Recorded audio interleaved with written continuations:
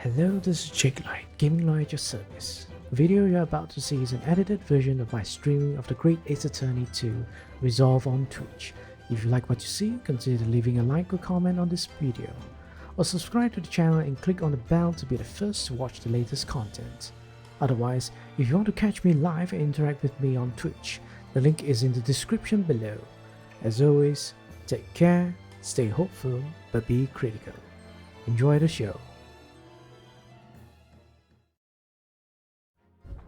We're going to be playing the Great Ace Attorney, the second game, right? Before that, let me change my goddamn category.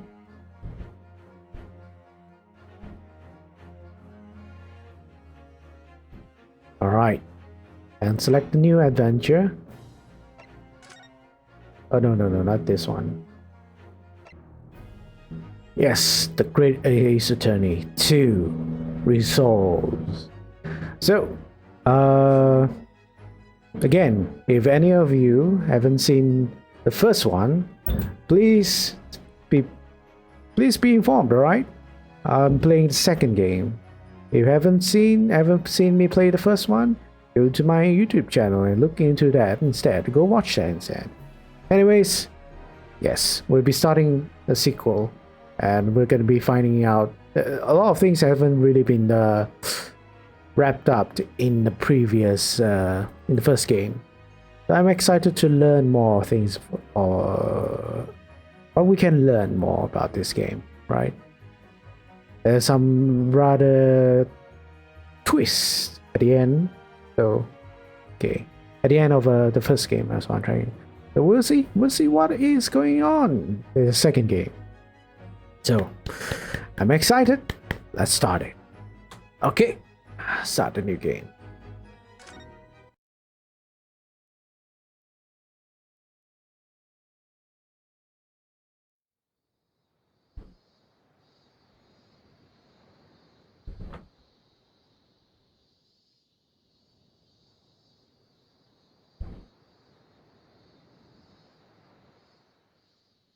Standing here in the bright sunshine, looking out over the vast ocean. Those days in London seem like a dream. But I do miss my time in England's vast capital.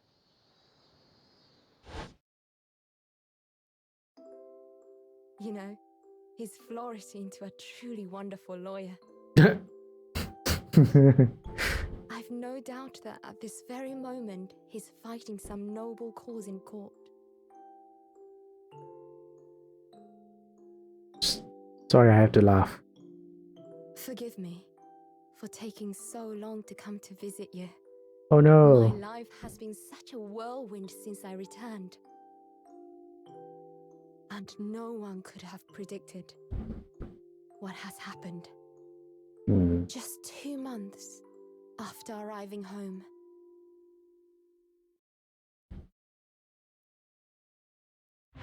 I find myself facing another horrible crime. Oh no. So I came here today to ask something of you.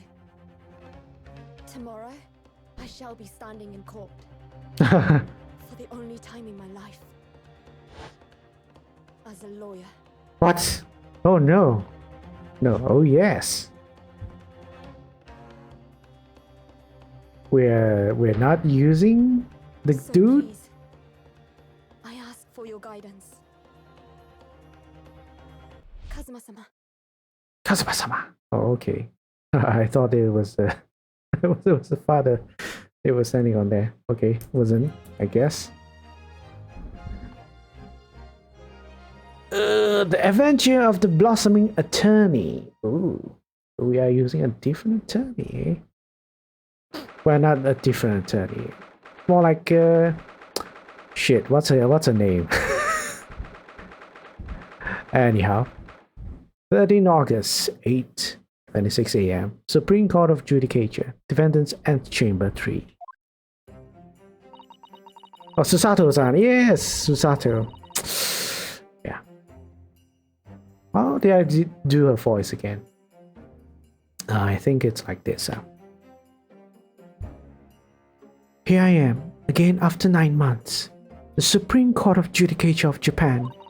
I feel so nervous, but I must steel my nerves and find a way to compose myself. Your father is not dead. Ah, good. You're here. It doesn't do for a lawyer to be late. Oh, yes. Good morning, sir. I hardly recognize you. You cut a fine figure, counsel. But you look as white as a sheet, and those white eyes aren't doing you any favors either. Oh dear. The truth is, I'm so incredibly nervous. I feel utterly nauseated. Almost wish I'd never been born. Goodness, not the sort of thing a father hopes to hear from his daughter, I must say. Eugene Mikotaba, professor of medicine at the Imperial Yume University. A man who early in his life traveled to Great Britain to study the latest advances in forensic medical science. And of course, my brilliant father. Who is this? New character. Is this accused? What voice should I give her?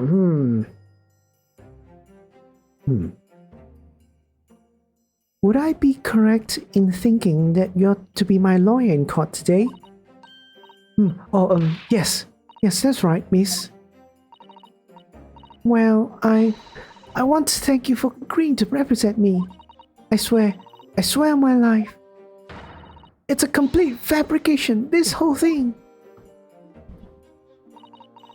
Ray Membami, born the same year as I, and my greatest friend. Though unusual for a woman in our time, she works at the university research laboratory, helping my father. And sadly, she's the defendant in today's trial, accused of committing a truly awful murder.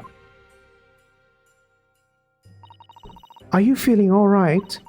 Since we started talking, you seem, well, to have become a little flustered. Oh my, it's just that you look so gallant and dashing. Sorry? And when I fall under your intense gaze, it makes me feel rather bashful. Alright. Goodness, I don't think she knows. She hasn't realized who I am. Wahahaha.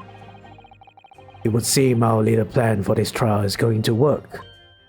Oh, what do you mean, Professor Mikotoba? If even your best friend can't see through the disguise, I think we can relax. Dang, I redeemed first and I got work calls. Oh, no problem. I'm good. We're playing a great Ace Attorney. Noising everyone now. Disguise?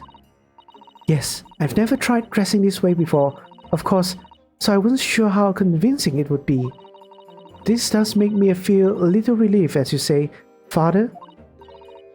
Father? What? Is that you, Susato? I'm sorry, I didn't say something sooner, Ray. It's just no, what are you doing? What's going on? What? That varsity uniform, that varsity cap, that varsity cape, that varsity badge, that varsity body. Look at you. You look for all the world just like a student of the Imperial Yume University, a male student. I'm so glad you think so. Means all my preparations have been worthwhile. I woke up at 4 this morning to make a start. But I don't understand. Why are you dressed like that? Well, you see, it was the only way. The only way she would be permitted into the Supreme Court to take on your defense in this trial. So you're technically not a lawyer. Legally not a lawyer. Alright. Okay. My defense?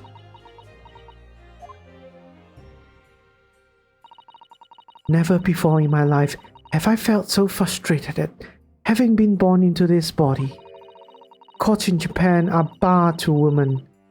We're not even allowed to set foot inside the courtroom.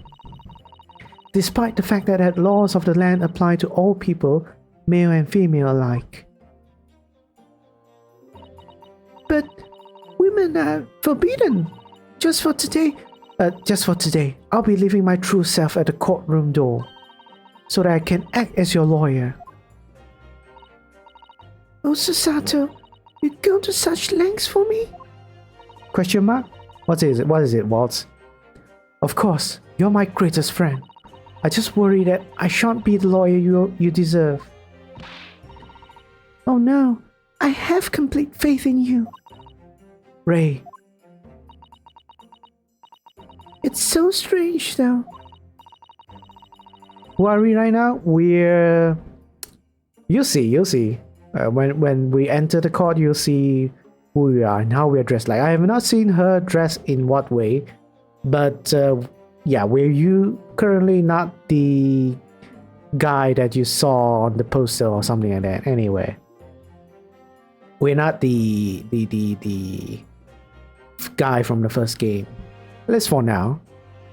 I mean, you're such an accomplished judicial assistant already, and yet just because you're a woman, what a wretched reason. I mean, why shouldn't you be allowed in court? You're so gallant and dashing. Man, Ray, I know. I think either have a crush or you're in love with Susato. Okay, but it's very obvious, you know. It's getting obvious. It's Great Ace Attorney, the first game all over again. Ray, please don't look at me like that, with those flushed cheeks and doting eyes. Oh, I'm sorry. It's just, you really do look so dashing. Yes, you mentioned that once or twice. Wahahaha. You should be pleased. It means you look convincing as a man. An attractive man. I am pleased, I think. It certainly helped to bolster my confidence today.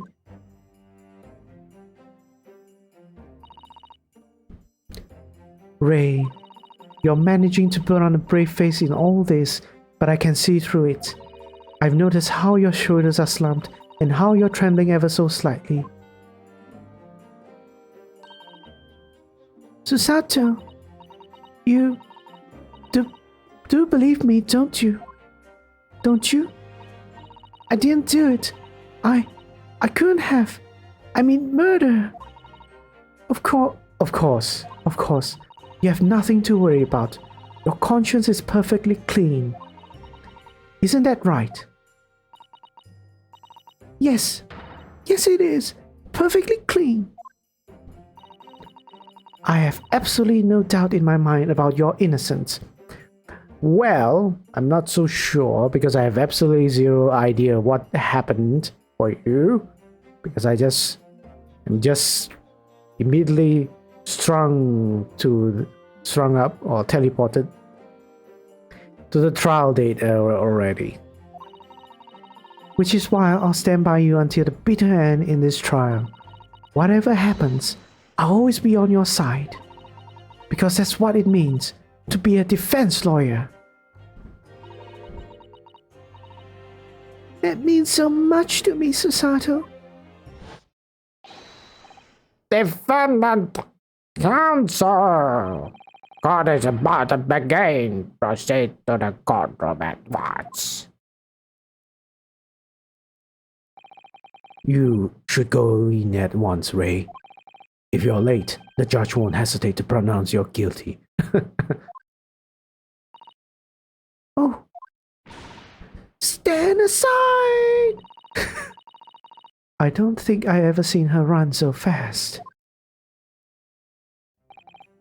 Well, Susato, you've certainly surprised your father. Going to such lengths to be admitted into the courtroom, and with no prior experience of being a lawyer. There was simply no other way. That's all there is to it. But father, you haven't told her, have you, I mean, I'm right in assuming that Ray doesn't know how it came to this? Yes, quite right. I've kept the information from her. It will only worry her if she found out that no other lawyer would agree to take her case. I didn't want to burden her with that. And is it true? The reason why every other lawyer is refusing to take the case? Is it really because of who the victim was? We should be making a move now, too. As you know, law isn't my field, but I'll do what I can to support my student. Thank you, Father. Alright, we're gonna check out how Susato Mikotoba is like wearing a male student uniform. I'm Susato Mikotoba, a judicial assistant. 8 months ago, I accompanied a student of law on a study trip to Great Britain. But 2 months ago, due to unforeseen circumstances, I found myself back in Japan. How many times have I wished that he were here, I wonder. Still, I have no choice but now to steel myself for the trial ahead. Wish me luck, Naruhodo-san. Yes, Ryonosuke Naruhodo-san. Or Naruhodo Ryonosuke. Which was me. Which is me. Kind of. 30 August, 9 a.m. Supreme Court of Judicature, Courtroom 1. Hey! Oh, I'm gonna do a weird voice again. A bunch of weird voices. Alright.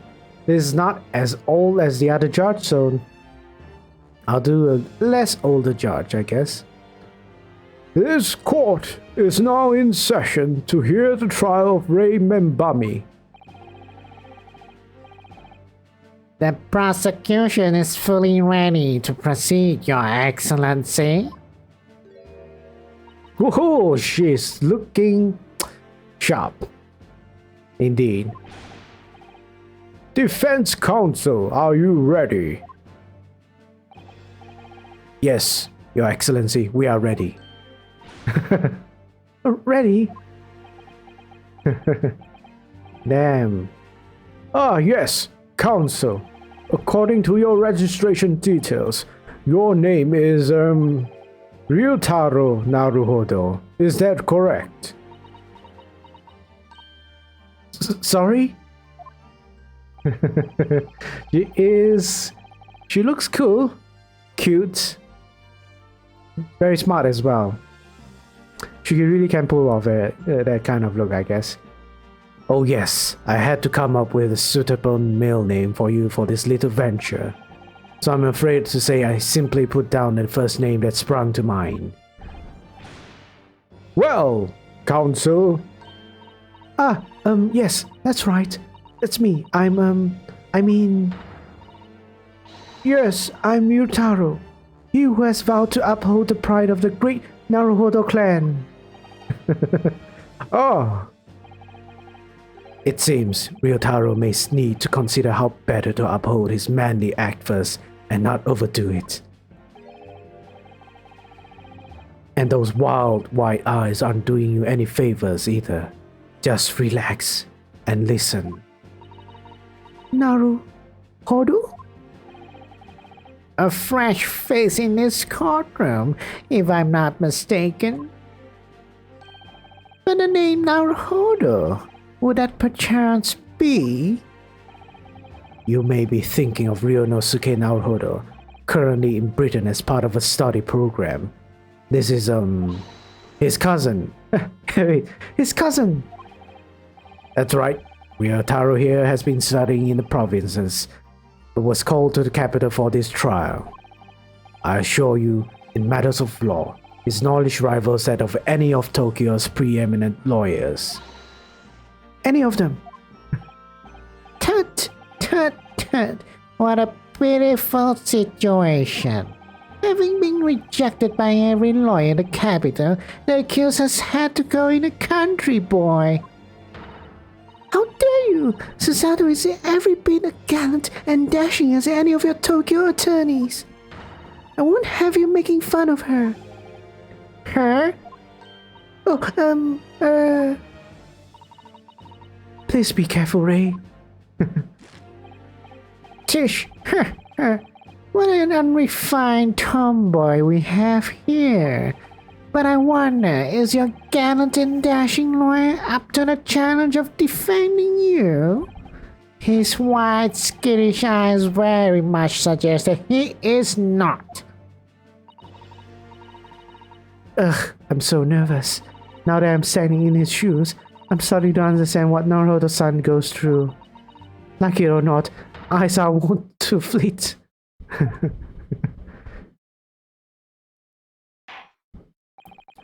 A case to be heard on this day is a matter of great significance to our national interests. In fact, it would be reasonable to assume that the outcome of this trial may well affect the very future of our empire. Just like the trial 9 months ago. And yet, for proceedings of such importance, we have this unknown yokel by the dock? Dear me. Perhaps this would be an appropriate moment for me to assess the defense, to determine whether you are sufficiently competent to practice this in this courtroom. 9 months ago, when a certain other Naruto stood where you're standing now, this same judge tested him as well. And even though he was just a student at the time, not even of law, he passed the test with flying colors. For a trained and experienced judicial assistant like you, this will be easy. So, counsel, do you consent to the answering some simple questions?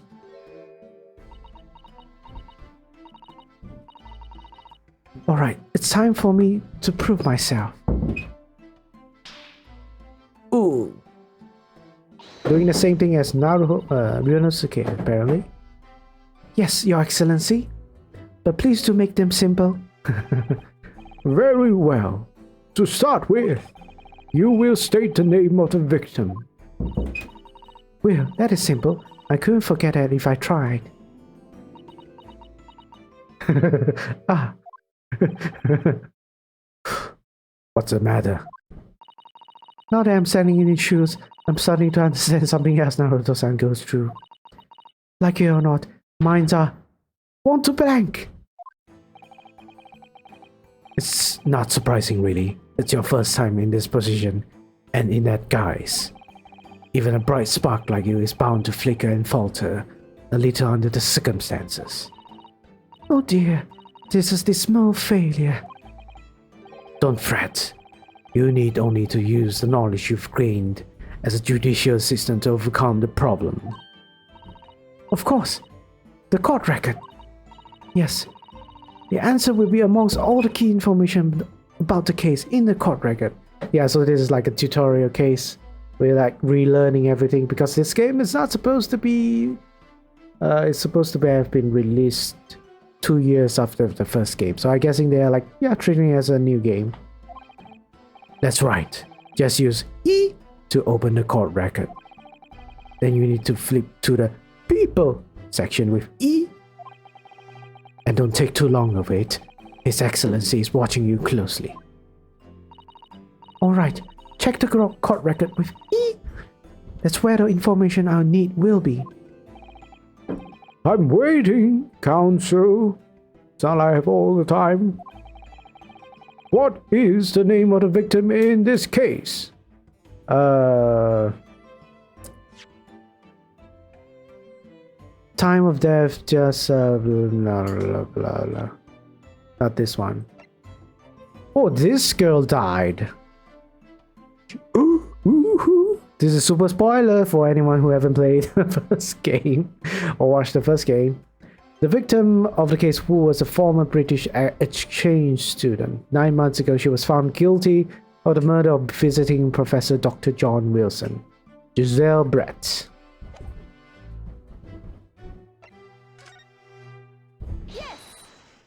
Yes.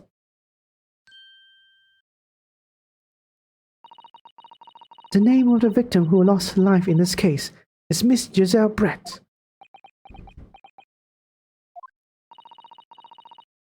Giselle Brett.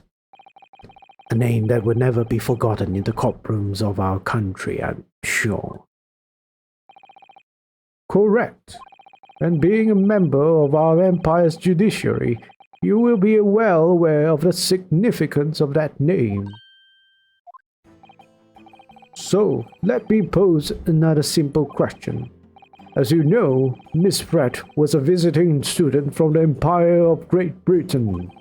Why then is her name indelibly associated with our own empire's judicial history? Obviously, you won't have forgotten that case from 9 months ago. But if it's proving hard to recall the finer points, everything you need is included in the court record. Obviously, I still remember. That was the start of everything. Giselle Brett. Behind the woman's student persona was the face of a killer. Yes! Queen of Victoria. 9 months ago, a visiting professor of medicine at the Imperial Humane University was killed. And the culprit was Giselle Brett. Yes, she was a killer. At the time, our country had just signed a new treaty with the Empire of Great Britain, and was in the midst of this delicate diplomatic situation that the incident occurred. An Englishman, Dr. John H. Wilson, was shot dead. I believe he was an associate of yours, Professor Mikotoba? Oh, no, it was it was a quote-unquote Ryotaro talking, I guess. Yes, I was indebted to the man. He'd been my mentor when I went to London to study forensic medicine. Indeed, it was I who invited him here to Japan as a visiting professor at the university. Naturally, the murder of an Englishman on our soil was a matter the government wished to resolve rapidly. Indeed it was, which is why a secret trial was conducted here at the Supreme Court. A student of the Imperial Humane University was arrested on suspicion of murder. A second-year English language student by the name of Ryunosuke Naruhodo. With the help of his best friend, a student lawyer, the accused conducted his own defense and exposed the despicable crime committed by Miss Giselle Brett.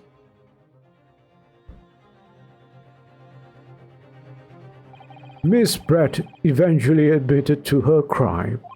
However, when questioned about the motive that drove her to take Dr. Wilson's life, she gave no satisfactory answer before the trial reached its conclusion. Immediately after the trial, the British government brought its consular jurisdiction into play. We were unable to sentence Miss Brett according to our empire's laws. It was decided that she would be removed to Shanghai, China instead. Why Shanghai? There's a British consular court there. Correct. I oversaw the negotiations personally. The date of the transfer to Shanghai was finally settled upon only last week. All that remained of our empire's obligations was to see the woman safely on board a steamship. And yet, the very day before her departure, the Englishwoman was killed. Only the day before?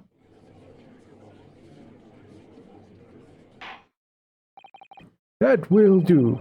I'm satisfied the counsel for the defense is sufficiently capable of representing the defendant. Right. Oh. Thank you, Your Excellency. Over the first hurdle. Now, a summary of the incident, if you please. Prosecutor Aochi. As you wish, Your Excellency. The repugnant crime took place on the 11th August in broad daylight. On the outskirts of the imperial capital, under a bright blue sky, at a secluded bathing spot by the sea. Incident occurred inside a small beach hut erected for bathers to rest or change their clothes. The cause of death was a single stab wound to the posterior abdomen that pierced the victim's lung, an injury which proved fatal. There were two persons alone together in the beach hut at the time of the victim's death.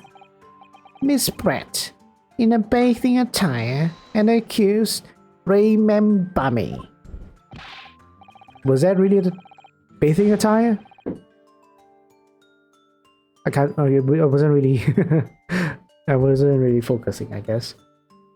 Accordingly, there can be no doubt of the accused's guilt, especially when we consider she had a powerful motive. The police arrived rapidly at the scene and promptly arrested the young lady.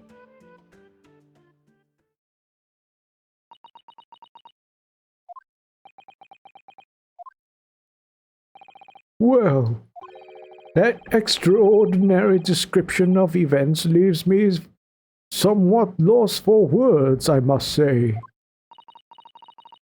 That's certainly true. The prosecution's summary was full of words that raised an awful lot of questions. As a lawyer, I really ought to pick up the prosecution counsel what he said about a powerful motive.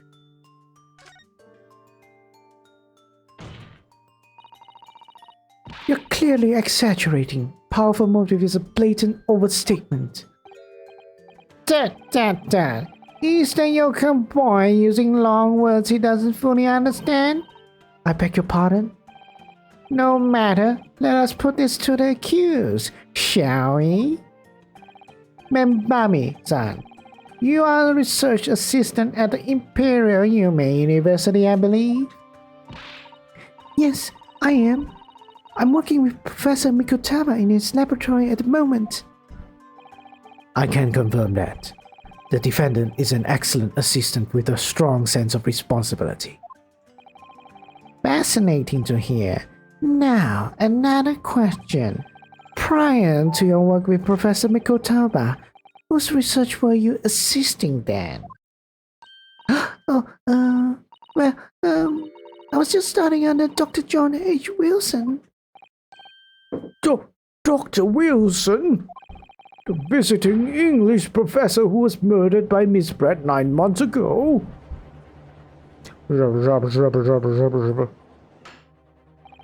The accused had a deep-seated respect for her former mentor, Dr. Wilson. Is that not true? Yes, Dr. Wilson was a wonderful man. Interesting. Then tell the court what deep-seated feelings you had towards the Englishwoman who killed him. Well, obviously I was filled with hatred for what she done. A powerful hatred. Oh no, Ray. Be careful what you're saying. The motive was revenge. Plain and simple, Your Excellency. Well, it was clear a trap all along. Clearly a trap. How wicked of him to use Ray's undying respect for her former mentor against her like that. I must find out more details and something we can use to bolster our defense. As a lawyer, I really ought to pick up the prosecution counsel what he said about being alone together. I guess I just choose everything. Right. Membami-san? Yes, was it... Naruto-san, I'm really starting to wish we'd made my alias Ryotaro Susato.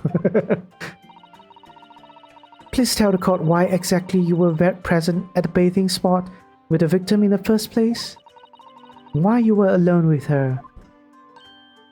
Oh, well, no, that's not true. It wasn't like that at all. There were other people present. A detective who was guarding Miss Brett for starters.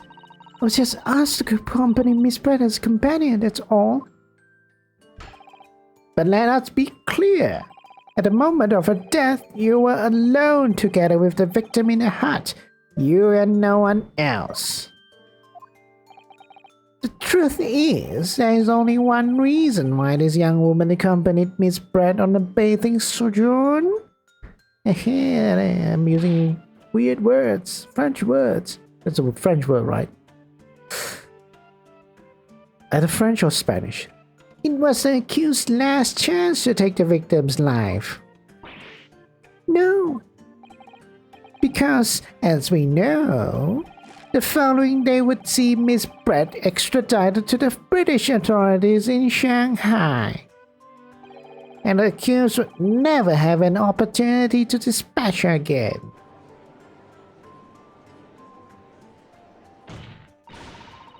Kindly refrain from conjecture, counsel.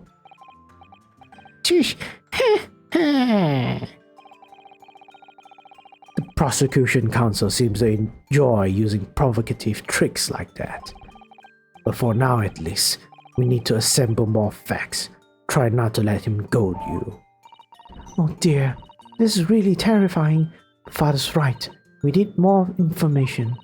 As a lawyer, I really ought to pick up the prosecution counsel on what he said about a bathing suit. I guess we're just gonna click everything.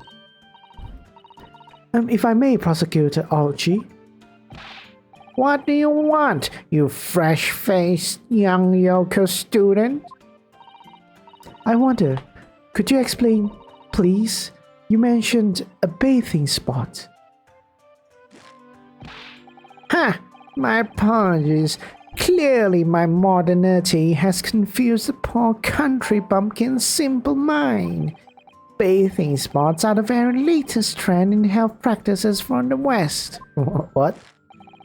We are told that bathing in the water of the ocean is curative, therapeutic, and excellent for the skins. No, that's all I meant. I was referring to the fact that Miss Brett had to all intents and purposes been found guilty of murder. Why would a known criminal have been relaxing by the sea?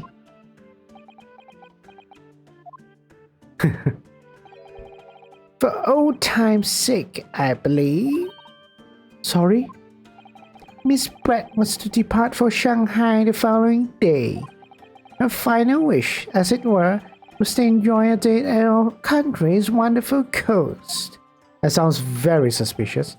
And the British Embassy put extreme pressure on our government to comply. That sounds extremely suspicious as well. But on what grounds would we agree to such a request? Because, as usual, our government is unable to stand up to foreign powers. In matters of diplomacy, it seems we don't even have the courage to decline the whims of a known criminal. Don't look at me, Professor. It was the government who granted me permission, not I. In any case, it was decided that with a dedicated detective on duty, nothing could go wrong. But in fact, murder took place. I said don't look at me. It was a young student girl who did it, not I. No one has proved that yet. I won't provoke the man if you don't need to. I believe we all have a clear picture of the incident now. Despite her guilt being determined 9 months ago, Miss Brett managed to avoid incarceration, instead continuing her research work at the university. Obviously, over that period, she and Ray would have encountered each other on a number of occasions. Seeing the murderer of the mentor, for whom she had such great respect, enjoying such undeserved liberty. I know that feeling. Yes, even if it was only temporary until Miss Brett's extradition to Shanghai. You can hardly blame Ray for her feelings of anger and resentment. Poor Ray. So, Your Excellency, if you be so kind as to produce this exhibit, a photographic print that shows the scene of the crime immediately following the grim incident.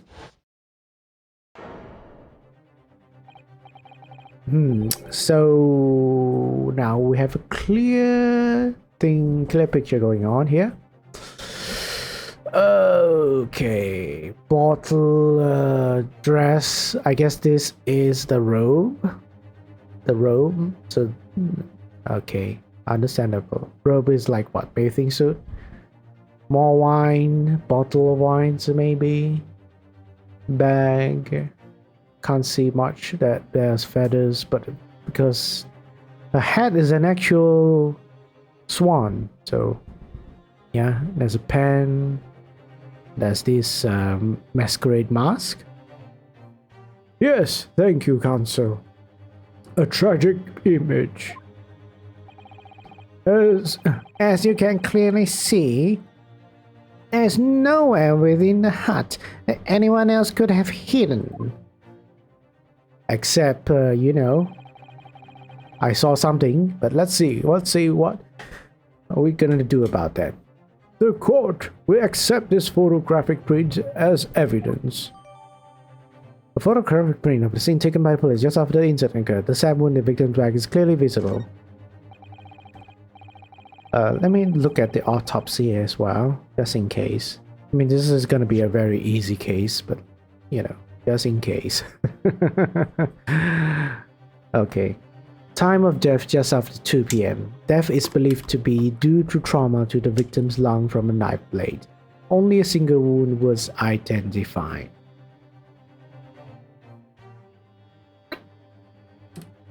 Alright. As I understand it then, the victim and the defendant were alone inside a beach hut at the time.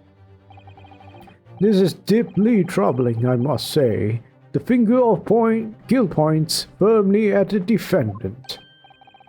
Well, Your Excellency, naturally the prosecution has much more to its case.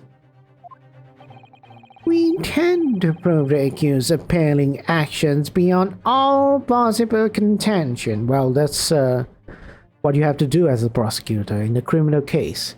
So, fun fact, I guess. There's a difference between a civil case and a criminal case. Civil case being when you sue someone for something that is more like to compensate you or force someone to do something, and it's normally it is between individuals and individuals. While for criminal cases, it's between the government, the state, the country, and whoever the accused is. So these two types of cases, different cases, has different standards of different standard of proof. Basically meaning to say how solid your case has to be. How much of proof is needed to prove a case, right? For a civil case, it is more towards like a more than 50% sort of thing. As long as you have enough proof to point towards to a certain fact, then it will be held as fact, as leaning towards that fact. But for criminal offenses, it has to be beyond reasonable doubt. There can't even be any doubt. There can't be any anything left to suspect that the accused is not innocent. The accused is innocent, right? It's like a 90% type of standard of proof. Yeah, but civil case tends to be private, while criminal case public interest elements involve unbalanced probability versus beyond reasonable doubt. Yes, yes, something it is that. So, as I understand, all civil cases are balanced probabilities. So, like on a weighing scale, as long as the scale weighs to one side, it is considered proven. But for criminal offenses, all the elements has to be proven beyond reasonable doubt. Meaning, say, there can't be any gaps, or there can't be any loopholes, or anything to not be able to explain something. For example, if the criminal case, if a criminal offense or criminal case has only circumstantial evidence, meaning, say, nothing directly pointing to the accused doing the act. Maybe someone heard something, someone saw something indirectly, saw the person at the vicinity, at the crime scene, the accused at the crime scene, heard someone saying they were doing something, but nothing really saying with a concrete evidence to say that accused is doing it, like literally doing it.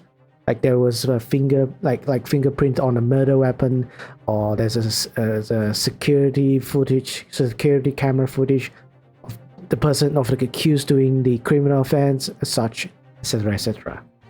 So our prosecutor here saying we intend to prove the accused appalling actions beyond all possible contention is a bit weird, because they're like suggesting that in some criminal cases they don't even do that. Yeah.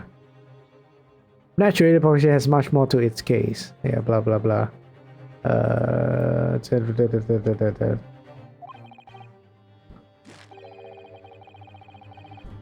Yeah. To that end, I can confirm that you have multiple witnesses to the crime and damning evidence. Wait, witnesses? But who? You just said nobody was at the nobody was there in the hut during the crime scene. In the crime scene when the crime happened. One of whom, I might add, is a highly respected police detective. Oh yeah, that's the other guy, I guess. Why the A-devs don't check with real lawyers? I guess because it would be less exciting and theoretical. Well, I believe they have, or at least they have, and then twisted it so much that it is more video game compatible rather than the real life compatible. I mean, there's so many irregularities in all the legal procedures for all the cases that's going on here.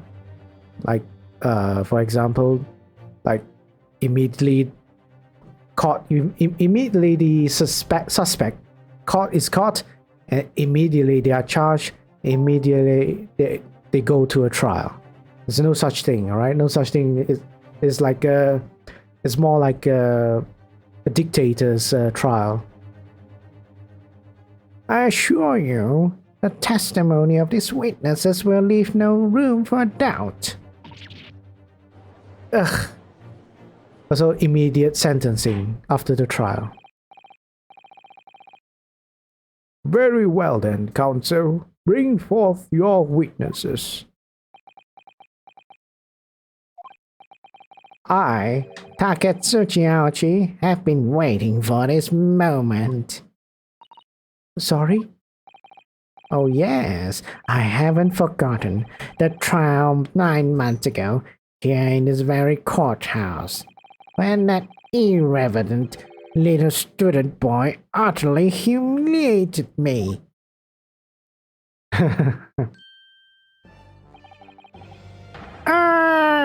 Ryanosuke Naruhodo.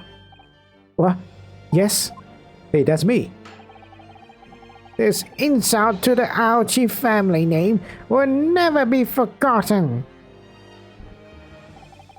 You've become considered with age, Council, but the old have to stand aside and make way for the new. It's the way of the world. May you never forget that.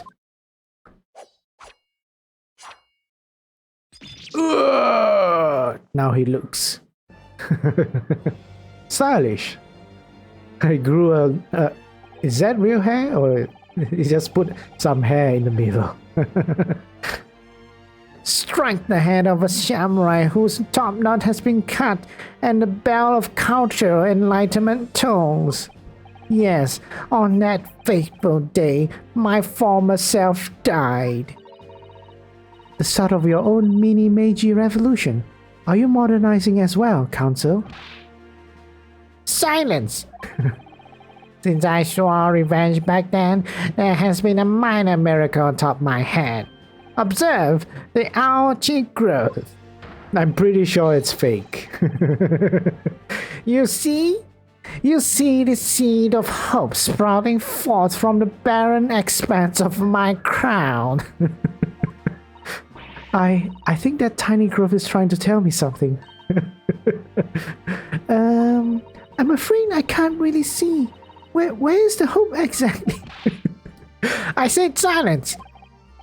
Today I face another Yoko student of the Naruhodo clan. Well, I will vanquish you, and my victory will be fertilizer for the seed of hope atop my head. You have been warned. With that, the prosecution calls the witnesses to the stand. Looks like the stakes are high on both sides in the trial. The prosecution and defense each has much to lose. A haircut is hardly comparable to Ray's life.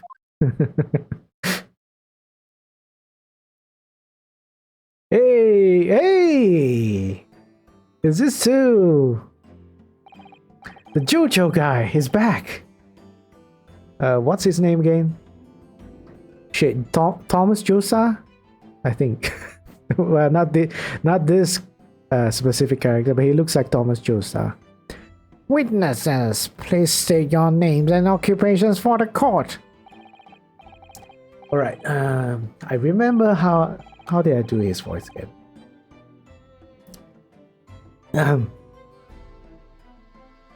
Chief Hosunaga. Chief Inspector Satoru Hosunaga, Imperial Police Bureau. I'm in disguise, obviously, so I can go undetected. And I am, well, the next thing, the next big thing's books. Author renowned throughout the capital. In fact, yes. Soon to be sold, the satirical I'm a Cat, a sensational success by Soseki Natsume. Oh, who's that? Oh my goodness. Struggling student from the provinces, please. You needn't be in awe of me. I needn't? It's only natural that you feel nervous in my presence. But all of you, please relax. Call me Suseki even. Yes? What on earth is Suseki-san doing here? Tread carefully, Susato. That author fellow knows you from your time in London, doesn't he? If he exposes you for who you really are, this will be over before it's begun. Yes, of course, I know. I presume Suseki-san won't have forgotten about me. I could certainly never forget him. Although he does seem to have changed somewhat in the 6 months or so that's been since I last saw him. And as for Inspector Hosunaga, that amazing outfit is hard to believe. Yes, bathing suit. Do I have something on my face? Well, your glasses for one, although they don't seem to be helping you see. Thank goodness he hasn't recognized me either. Ah, I suppose it's this disguise, is it? I thought that appearing here in the clothes I was wearing at the time would make more more faithful testimony. It is my guiding principle to carry out all testimonies flawlessly. Well, I can appreciate why an Imperial Police Bureau detective might have been present. But what business did a writer such as yourself have being at the scene, Soseki-san?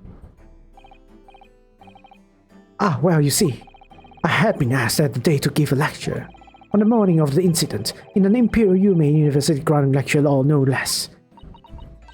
At Yume University? After the lecture, I had a very pleasant conversation with a researcher from the medical science department. The professor over there, in fact, with Professor Mikotoba? Yes, that's right. It was arranged by one of the newspapers. They wanted some story other about two former students who had studied in Great Britain. Of course, being a renowned author, the press never leave me alone. They secretly spy, snapshots, scribble stories, and scrub on my privacy. Okay. I really need to practice doing that. They secretly spy, snapshots, scribble stories, and scrub on my privacy. It's like, I think he was trying to like do some sort of a, what's it called? Japanese poem kind of thing. But it's hard to translate that into English, so I guess this is how they did it.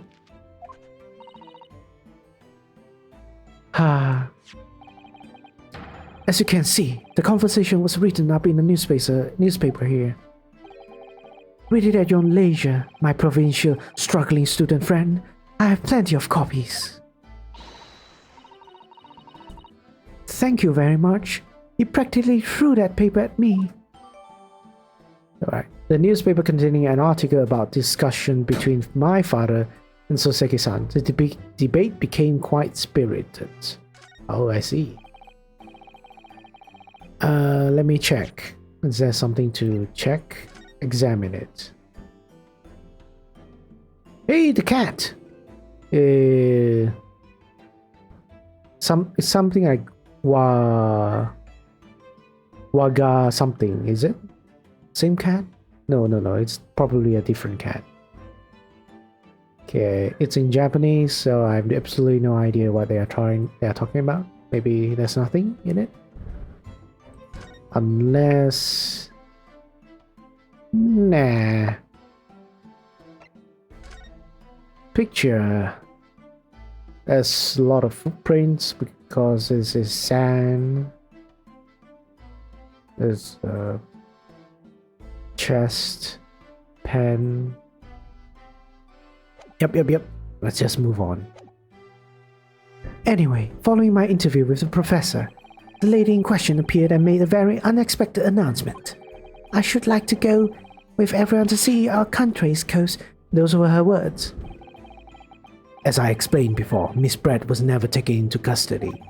She continued to work in my laboratory, under strict surveillance, of course. At which utterance, the university immediately contacted the government to seek guidance, and the response was, permit Miss Brett to go as long as a detective accompanies her. That detective I'm at liberty to divulge was me, Chief Inspector Satoru Hosunaga.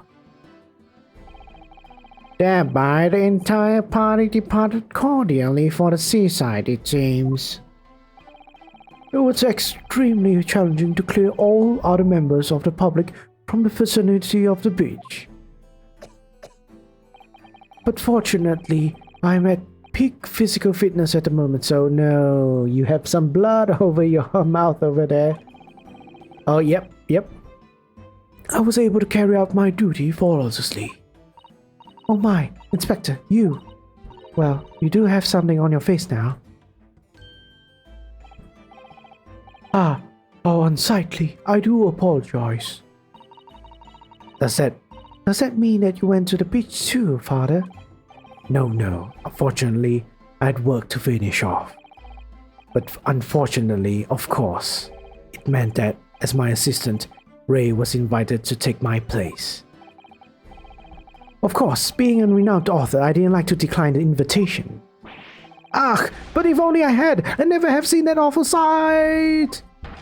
Relentlessly racked by remorse and regret! Very well. I must now ask you to present formal testimony to the court. You will give an account of all that you witnessed on your impromptu incursion to the coast. Of course, Your Excellency. Relentlessly racked by remorse and regret I am. Alright, first witness testimony of the game. On the day of the incident, I was ordered on a special surveillance assignment in this disguise. I just managed to catch the crab when I suddenly heard a caterwaul from behind me. What's a caterwaul? Caterwaul. I ran into the beach part at once, where I found the pair in question. Alright, I guess what I can say this is, I say this in my previous playthrough of Great Ace Attorney, which this is actually a new thing in Ace Attorney, is the double witnesses or the triple witnesses. Basically, somehow during this time, witnesses are allowed to give their testimonies with other people together. To, I don't know, to, I guess, their logic was to increase the credibility between each other, which I find kind of bullshit, because there are a lot of problems with that. One problem is this, where you have people talking over each other, ending not really ending each other's sentences, or even if they do, there's still two people talking. So it's like, if the witnesses are saying two different things, giving two different ideas, opinions, or whatever, which is even worse. And another thing would be the two witnesses would be affecting each other. Like one witness says this thing might be affecting the other witness to say it something differently. So there would be a compromise. I think that's the word, right? Compromise of each other in terms of making their testimonies, and so that's the problem. Also, trying to cross-examine two witnesses at the same time is impossible. That's why even in this game, when I do question any of them or cross-examine any of them, most of the time it's just against one person. So it's really pointless, really, with this type of double or triple witness stance. Just makes things confusing. But yeah, I guess from a gameplay perspective, this might be easier or faster to get things going on, so that you won't have to go through one witness one by one. But I don't know. Okay. I ran into the beach hut at once, where I found the pair in question. Yes. Is this a reference to JoJo? Yes. A young girl was astride an English woman, dagger in hand, as she stabbed wildly. I saw blood on the blade. It proved to me that she'd stabbed the victim multiple times. Indeed, it does appear from this testimony that both witnesses here present saw it. The very moment of this heinous crime. What? Now, if you will recall, I promised evidence as well. What phrase did I use again? Ah, yes, that was it. Damning evidence. What have you there, counsel? A so-called fountain pen, is it? Correct, Your Excellency. I found it at the scene while examining the body. It appears that in her dying moments, with a final ounce of strength, the victim clutched a piece of evidence that would positively identify her killer. What? Your Excellency, if you would cast your eyes over the photographic print of the crime scene once more.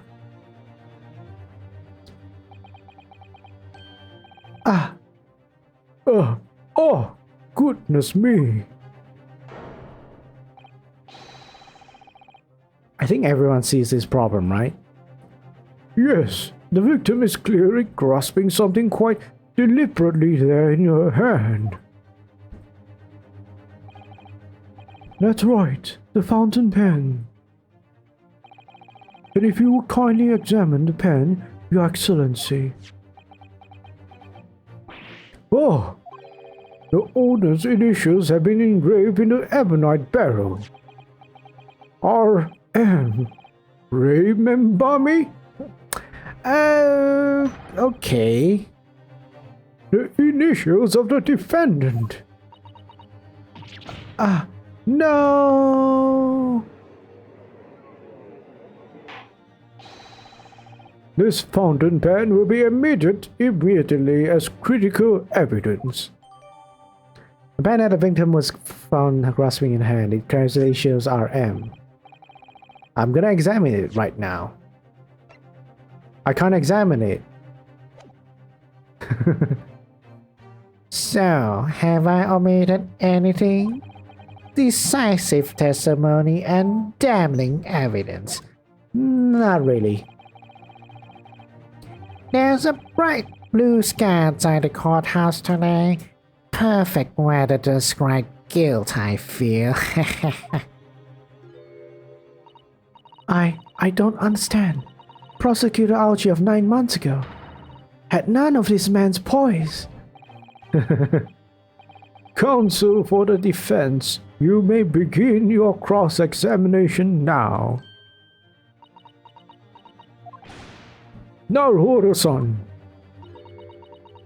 Naruhodo. That means... Oh, yes, me. Is there another Naruhodo in my courtroom? Actually, there isn't even a single Naruhodo in your courtroom. Cousin Ryotaro, pull yourself together, please. Alright, I've seen this countless times as a judicial assistant. Find inconsistencies in the witnesses' testimonies to prove that they are lying somehow. That's all there is to it. That's how a real lawyer would handle cross-examination. Yes, I'm a super unqualified, very illegal person trying to represent an accused. So let's see what I can do.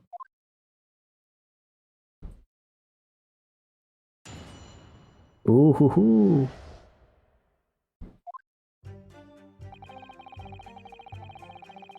Alright, on the day of the incident, I was ordered on a special surveillance. Nothing wrong with that. I just managed to catch that crab when I suddenly heard a gutter wall from behind me. Let's press this. Ah, you're describing the victim's scream, I presumably, Soseki-san? In more literary terms, you might say it was a scream that could have pierced the heavens. Yeah! Or Of course, that's just a metaphor. Renowned authors are wont to describing things, so... Is that really are wont to describing things, so... Okay. Weird way to say things. Soseki-san wasn't at all like this in England. Anyway, I spun around at the noise and the beach hut immediately fell under my gaze. Yes, the beach hut. The area is popular with government ministers. Many have seaside retreats there for rest and recuperation. Locals are prohibited from entering the area, so it's always very quiet. The beach hut is a simple structure, erected as a place for people to change or take refuge from the sun. Although the English woman commandeered the hut for herself, which meant that I was forced to change into my swimwear on the sand. Ah, I imagine that was rather embarrassing for you. Well, anyway, I tossed the crab aside and headed for the beach hut at a run. Or, in more literary terms, I decrabbed and beetled off hut-wise. Alright, ran to the beach hut at once, where I found the pair in question. Yes, that young girl was astride the Englishwoman, dagger in hand as she stabbed wildly. I saw blood on the blade. It proved to be that she'd stabbed the victim multiple times. Ooh! Present this. Autopsy. Yes, present this. Objection!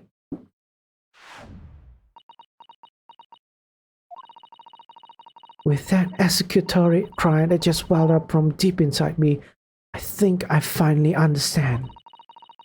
Every time Kazuma-sama and Naruhodo-san have stood here at this bench, the stakes have been very, very high indeed.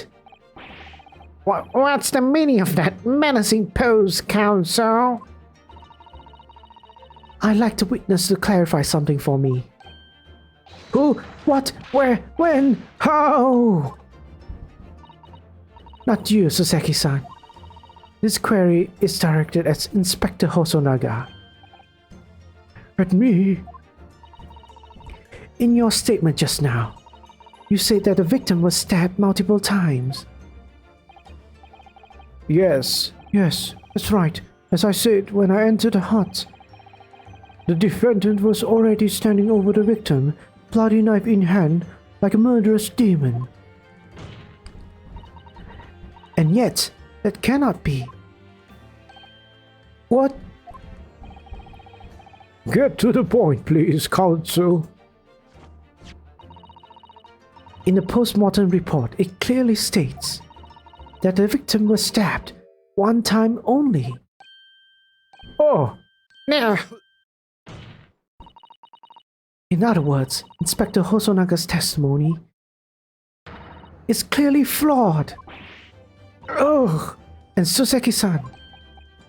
Me? You claim to have seen Minmami-san in the throes of stabbing the victim. Yes, I did. Wildly. But both you and inspectors confirmed the same point. That there was already blood on the knife that you saw the defendant holding. Yes, and it's quite simple. We know the murder weapon was used to stab the victim only once. Therefore, there's no way there could have been blood on the knife if that single stabbing hadn't already occurred. Ugh! True! And what exactly is your contention, Counsel? Are you ever going to tell us? Yes, Your Excellency. There's only one logical conclusion. What Soseki-san in fact saw was not the moment that the defendant stabbed the victim at all, but the moment that the defendant in fact withdrew the blade from the victim's body. That can't be! Excellent work, Susato. You exploded at them with that objection and then proceeded to pull them apart systematically. Tish, haha. Wow, this takes me back. Yes, I seem to remember your cousin staged a scene much like this in the trial 9 months ago. A half-witted child with a half-baked objection attempting to steal the show. You're right, there were certain similarities. except that so-called half-witted child managed to outwit the prosecution, who is only half a head of hair. Slender, my head is quite adequately dressed. In any case, all this talk of stabbing and withdrawing and multiple wounds, it makes not a jot of difference. What? Why not? Engage your brain, young man. When the accused first plunged the deadly weapon at the victim, that was the fatal blow. And it was the moment, just as she had withdrawn the blade ready for her next strike, that the witnesses saw the knife was already tainted with blood because the accused had already stabbed the victim. Ah! All you have successfully shown with your little display is that the mustache author is prone to moments of extravagance. That's kind of the point of cross-examining witnesses, is showing that their testimonies are flawed, so that they are not to be trusted as much. Which I would say in the entire of the game, once you like sort of crack them like at least 50% of the time, like they keep contradicting themselves or something, some sort of proof contradicts them, they are no longer really credible. But that is up to the judge to look into the witnesses, of course, or if there are juries like a US, it would be up to the juries to look at should they trust these witnesses. Uh,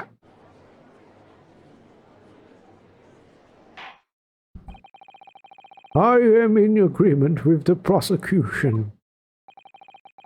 If the defendant was seen wielding the blade at all, there is sufficient grounds for actions to be viewed with suspicion. Suspicion, but not proof, alright?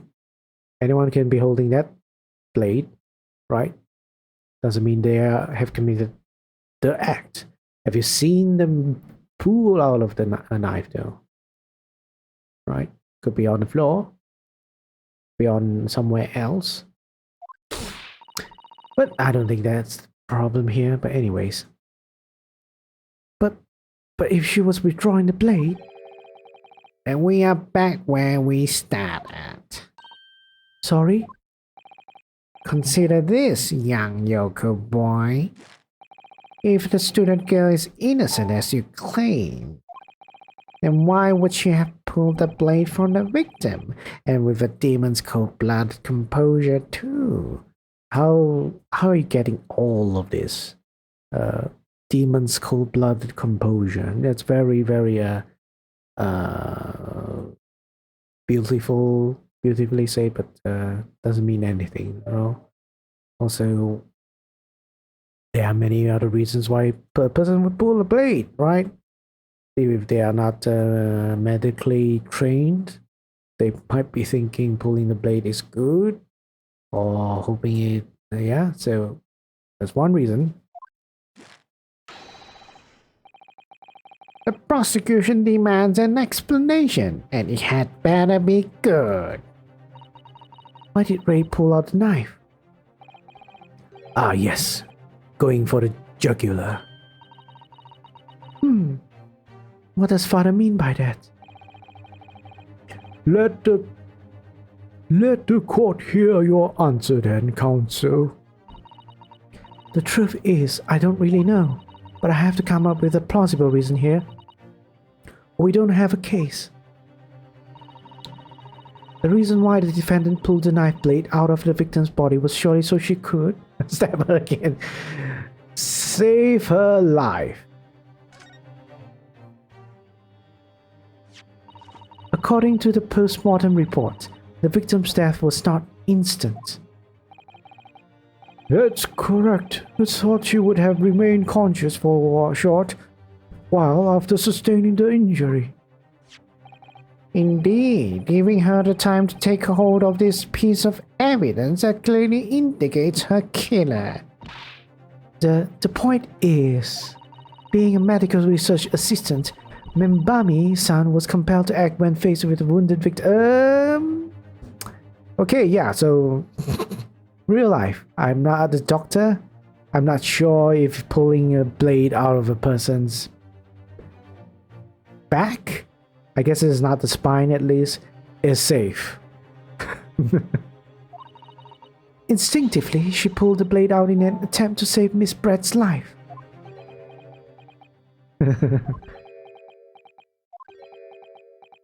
Yeah, it's kind of far-fetched.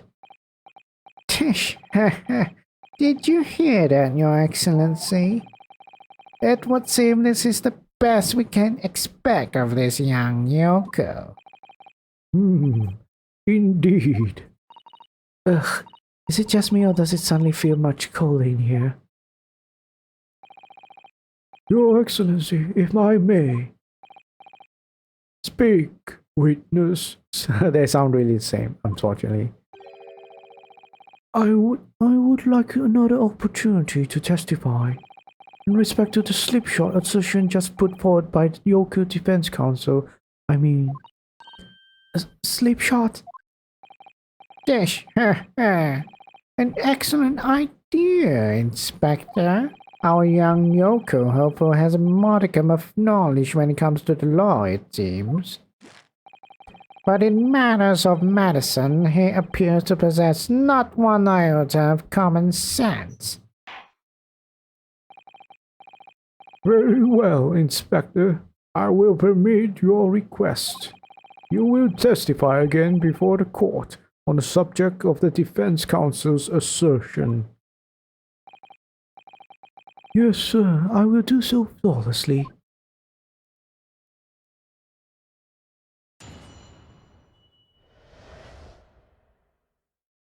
Forensic Medicine Primer.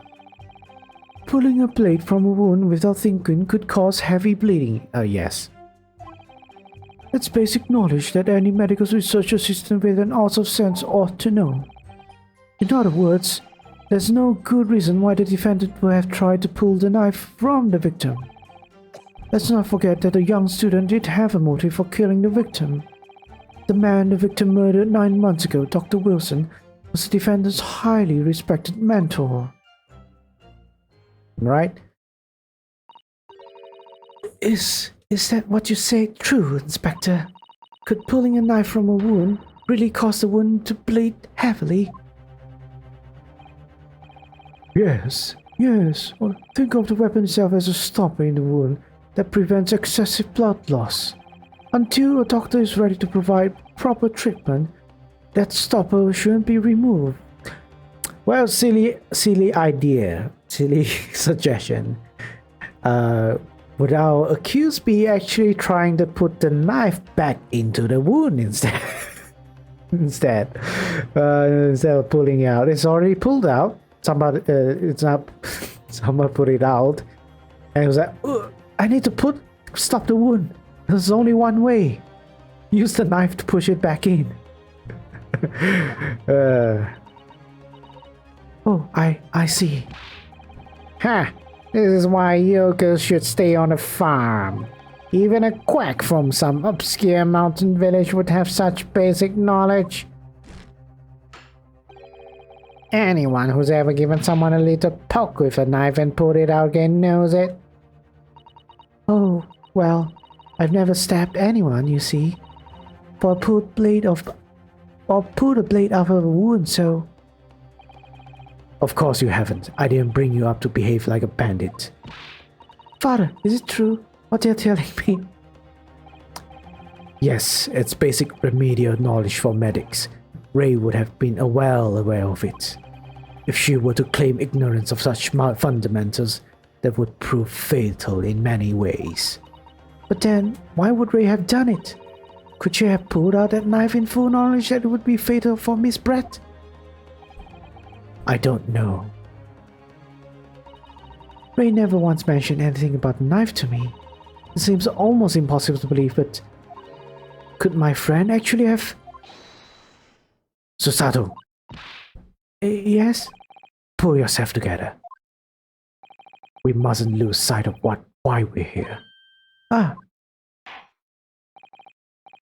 Counsel, it's time for your cross-examination. Oh, yes, Your Excellency. However, I must warn you that if your cross-examination fails to identify any issue with established facts, I will be moving to my adjudication immediately afterwards. I understand. Believing in your clients and fighting for their cause until the bitter end. I knew it would be hard, but I had no idea it would be this hard. That's what she said! Damn, I'm so immature. Okay, pulling a blade from wound without thinking could cause heavy bleeding. Basic knowledge that any medical research system without sense ought to know.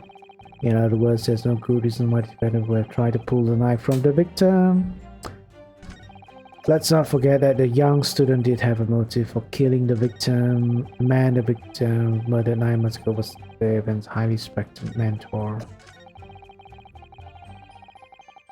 Let's present this one. Press this one. But the defendant had suddenly encountered somebody she knew lying on the ground, bleeding to death. The sight could have shocked her delicate sensibilities, causing her to remove the blade inadvertently.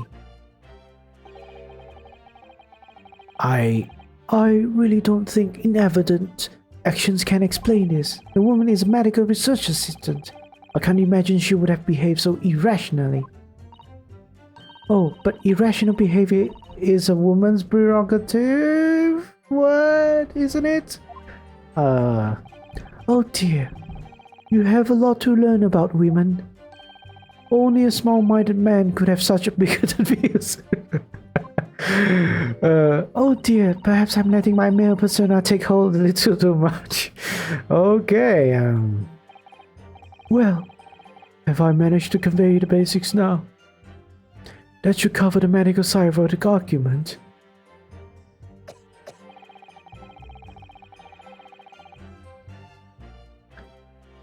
Alright, let me see the evidence. I still can't examine this thing. I guess this is impossible to examine it. Stab with blah blah blah. Lung, okay, stabbing to the lung. Single wound was identified.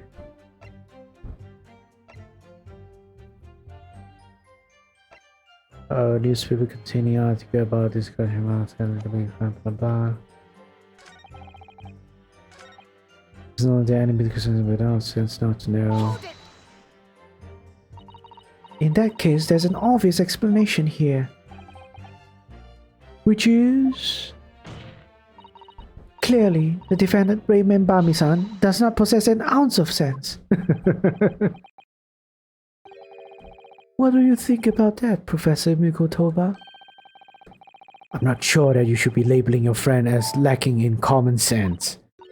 Well, I thought it would be better than labeling her as a murderer. I don't know, young people today. If that's friendship, I don't understand it. Careful, counsel. A lack of common sense can be a very dangerous thing. Oh dear, it recoiled on me rather badly. That's life, I'm afraid. A lesson everyone must learn. Hopefully you can see now that this is a really basic medical knowledge. Being involved in medical research, Menbami-san would certainly be aware of it. I feel I have to press everything because nothing really stands out right now.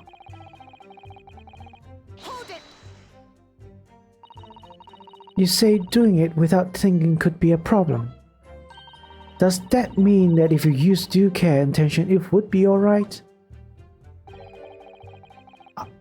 I would have thought this needed spelling out really, but the blade is like a stop in the wound. Remove it and a serious hemorrhage will occur.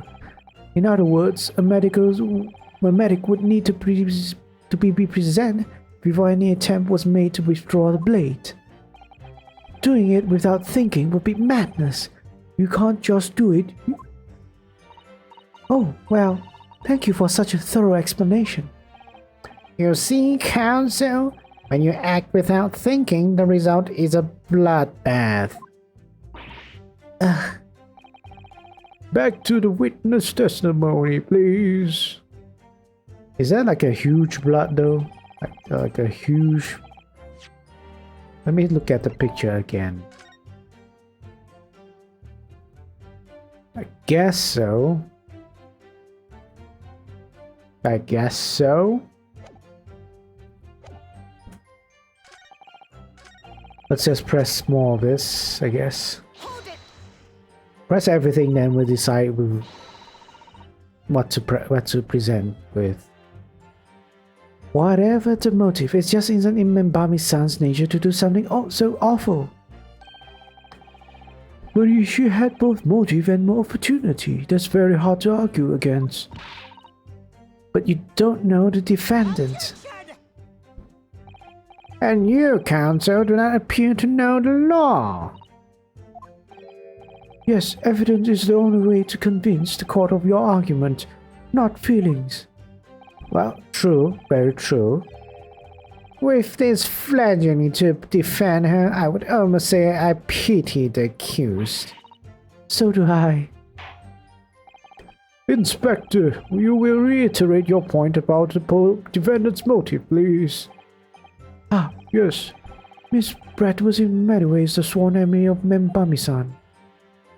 I'm gonna press this as well. Well, yes, that's true. Dr. Wilson recognized Membami-san's talent and offered her the position of assistant despite her being a woman. She was extremely grateful to him. Yes, the English appears to have been a very broad-minded individual. Dr. Wilson had no time for outdated traditions. He met with opposition, of course, but he believed firmly in Membami-san's abilities. Clearly, the defendant was in the man's debt, which only serves to prove my point. Right. This is hopeless. I can't find a single crack in this testimony anywhere. If Ray knew that withdrawing the knife from the wound would threaten Miss Brett's life further, I just can't think of any way to explain why she did it. So Sato, it's at times like this, it's especially important to remember the fundamentals. The fundamentals? Evidence is what counts in the courtroom, isn't it? Of course, but I've been through the court record dozens of times already. I think perhaps you're forgetting something though. You needn't take the evidence at face value. You can and must examine it in greater detail too. Ah, I realize this is your first time playing the role of a lawyer in the courtroom, so if you need reminding of the rudiments, you need only ask. I'll do my very best to help. Examine the evidence in the courtroom? It's an idea suddenly. What should I do? I know what to do.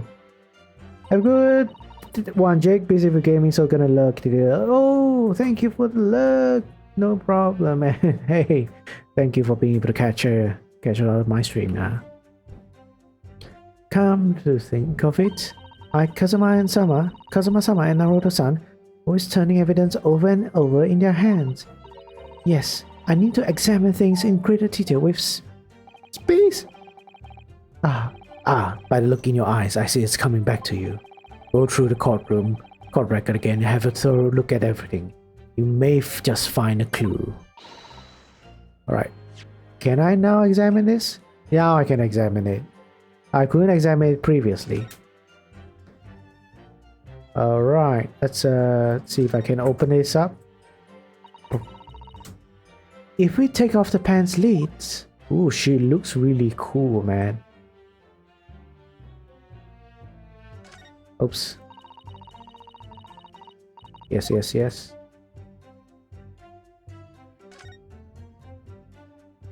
Now let's unscrew the barrel, shall we? Oh.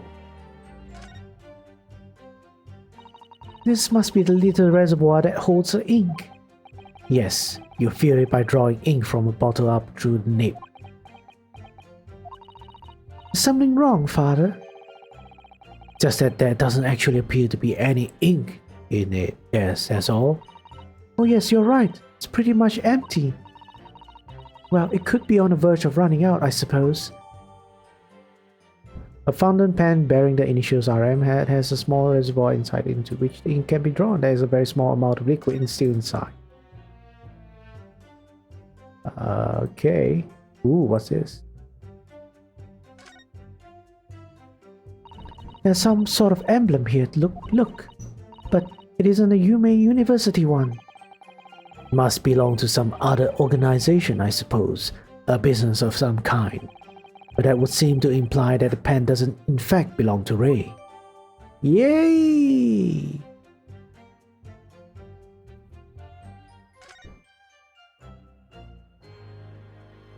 So what does RM stand for?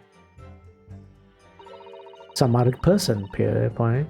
The RM initials are very clearly engraved here.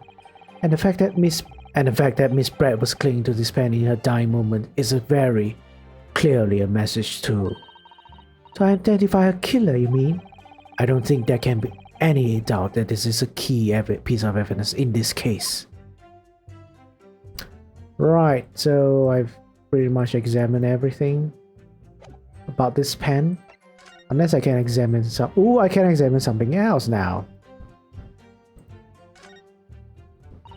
This is the newspaper from Soseki-san. There seems to be an important article on the back page as well. Exclusive. Deadly poison still from Yume Medical Research Laboratory. From Yume's Medical Research... Father, isn't that your lab? What the? Let me see that. Ooh, what?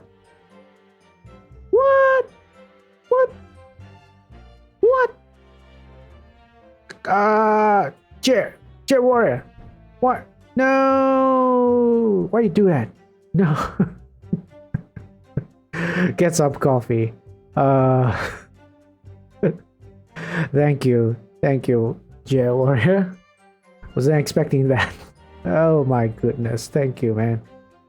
I can get a meal with that, an entire meal, not just a coffee, in Malaysia. Gotta run his alley. No, okay. Thank you, Chair warrior. Thank you. Oh man, I never got paid directly like that. But yeah, thank you. Oh my god.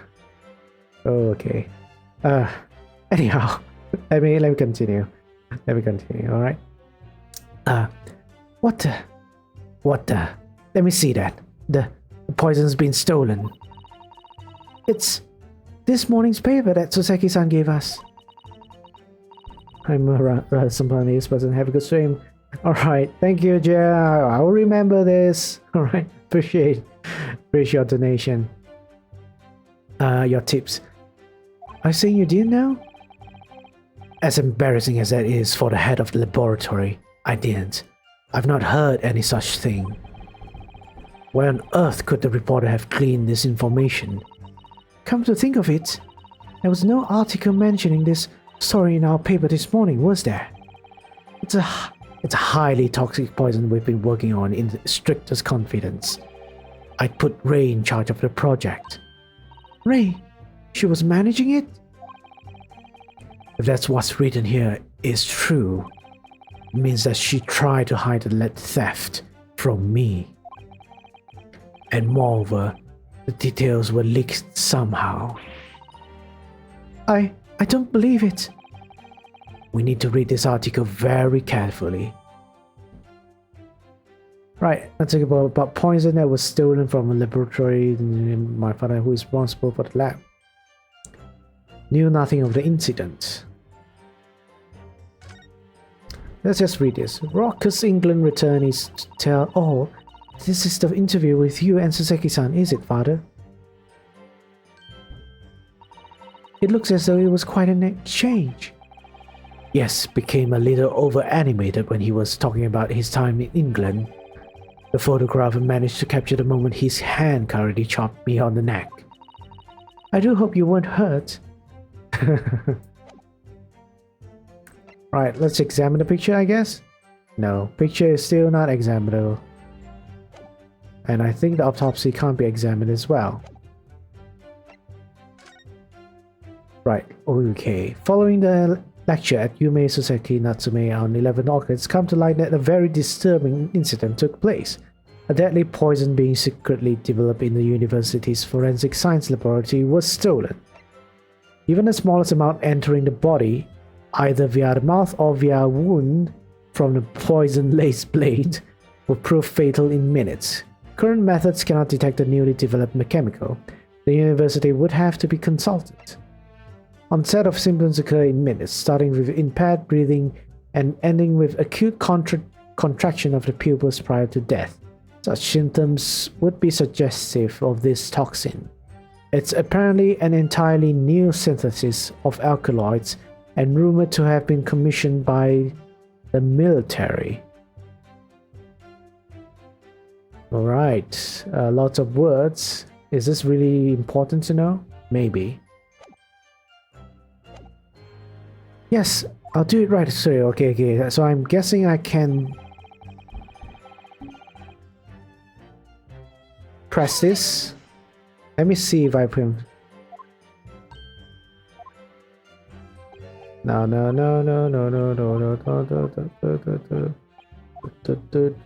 Same thing.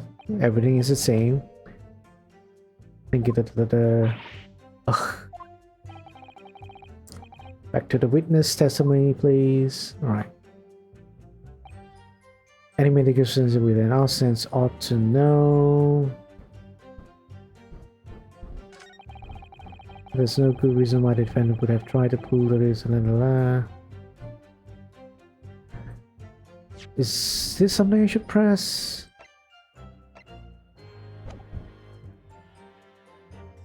I'm gonna press this, alright? And if it doesn't give me an option to use a specific I don't think so. Yeah, we won't prompt because they are saying the same thing.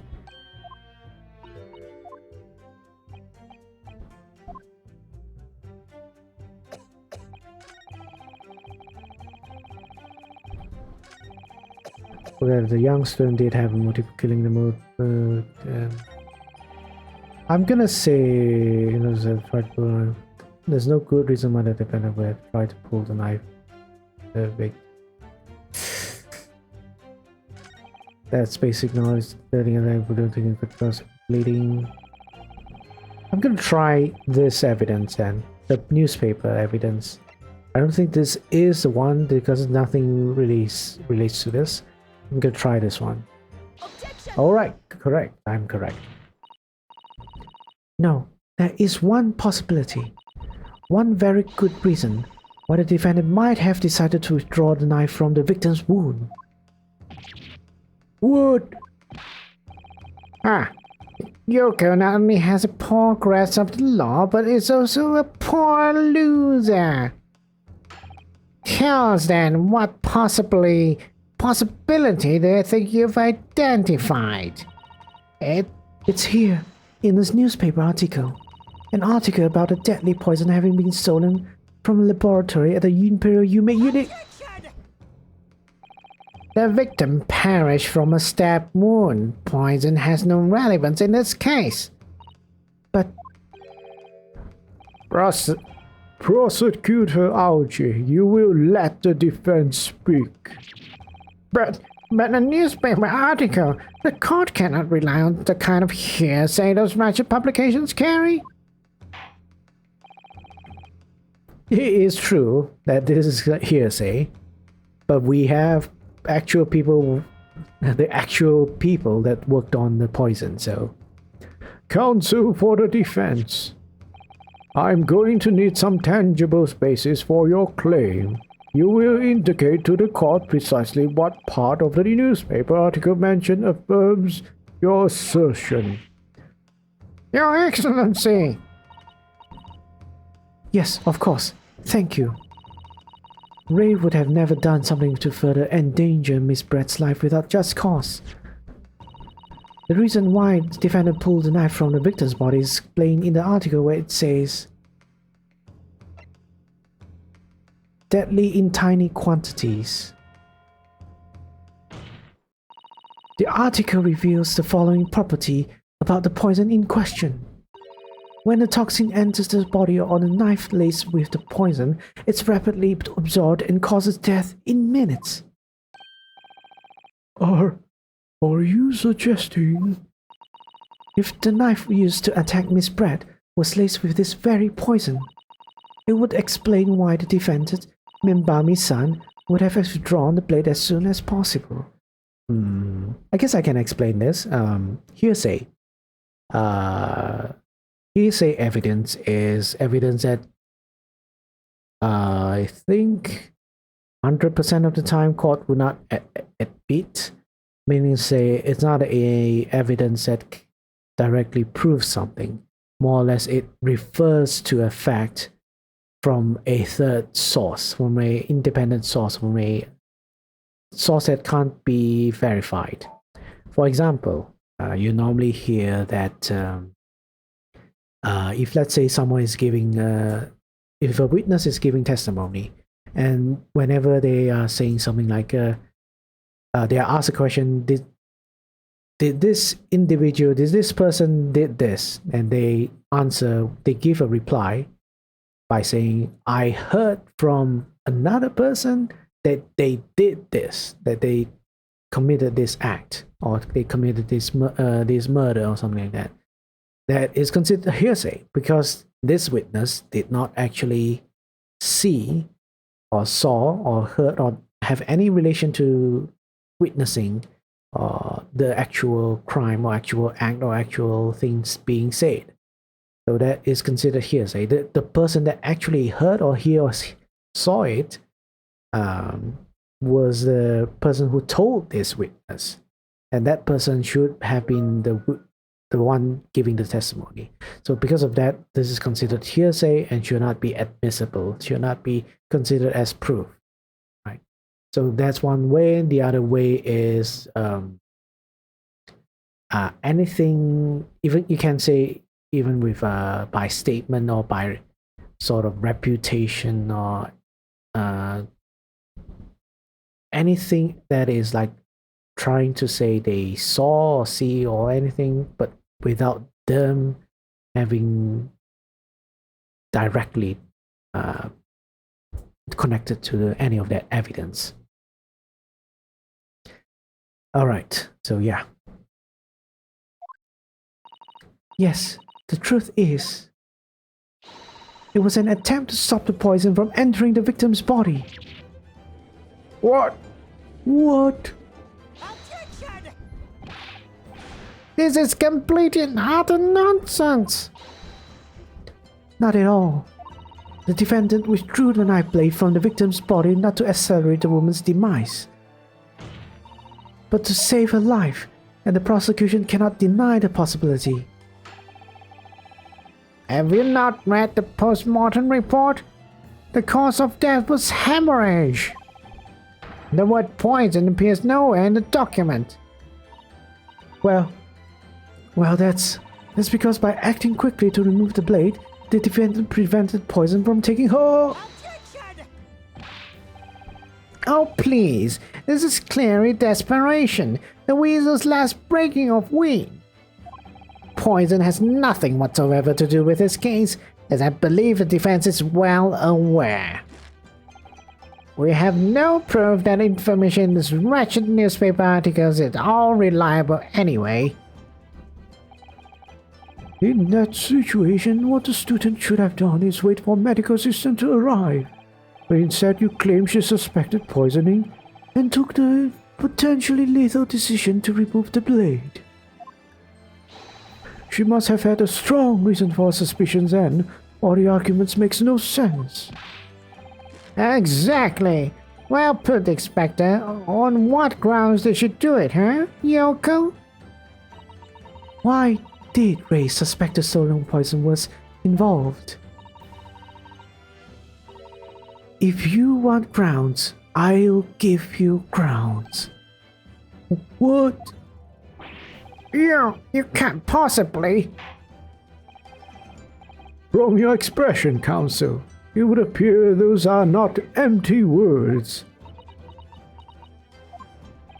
But naturally, as you stand in this courtroom as a lawyer, you must be aware that words alone are of no value in our modern justice system. The court demands evidence. Yes, Your Excellency. I'm well aware of that. I've seen it many times. From my place at his side in the Old Bailey. In that case, Counsel, you will present the proof to the court now. What evidence demonstrates a clear link between this case and the poison in the newspaper article? This one? How exactly would you explain? Oh no! It's not. Oh shit. Yeah, it's the newspaper again, I guess.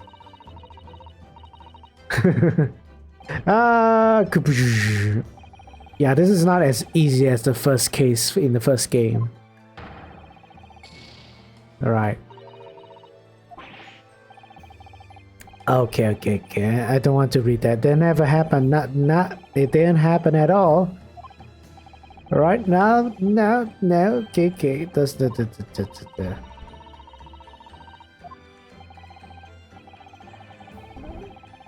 Okay.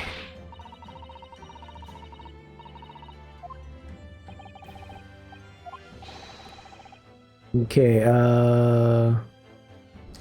clear link between this case and the poison newspaper.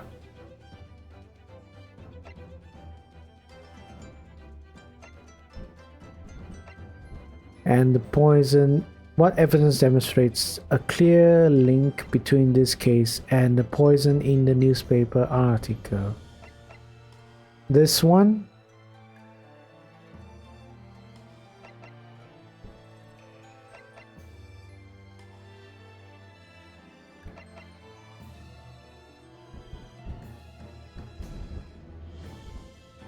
The poison article?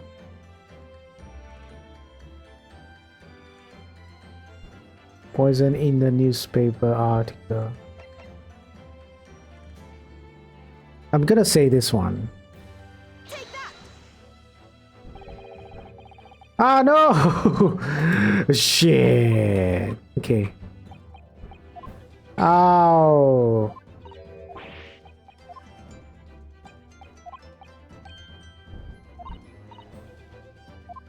Similar details.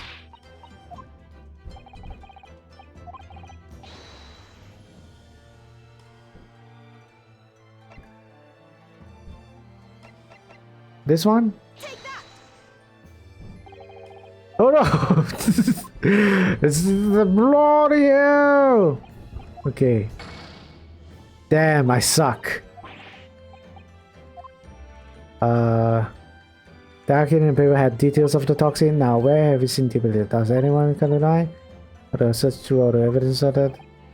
I guess the picture?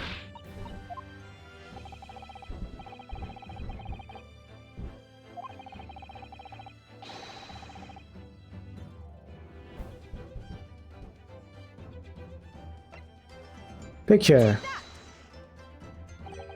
Oh no. Okay. I'm no. It's the autopsy? Man, it's a stretch though.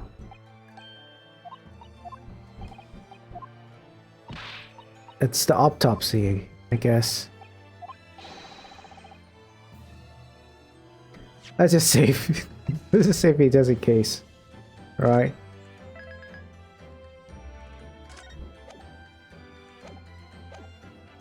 Okay, this one, I guess. Oh my god, it is. Ugh.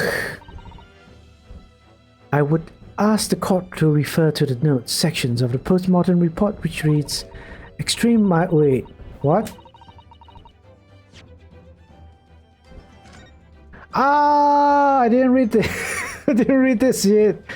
Causes a single deep stab wound from behind, piercing a lung and resulting fatal hemorrhage. Death wound and extreme myositis, pupil constriction was observed in the victim's profile. Okay.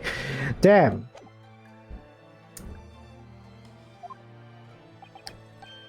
Ah. Clearly, being a yokel with no knowledge of forensic science, I have no idea. So please, do tell me. Presumably, the fact that this condition of the victim was noted in the post-mortem report means that it's an unusual symptom of death. Well,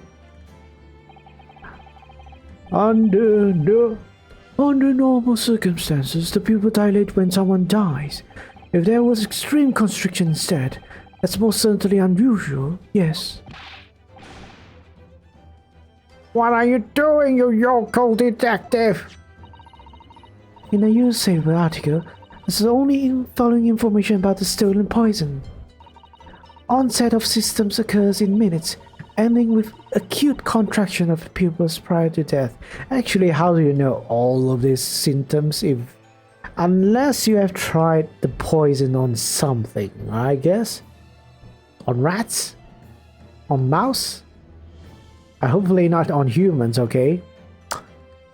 Hopefully. What? If the defendant, upon seeing the victim stabbed in the back, happened to notice the pupils of Miss Brett's eyes had constricted severely. Yes, as a medical research assistant, she would have suspected poison immediately, without doubt. Prosecutor Aoji, I think you'll agree. This is very compelling evidence. Yokel student or yokel professor? I believe the defense has expertly demonstrated a credible reason for the defendant's actions. No. Eugene Mikotoba. Yes, Your Excellency. I believe you are best placed here to confirm or deny the veracity of the defense counsel's argument. You will tell the court the truth about the details reported in this newspaper, please. Yes, since he is involved, he can't be standing here anymore. Alright? He is literally one of the he has to be one of the witnesses now.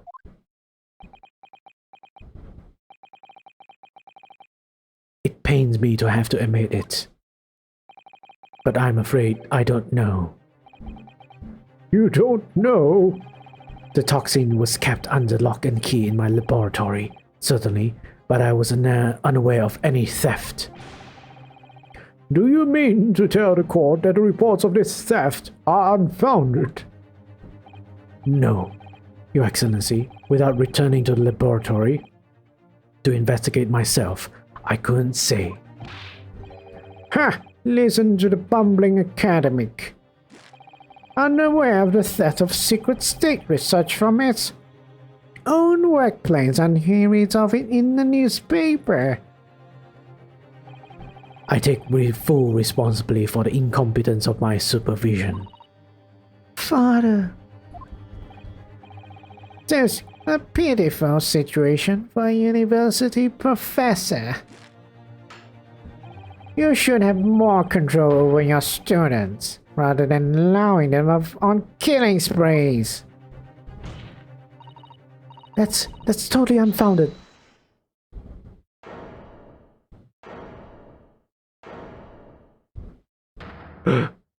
Bummy. None of this is Professor Mikotoba's fault. It's all my fault. Ray. Membami-san, you stand accused here. Is there a pun or something? Membami? I'm not sure. Outbursts like this will not be tolerated. But it was me. I was the one who noticed the poison we were developing had been stolen that day. What? So you knew? I'd been placed in charge of overseeing the project. was the day that the professor and Suseki-san were interviewed together for the newspaper. That's when I noticed that some of the poison was missing. Just a tiny amount it was. Why didn't you let me know immediately? I was scared. The whole project was supposed to be confidential, but some of the toxin had somehow been taken. So I decided I'd try to get it back before anyone else found out. Because I had a very good idea who the thief was. The thief? You don't mean? Yes, of course. It was that dainty English woman. Miss Giselle Pratt. That's why I decided to join a little group of people going to the seaside. Inside the beach hut, I confronted Miss Pratt. But she just sat on a stool at the back of the hut, smiling sweetly at me, as if she knew she was untouchable. I know it was you who stole the poison.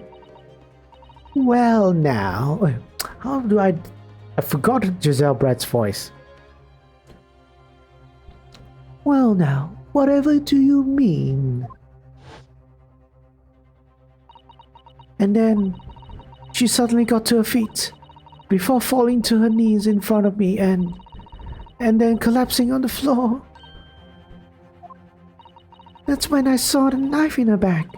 I couldn't understand what had just happened, and then a moment later I was seized with fear. The pupils of her eyes had shrunk to tiny pinpoints. I don't believe it. In other words, you realized that the victim was suffering the effects of the stolen poison.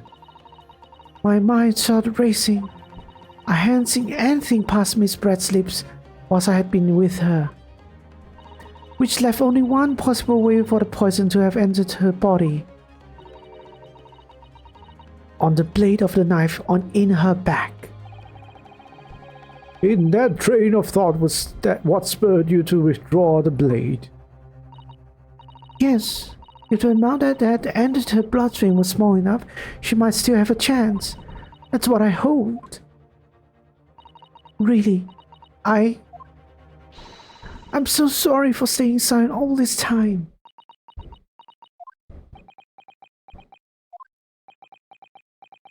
Okay. Oh, sounds reasonable. Your attempt to hide the truth of what happened is not something that can be overlooked. I object, Judge. You didn't even let the accused present her situation, give her a statement or testimony of the entire situation.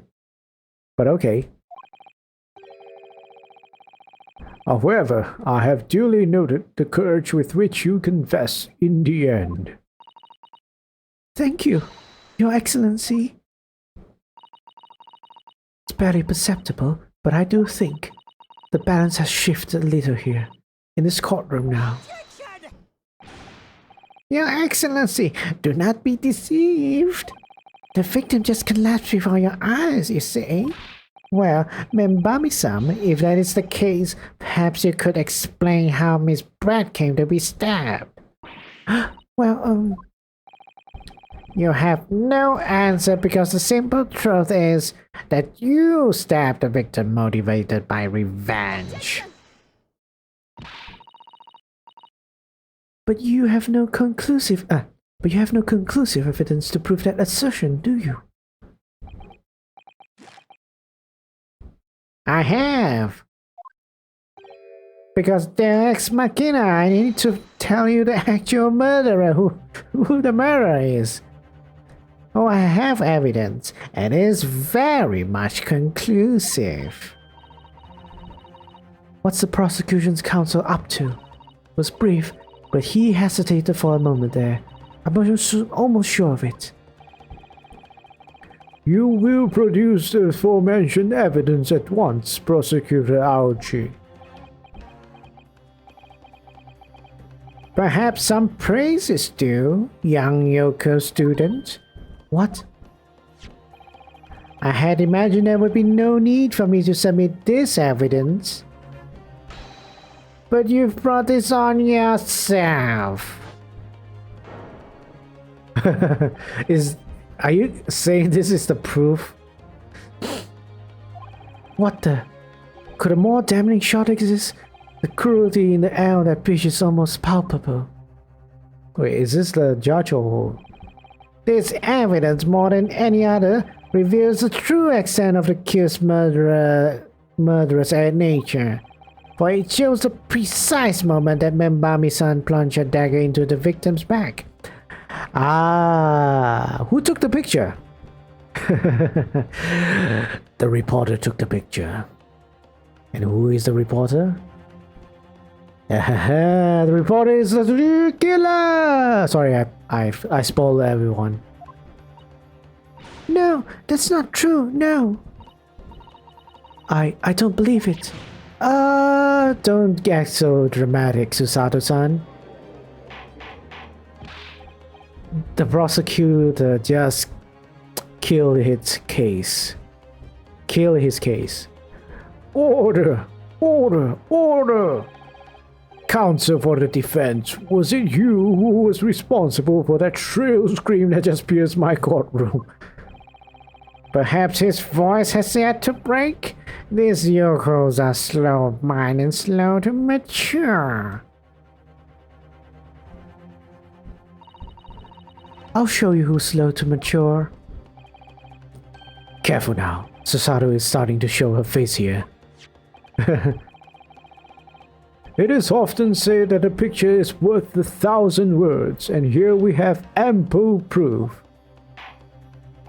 The court will accept this extremely cogent photographic print as evidence. Do I need to examine it? I'll examine it. Yeah, I think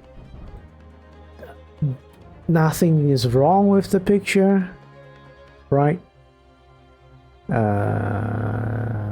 Yeah, nothing is wrong with the picture, except where and who the picture was taken. Have been taken by. I can't believe he's had a photograph like that up his sleeve this entire time. Well, there's a reason. It's such a stark image. I'm genuinely lost for words. Wait a minute, I don't understand. How did you... I mean, who took that photograph? Ray. That's of no importance here. Stop trying to divert attention. That is very important, you know. Oh. Objection! It's an absurd thing to say. It's crucially important. Whoever took this photographic print was a witness to Miss Brett's death. The court must be allowed to hear this person's testimony. Ah! Yeah, you dumb prosecutor. I will uphold the defense demand. The prosecution will reveal the identity of the person responsible for taking this photograph at once. Well, I'm afraid I can't do that. Pardon? You see, this print arrived at the Imperial Police Bureau headquarters by express post yesterday. But there was nothing to indicate the sender's name or address. The provenance of the print is unknown. Goodness! Are we to understand then, counsel, that in full knowledge of the fact that this photograph has the murkiest of origins, you nevertheless believe it fit for submission as evidence in the Supreme Court? When you first produced the print before, I noticed that you hesitated for a brief moment. Because you knew that it wasn't completely reliable evidence, didn't you? Silence, you Yoko student and blabbering professor! What matters is the blatant truth that this print is eloquently expresses. Well, just expresses here her holding the knife, not stabbing her, not pulling it off, just holding the knife, alright? Let's just be clear here. The picture doesn't say anything. But the defender has already admitted to pulling the blade from the wound. Clearly, this isn't the moment that the knife was plunged into the victim's back, but The moment it was withdrawn? Don't waste this court's time with your ramblings. Indeed, without knowledge of who produced this print, we have no means of verifying the claim. well, to be fair, Your Honor, we don't have proof of her stabbing the victim as well. It goes both ways, okay? You can't be saying this hasn't been really proven and the other is proven. That's not how evidence work. And the scene is that captures is without doubt the most compelling evidence presented to the court. I guess, but not with beyond reasonable doubt. I would say still not beyond reasonable doubt. Since I'm acting for the defense lawyer, of course. Defense acting for the accused. If the defense is unable to shed any further light on the matter, I believe the conclusion is clear. Oh no! Oh no! Oh no! Susato, this is the time for you to fight. What you've established so far is true, and there can be no doubt. This photograph shows the moment that Ray withdrew the blade from the victim. Yes, we just need to prove that somehow.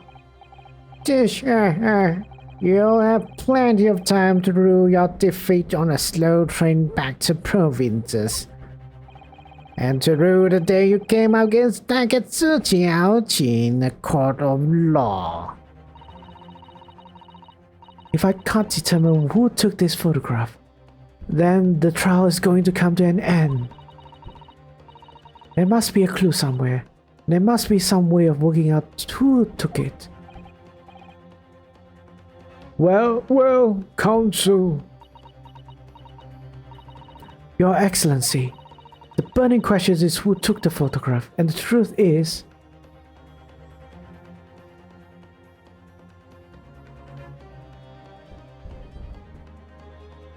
I have the answer. Let's just say for now, right? I kind of feel like I know. Okay, I kind of feel like I know. But I don't think it's an option for me to take because it's not someone I can present yet. So I'm gonna say I don't know. No, if I give up now, okay, I can't say no. Susato, you need to steel yourself and summon your best argument. I'll do my best. Alright. Guess choosing one or another, it doesn't really matter. This isn't about whether I can or can't come up with the answer now. I must bullshit my way to victory. I simply have to. The identity of the person who took this dramatic photographic print is, I assure you, something the defense can and will reveal. What? No, you can't possibly. But as you so boldly claim that you can, please, do enlighten us. Unfortunately, I'm unable to present a name. Yeah, I don't know the name. However, I'm able to present evidence. The defense has a piece of evidence that reveals important details about the photographer's identity. What? Very well then, counsel. Present your proof to the court. Which piece of evidence do you claim reveals something about the identity of the mystery photographer? This, I guess. What's review scene? Oh yeah. Can I examine? No, not this one. Can I examine this? No. I think it's this one. I think I know what's the deal now. I can't examine this quote-unquote crack, okay? But I've seen this crack somewhere else. So, the crack I've seen it is actually over here. This picture, same crack, meaning to say it is the lens. That is the thing. Haha. Present. What is that? The newspaper again? Raucous England returnees tell all. It's not the headline that's relevant here, Your Excellency. It's the photograph. If you look at it closely, you'll notice that there are some white lines on the right-hand side. Ah, yes, indeed. It already caught my eye as it happens. Ha! What of it? A shadow of some kind, presumably, from the branch of a tree or the like? There are no trees growing inside my laboratory at the university, I can assure you. Now, if you look closely at this photograph,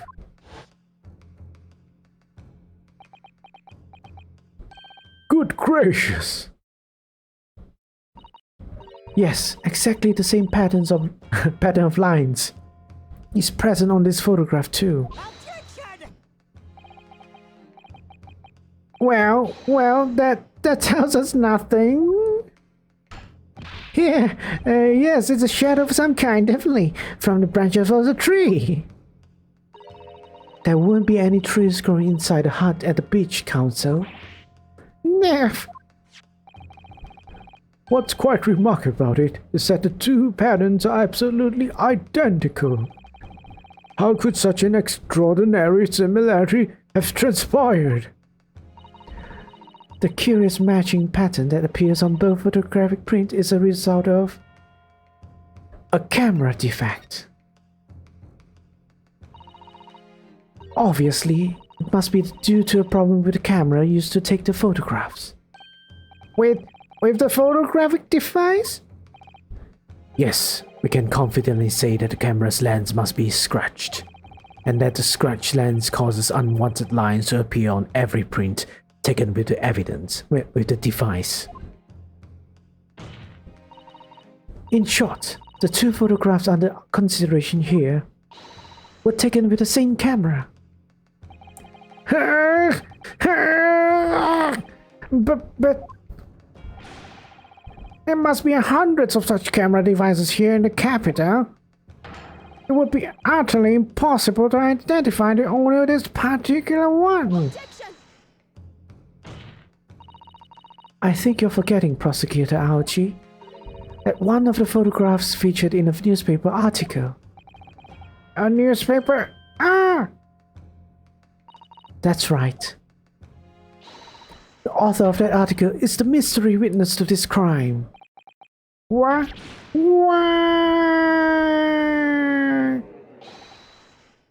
Many more?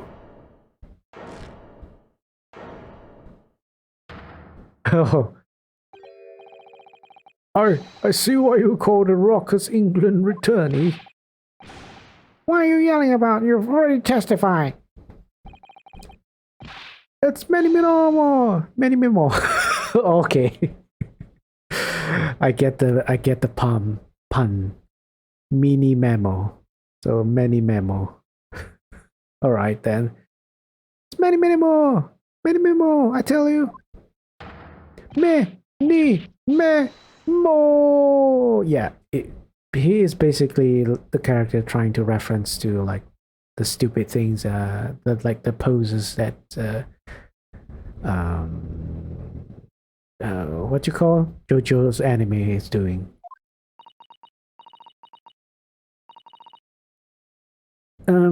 Soseki-san, what was that? Did you say many memo? Ever since I returned to Japan, a reporter from the Shoyu's News has been hounding me, following my every move. A reporter by the name of Raiten.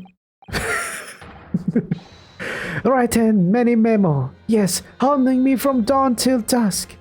So it's literally like written mini memo. Mini memo written. Ah, now that he mentions it. Oh, he is the killer. Very, very apparently. Could that same reporter be? A camera to the left of me, a notebook to the right. There I am, stuck in the middle with Bright and Many Memo. Many Memo, Many Memo, Many Memo, Many Memo, Many Memo. So you're saying that this picture was taken by Many Memo. Yes, my lord. Your Excellency Esquire. Many Memo. Many Memo. Officer? Find this newspaper reporter at once and bring him to my courtroom. We will adjourn for a short recess in the meantime. Oh, yes, Your Excellency. As you say, Your Excellency. And one more thing. I want this knife, the murder weapon, examined for traces of blood, of poison, sorry.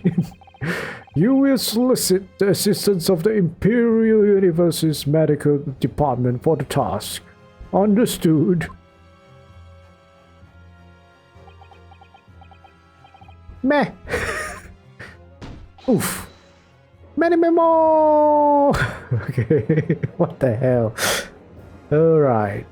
Okay. Many Memo. Let's just say, everyone. Oh, to be continued. Ooh. Nice. You know, if I were to do this as a let's play, it will probably take an entire week for you to catch this up. Because I do like 30 minutes kind of playthroughs. Right, let's just save it. Okay. When's the last time I played this game? It's July 15th. Ooh, man, that was like almost two months ago. More than 2 months ago. Yeah, more than 2 months ago. Glad to be back. Glad to be back. I'm gonna drink some water.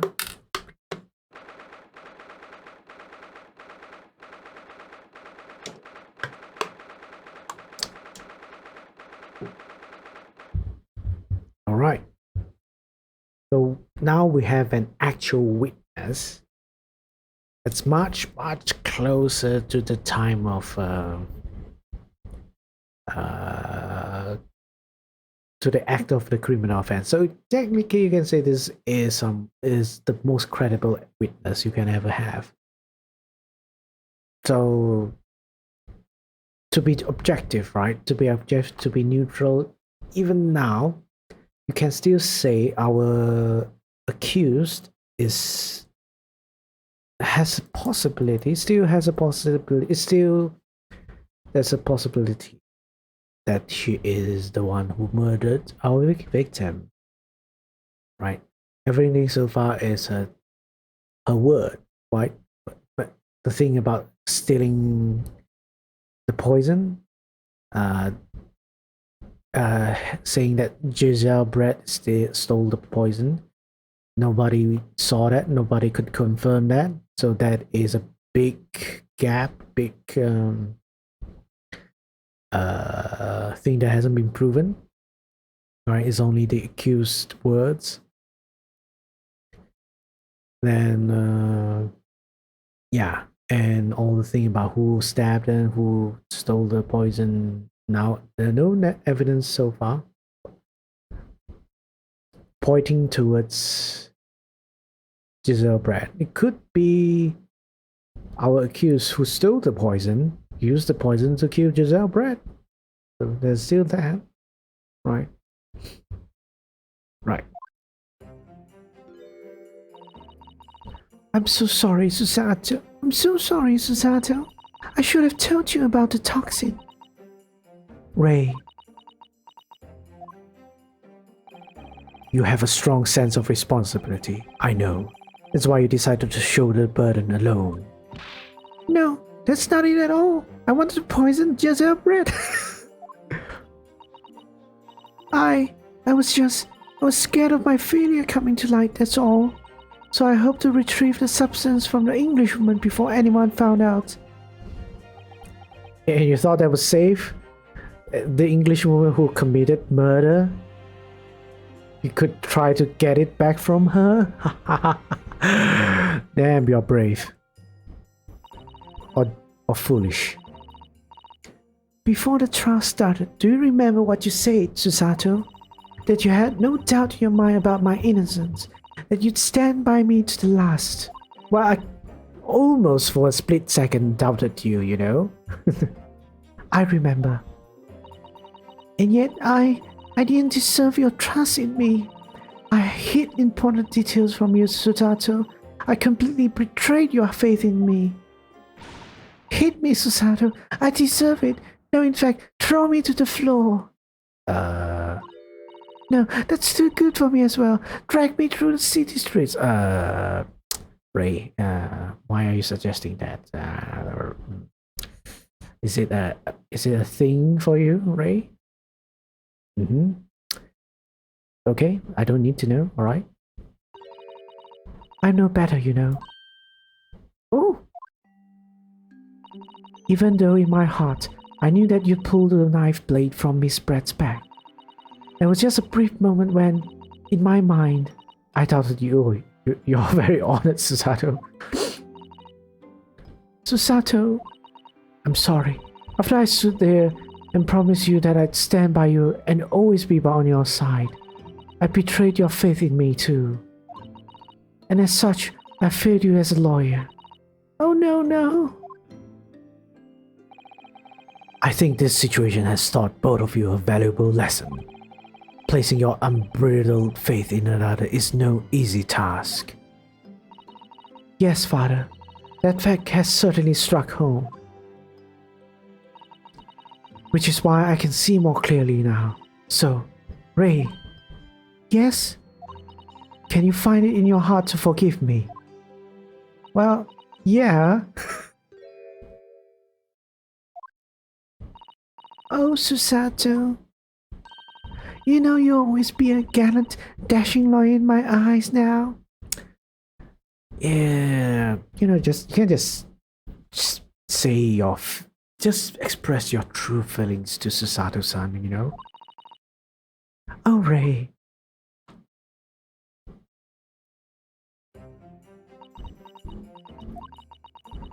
I was so scared, you know. When it happened, I didn't know what was going on. The English woman was sitting at the back of the hut, listening to what I was saying. I know it was you who stole the poison. Well now, whatever you do mean. And then a moment later, she suddenly got to her feet.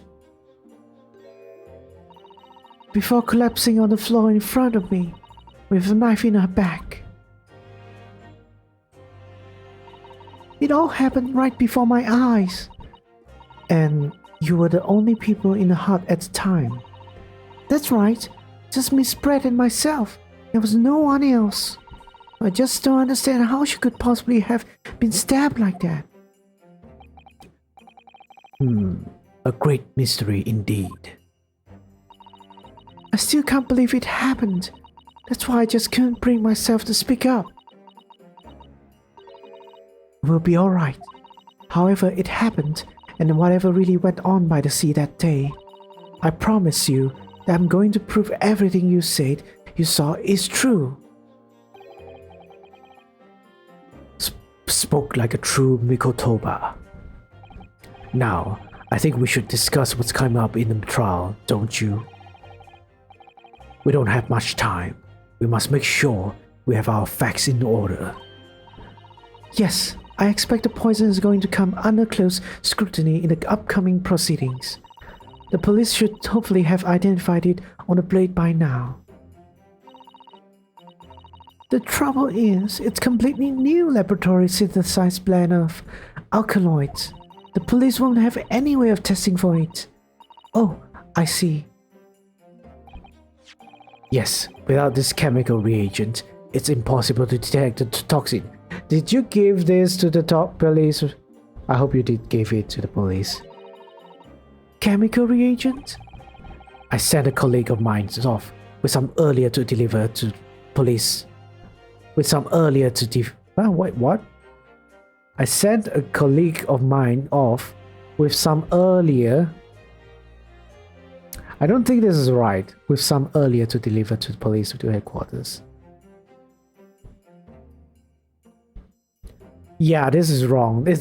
This is, how do you say, it's not placed correctly. It should have been, I sent a colleague of mine off earlier with some, right?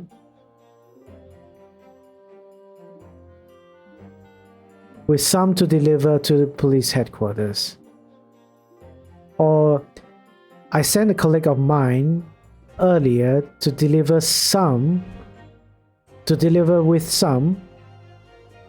It's weird. It's a weird sentence. You could probably I sent a colleague of mine with some of it to deliver to the police headquarters earlier. I think that would be better. I think perhaps you should have some as well, though, just in case. The chemical reagent has been entered into the court record. Yes, I know. I know where to use it on, but I don't think it will let me combine this together with that. Right? Let me see. Can I examine this again?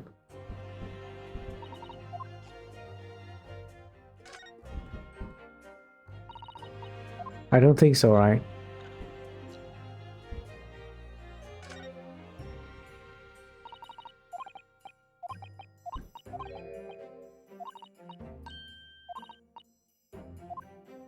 Yeah, I can't put stuff in it.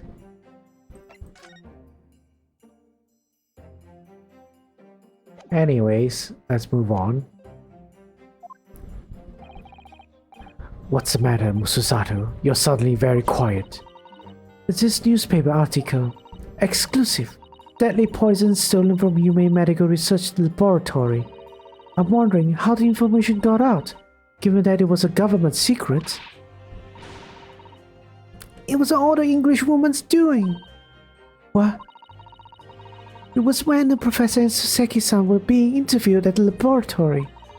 A so-called English lady swarmed in and without any compunction said to Professor Mikotoba, "Oh, Professor, your guests would love to hear about your work on that substance there." It put me in a very awkward position, to be frank. But Suseki-san's curiosity had been piqued, so I had little choice but to give him a cursory introduction. So then, Suseki-san knew about the poison. Yes, and it's highly likely that the reporter who was writing up the story about us would have caught a glimpse of the toxin too. This, Menimemo-san. By the way, did the reporter join you all when you went to the beach? Oh, no, I don't remember the reporter being there. Indeed, he shouldn't have been. I very much doubt anyone would have wanted him there. Oh, a known criminal had been given permission by the authorities to bathe by the seaside.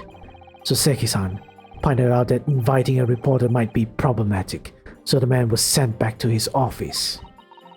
Yet he obviously didn't go back.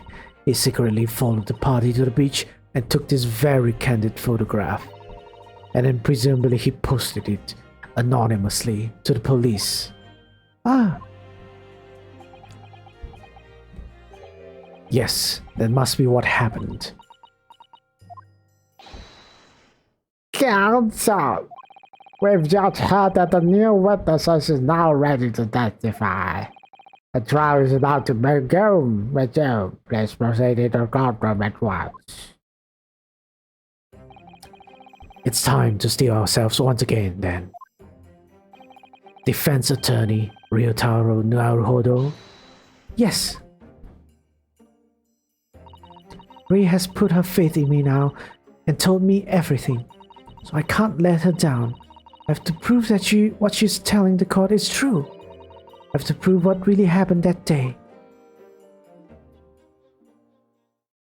Let's do this.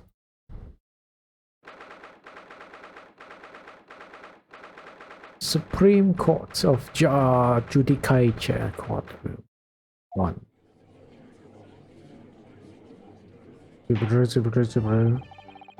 I hereby call this court to order as we convene to continue the trial of Ray Membami. Okay, now I understand the pun of our accused name now. Remember me. Why though? Remember me. Prosecutor Aoji, have you summoned a new witness? Before I address that question, Your Excellency, I have some very important news to share. Oh? What news? And why does he look so happy about it? During the recess, with the collaboration of Professor Mikotoba's laboratory at Yume University, the police re-examined a knife that was used to end Miss Giselle Bratt's life.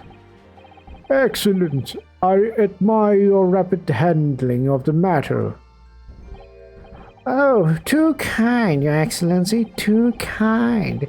I was merely carrying out your instructions, of course. I had the reagent delivered to the police headquarters by his rickshaw, so it would be there in good time. But judging by the man's swagger, I fear we might need to brace ourselves for the inevitable.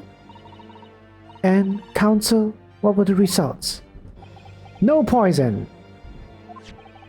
This dagger, which was so cruelly used to end the life of the victim, has no trace of poison anywhere along its blade. What? Are you sure about that? I would stake the reputation of the police in it. Armed with the reagent, the test is extremely simple. They couldn't have made a mistake. The murder weapon has been beamed into the courtroom record. In short, the accused fever is accused earlier. Let's examine the blade. I'm pretty sure we can't find anything else. Right? And the blade isn't really stabbed that deep though, I guess. Oh dear. Blood is never a pretty sight, is it? Oof! Oh man! You scared me, Arion. Yay! We're playing an actual Ace Attorney game and we're using the redeems for it. I think you're going to be sleeping soon, Arion? Have a good night, alright? Welcome to the Great Ace. I'm having to fight the urge to run it under a hot tap and get it clean. You've always been fastidious about cleanliness, haven't you? I think this is something else, Father. Right. Yep, so nothing about the blade, so I can't really do anything about it. Each has been utterly destroyed.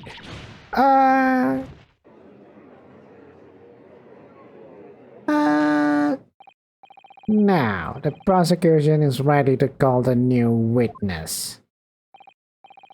Ah, the newspaper reporter who managed to capture a photograph of the crucial moment. Good. Very well, officer. Bring in the witness. No trace of poison on the knife. But if that's really the case, how could the toxin have entered the victim's body? It's almost bit, I believe, the time. Oh. So you're like, yep.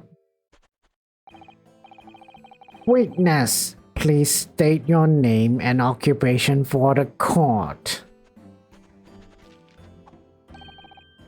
Right then.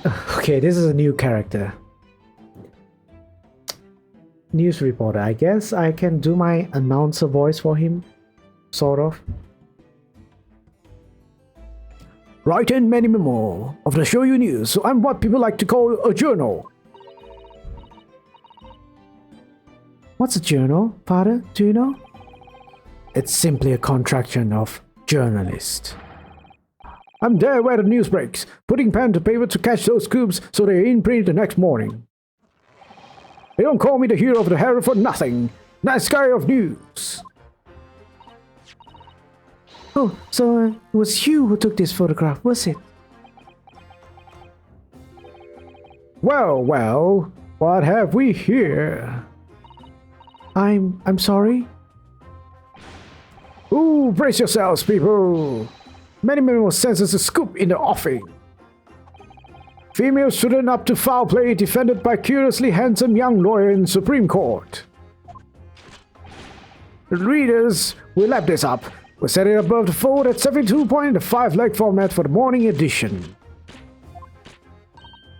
Huh? Indeed. Right then, let's start with your name. Oh, it's Ryotaro Naruhodo. Next, what made you want to become a lawyer? Well, I wanted to reform our country's legal system, I suppose. Ryotaro has suddenly become very ambitious, I see. I just borrowed Kazuma-sama's dream for a while. By the way, my name is Taketsuchi Aoji. That's Taketsuchi Aoji. The so-called Dark Horse of the Supreme Court. My objections strike fear into every defense lawyer's heart. Here, let me make this straight. Objection!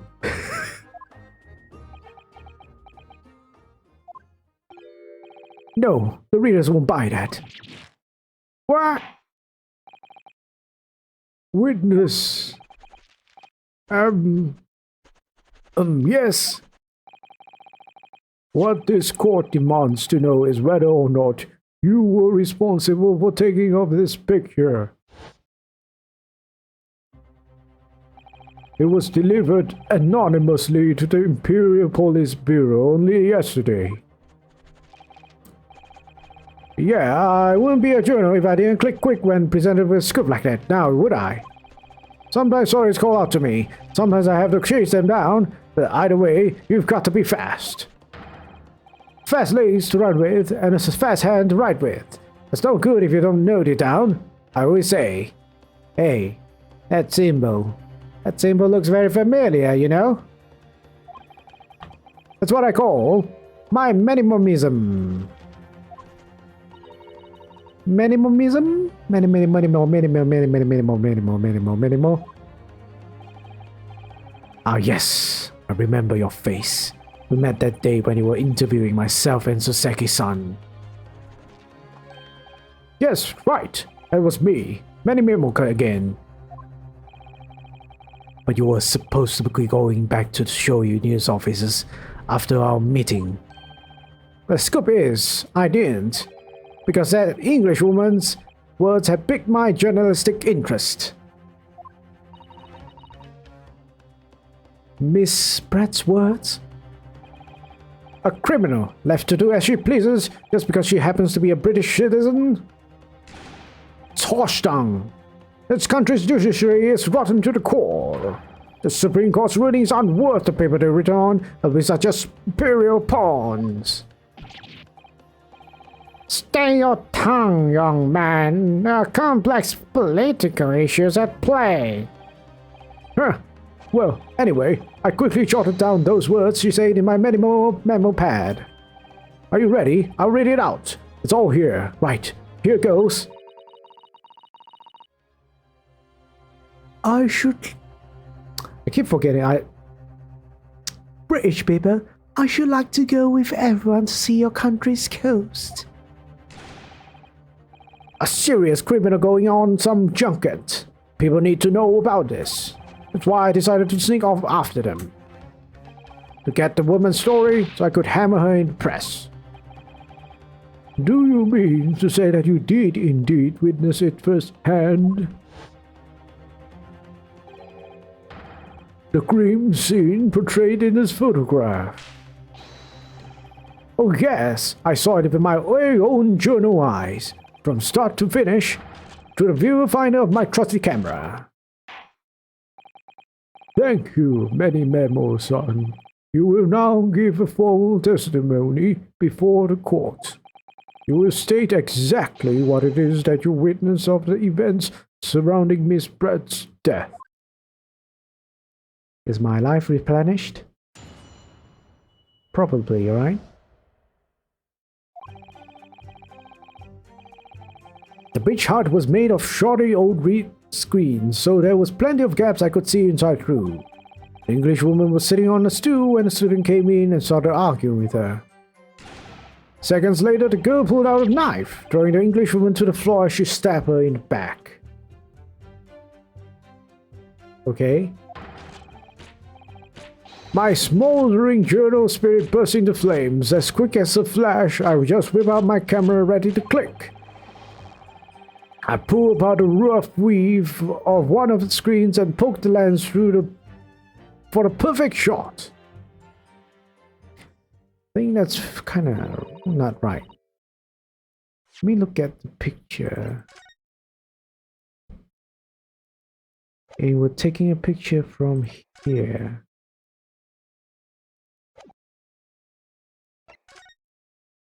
There's a lot of things over here. How could you pull it? Right?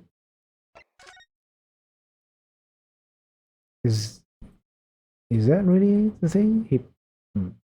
I guess so. Hard to say, hard to tell.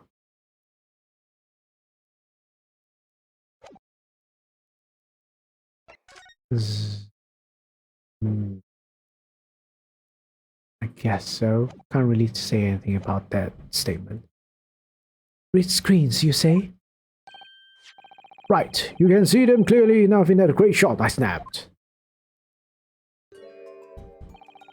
The hut walls were just screens made of coarsely woven reeds. Yes, it allows the breeze to pass through and bring some relief from the summer heat. It was a breeze for me to poke my camera through and see the whole thing hotting up. Ignoring for the time being the appalling invasion of privacy involved, did you witness everything that happened from the moment the defendant entered the hut? Oh yes, I saw it. I saw the whole thing from start to finish. And you say that you took the photograph through a gap in one of those screens. Luckily for me, they were pretty solid, shoddily woven. I pulled the reeds apart and thrust the lens of my camera through the gap. Would I get away with it, or would I be seen? It was a gamble of a lifetime. A tenacity of purpose that's considered admirable in a journalist, I suppose. Run a race one day, run a scoop the next. That's minimalism in a nutshell, yeah. At last, it would appear we have a genuine witness to this wicked crime. The evidence and testimony are extremely compelling. I believe we may be close to a verdict. No. Wonderful news, Your Excellency. Wonderful. Nevertheless, it cannot be denied that this testimony begs one very large question. What question? Exclusive news, a startling photograph, all the makings of an exceptional story for the reporter. Now you're making up things, Mikotoba. Why then was the story never published? Now you're making sense, Mikotoba. Oh, that's right. It seems clear to me that there are circumstances at play here that are yet to be understood. Huh, more pathetic excuses. Very well then, counsel. Proceed with your cross-examination. Yes, Your Excellency. There's more to this reporter than meets the eye. He's keeping something about this case very closely to his chest. Ouch.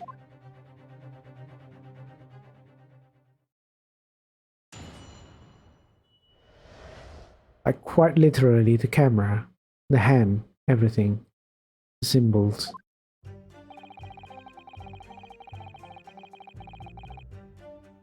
Panel of gaps I could see inside through. The English woman was sitting on a stool when the student came in and started arguing her. Seconds later, the girl pulled out a knife, throwing the English woman to the floor as she stabbed her in the back.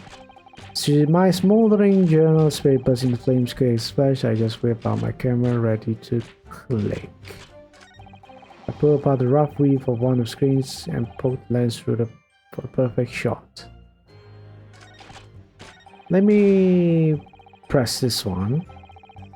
Hold it! Do you swear before this court that you actually saw the precise moment when the stabbing took place? Ha! The precise moment? I didn't just see that. I saw the whole hellish scene play out, from start to finish. I have here a simple plan of the beach hut. Perhaps you could use it to explain to the court exactly what you witnessed. Ooh, something new. Right you are. It's all here in my memo pad. Oh, it's not mini memo, it's many memo. It's like there's a lot of memo. Okay. When I first peered into the hut, I'm sure that the English woman was one on this stool at the back of the hut here. Yes, the accused's own testimony confirmed that. She just sat at the back of the hut, smiling sweetly, is what I have noted down. It's my turn to testify now. Try not to interrupt. Ugh. Then, the next moment, as I was watching, the evil student girl entered the hut. After a while, the pair of them ended up in the middle of the hut, arguing furiously. The England woman went for the student, but the girl dodged out of the way.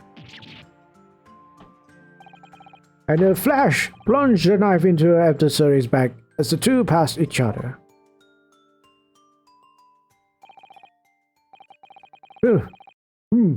What you describe is a grim crime indeed. Never sugarcoat the truth.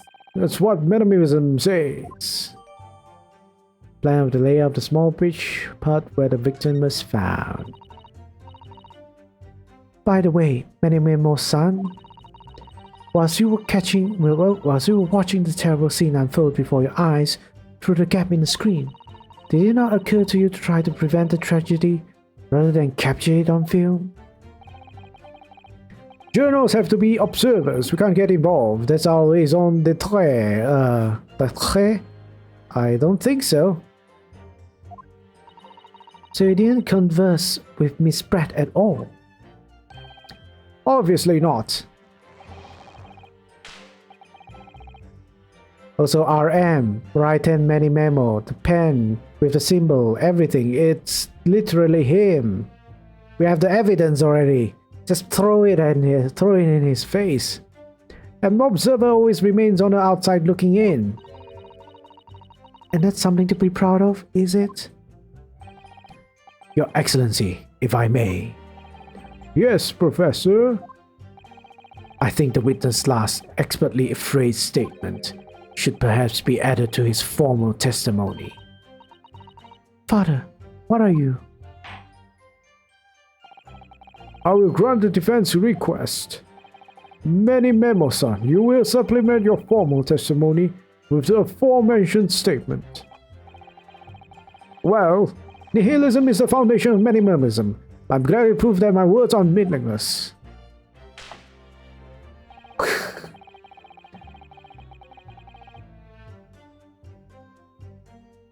I feel like I want to present evidence otherwise. Objection! Yes. Minimo-san, until now, I've had a firm belief that newspapers are in the business of uncovering and publishing the truth. You're spot on there. The press doesn't lie, which is why I'm proud to wear the emblem of Shoyu News on my arm. In a way, that's more minimalism. Sadly, though, it seems the journalists who write for those papers don't always share the same passion for the truth. What? What are you suggesting with those recriminatory words, Council? Memo-san, do you recognize this fountain pen? Ugh! This pen was found at the scene of Miss Brett's death. In fact, the murdered victim was gripping it in her hand as she died. What are you... If you look at the barrel of the pen, you notice that its own initials are engraved there. RM. Yes. Thank you for bringing it up, Council. The initials of the accused. Remember me. Remember me. It's a song from the what cartoon is it called? Damn, I forgot. It's something like it's a Mexican Disney Pixar movie talking about one of the famous festivals of the dead. Yeah, I can't remember the name. Can't remember, but it has a song like that. Is it a coincidence, I wonder, that your initials are also RM? No! Right hand, right hand memo, RM. That's Hosunaga. Can't you see? One of the central tenets of minimalism is being a pencil user. And yet, as the court will clearly be able to see, on your right hand, there's a very obvious blue ink stain. It will appear that you must have rather carelessly left it somewhere recently. Your favorite fountain pen, that is. Hosunaga. Memo-san, is it not the case that before she died, you met with Giselle Brett in that beach hut? Why would she listen to this absurd nonsense? It's nothing but not an excuse. Exactly. Show you news will stand behind me all the way. I deny everything. There must be as many people with the initials RM as there are stars in the night sky. I doubt it. The defense has neither the time nor the inclination to count every star in the sky. Huh? And there's no need, anyway, because this pen has more to tell. Yes, there's another clue. A clue that undeniably proves who Rona really is. In that case, Counsel, the defense will now show the court where this alleged clue lies. Of course, Your Excellency. The clue on this fountain pen that clearly reveals its owner's identity is... Good. Oh yeah,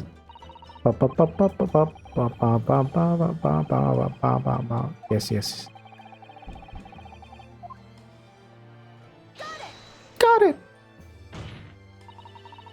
As well as the initials, there's also an emblem on this fountain pen. An emblem that you will, of course, recognize, Memo-san. Goodness me, it's an emblem of the Shoyu News. In other words, the owner of this pen is an employee of the Shoyu News whose initials are RM. Suddenly, the stars in the night sky doesn't seem so numerous, do they? Well, Memo-san, how do you respond? No!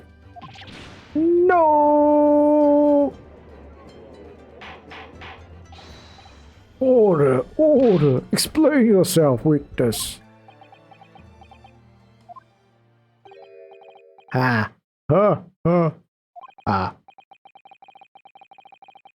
So, this is how the mighty Supreme Court works, is it? Using coercive tactics to have well-meaning citizens reveal harmless secrets. I've used nothing but honest tactics. Alright then, fine. I won't try to hide it anymore. Yes, not long before that grim tragedy unfolded. I, a Shoyu News reporter, on behalf of the public, conducted an interview with an English woman.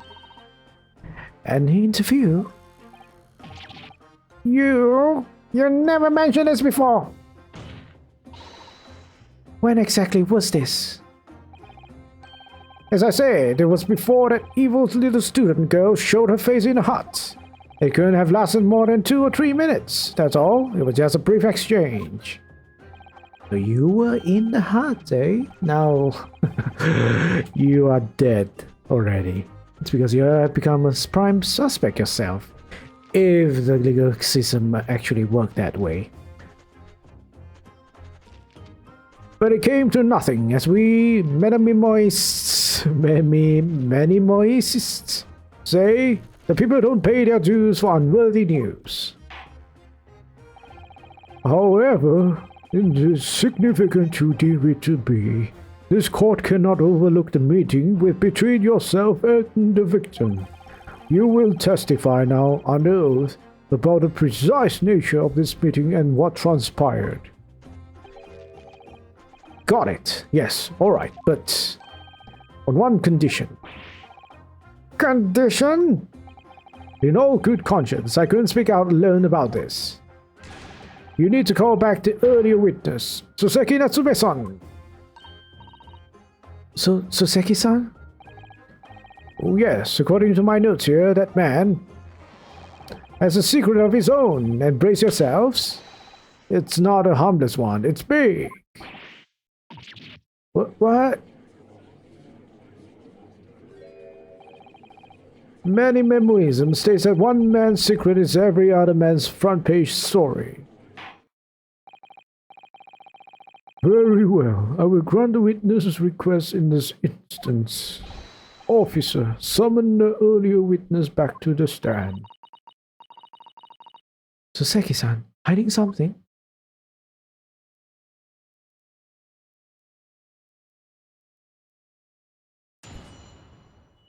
Can't be the killer, right, Soseki-san? Unless... I asked the English woman for an interview, but she declined, so I left the hut without making a fuss. Then, watching secretly from outside, I saw a woman being stabbed and the other witnesses coming and running. The detective realized that the victim still had a pulse, so he ran off to fetch help. That's when this writer man here asked the woman a very significant question. He didn't say anything about that in his testimony, which is why Menimism demands I review it now. You mean to say the victim regained consciousness? Well, and when she did, you decided to ask her a question? That, true, yes. He's getting nervous now. He's back to his old habits. He did, and that's not all. The woman gave him a very definite answer, and the answer that incriminates the accused. This is preposterous. Why am I only hearing about this now? Why did you manage this before? You Yoko hack. It wasn't even a conversation! Yes, I did pose the withering English Rose a question. I don't deny it. But she could no longer speak. She was barely conscious, even. Counsel for the defense, I expect a thorough cross-examination to be conducted here. This court must and will know the truth. Absolutely, Your Excellency. The reporter is claiming that Miss Brett implicated Ray somehow. What on earth could have happened in that hut? Okay. Was examination. So, declined, but so I left the hut without making a fuss. We can't really say anything about this. It's just his own words. Nothing to contradict it or prove it. So, I think pressing it, that's no point as well. We don't need to how he asked or anything. I don't think we need to know that. You're watching secretly from outside. I saw the woman being stabbed and another witness coming out. Nothing to say about this as well. Detective realized that the victim still had a pulse, so he ran off to fetch help. Okay, nothing. Don't think so.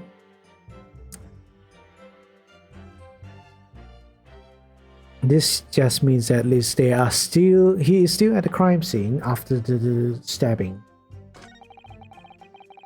May I ask a woman a very significant question?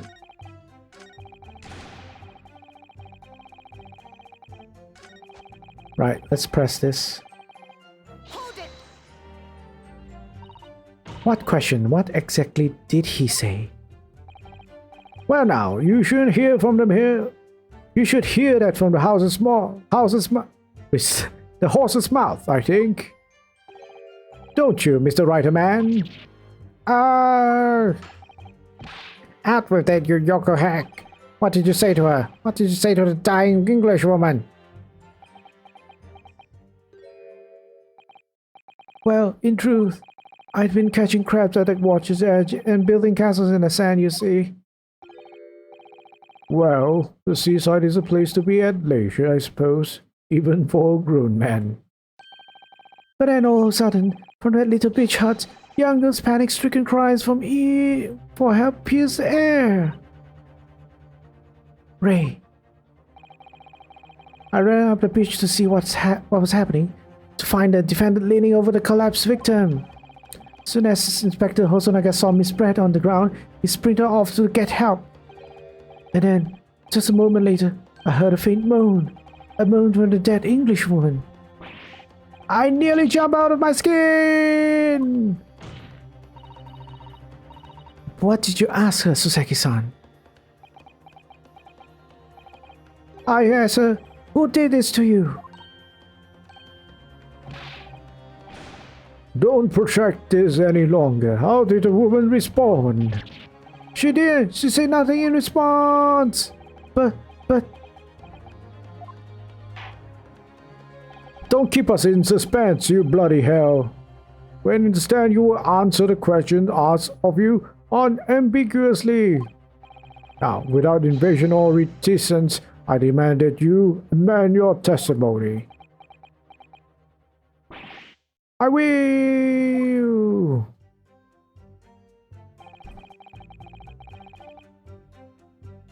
She never replied.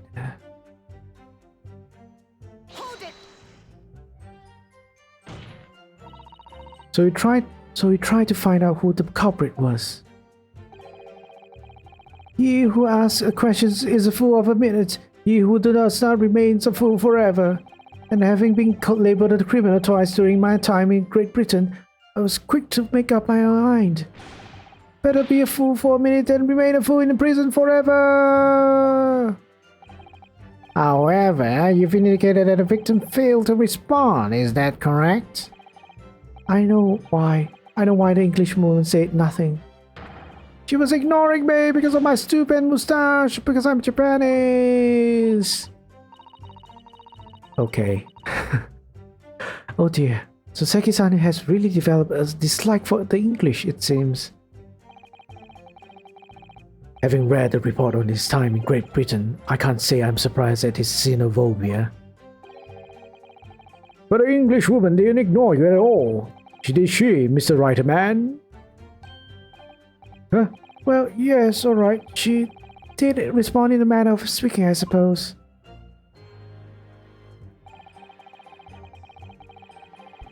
She just lifted a trembling finger and pointed in the direction of the defendant.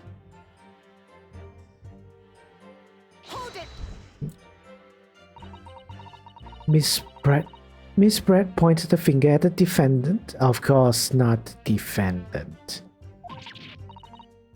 So Seki-san, is that really true?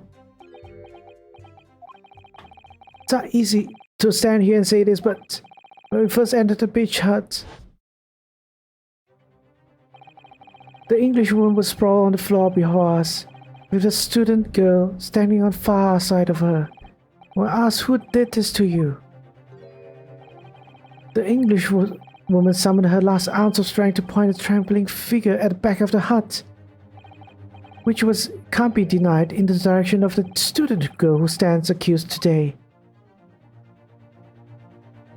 Right. Right. Well, because we are the defense lawyer, we can't just assume that this is the truth. No. Suseki-san, why on earth did you neglect to mention this in your original testimony? But fiddlesticks, I say. This is not a British court of law. You will respond in Japanese. Yes, of course. The Englishwoman did point her finger towards the back of the hut, but I was trembling, and she was trembling, and everyone was a blur. I think about it, I feel as though perhaps she was pointing in a slightly different direction. Actually, no, not slightly, in a very different direction to where the student girl was standing. To somewhere at the back of the hut, where nobody was standing at all. You mean that your memory of events and the direction in which the victim was pointing are both unclear? Yes, that's it. Unclear. And very, very unclear. You can't use them as a witness then. You can't take his words as the concrete truth. Your Excellency, surely this proves the matter beyond all reasonable doubt. No. Yes, the woman may barely have been conscious, and yes, perhaps her finger wavered slightly. But there can be no doubt that this was an attempt by the victim to confirm the identity of her assailant. Why? Because as the court can see, there was no other than the accused in the direction of the victim was pointing. It is now abundantly clear that no one besides the accused could possibly have committed this crime. I'm inclined to agree, and in the absence of any credible argument to the contrary, I believe we can now conclude this trial. No. No! The headline's writing itself. Dashing lawyers hopes dashed. 92 points across the whole page. We'll do an extra edition. This is a serious blow, Susato. Unless we're able to identify the true culprit and substantiate our claim with evidence, the judge will give his ruling and the trial will be over. But that's impossible, Father. We don't even know how the crime was committed yet. Impossible though the task may seem, we have no choice. We must think back over everything we've learned thus far. I don't think we can examine this. Right? Yeah, we can't examine this. Okay. Somewhere in all those details, I'm confident we'll find the clue we need. Ray gave us her account of how events unfolded in the defendant's antechamber before the trial resumed. She told us what happened at the precise moment Miss Brett was killed. So Ray didn't really told us everything. Back at her, listening to what I was saying, and a moment later, she suddenly got to her feet before collapsing on the floor in front of her, with a knife in her back.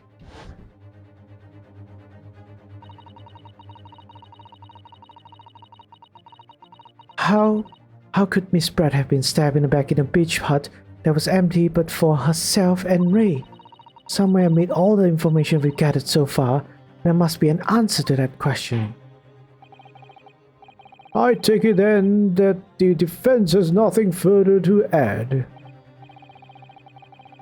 So the gallant yoga student's luck finally runs out. I can't say I'm surprised. In that case, I'm ready to deliver my final verdict on this matter. This is a crucial turning point now. If I can't establish what really happened, it's over. Where was the real culprit hiding? And how did he or she stab the victim? I know how. objection. Your Excellency, I respectfully ask you to postpone your adjudication for the time being. Oh, to what end, counsel? The defense would like to present the court with an alternative theory. An alternative theory that can explain who the victim was actually trying to implicate with her dying gesture. An alternative theory? Ah, none exists.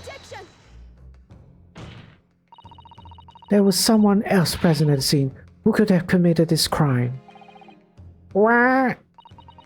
And the victim, Miss Brett, tried to reveal who it was to those around her at the time by mustering all her remaining strength and pointing a trembling finger in the killer's direction. This is fiction, fantasy. Yes. Very well. As you seem so sure of yourself, counsel, I'm prepared to hear your alternative theory. So, young Ryotaro Naruhodo, Yes, Your Excellency. you will present your latest theory to the court by means of this plan. At the moment of the victim was stabbed, where exactly are you proposing the victim was concealed?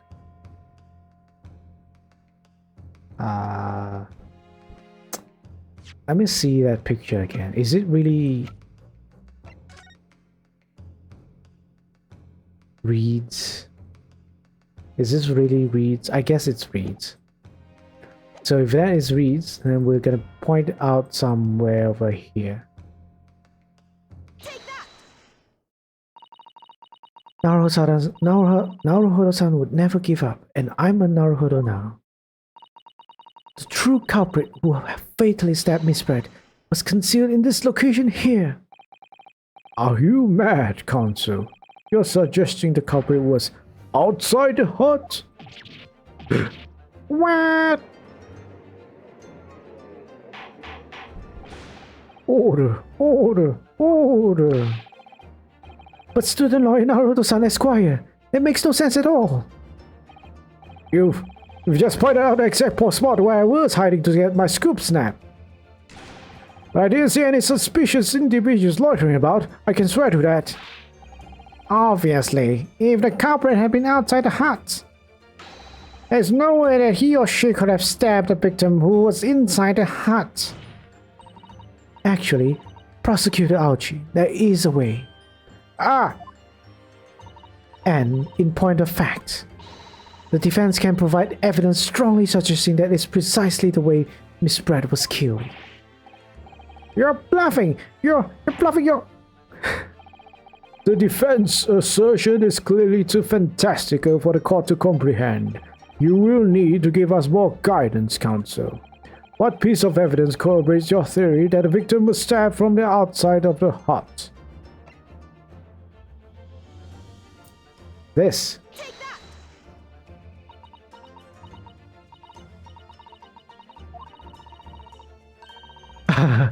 Damn, no? No!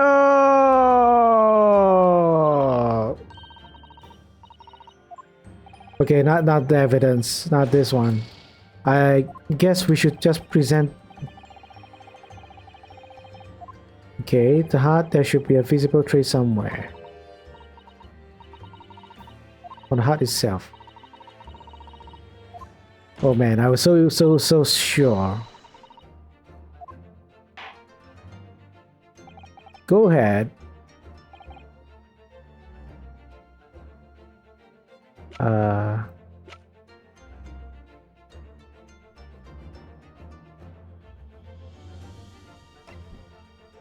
This one?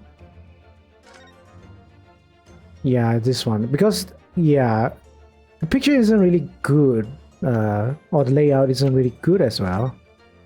So she was sitting here. Okay, I understand.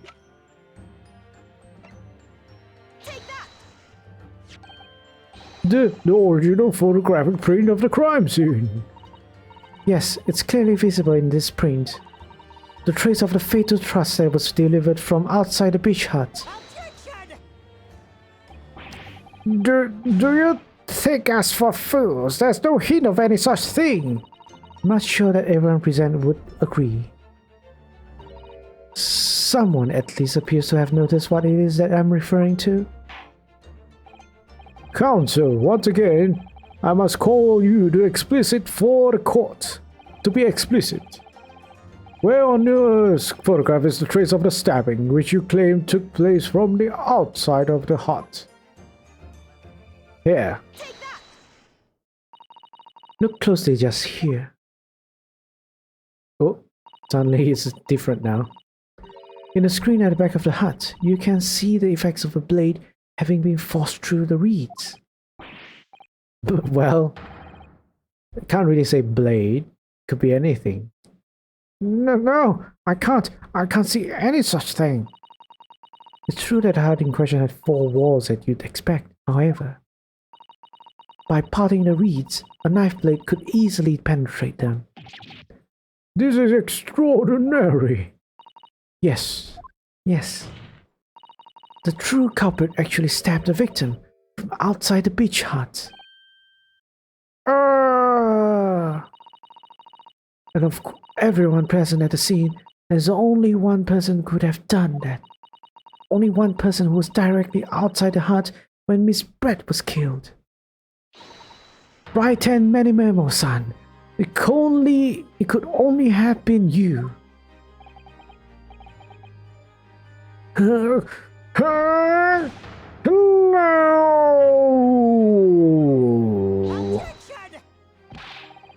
This preposterous idea leaves me almost speechless. Just look at the photograph again.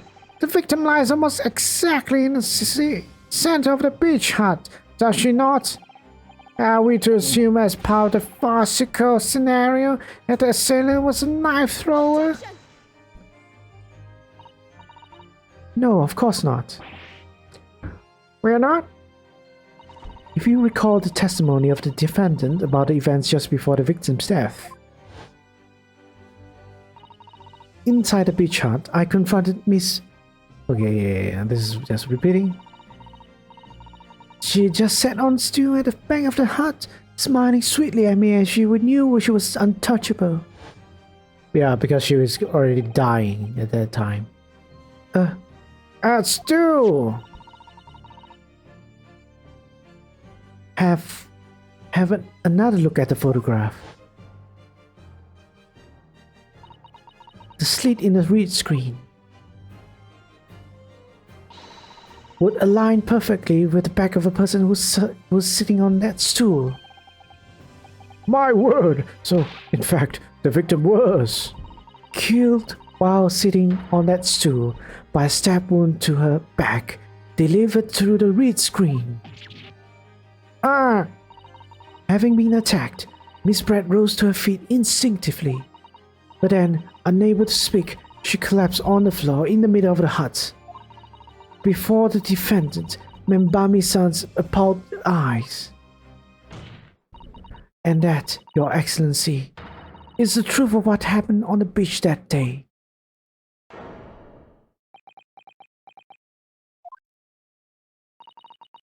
By your silence, Menimemo-san, I take it that you don't deny the charge. This is absurd!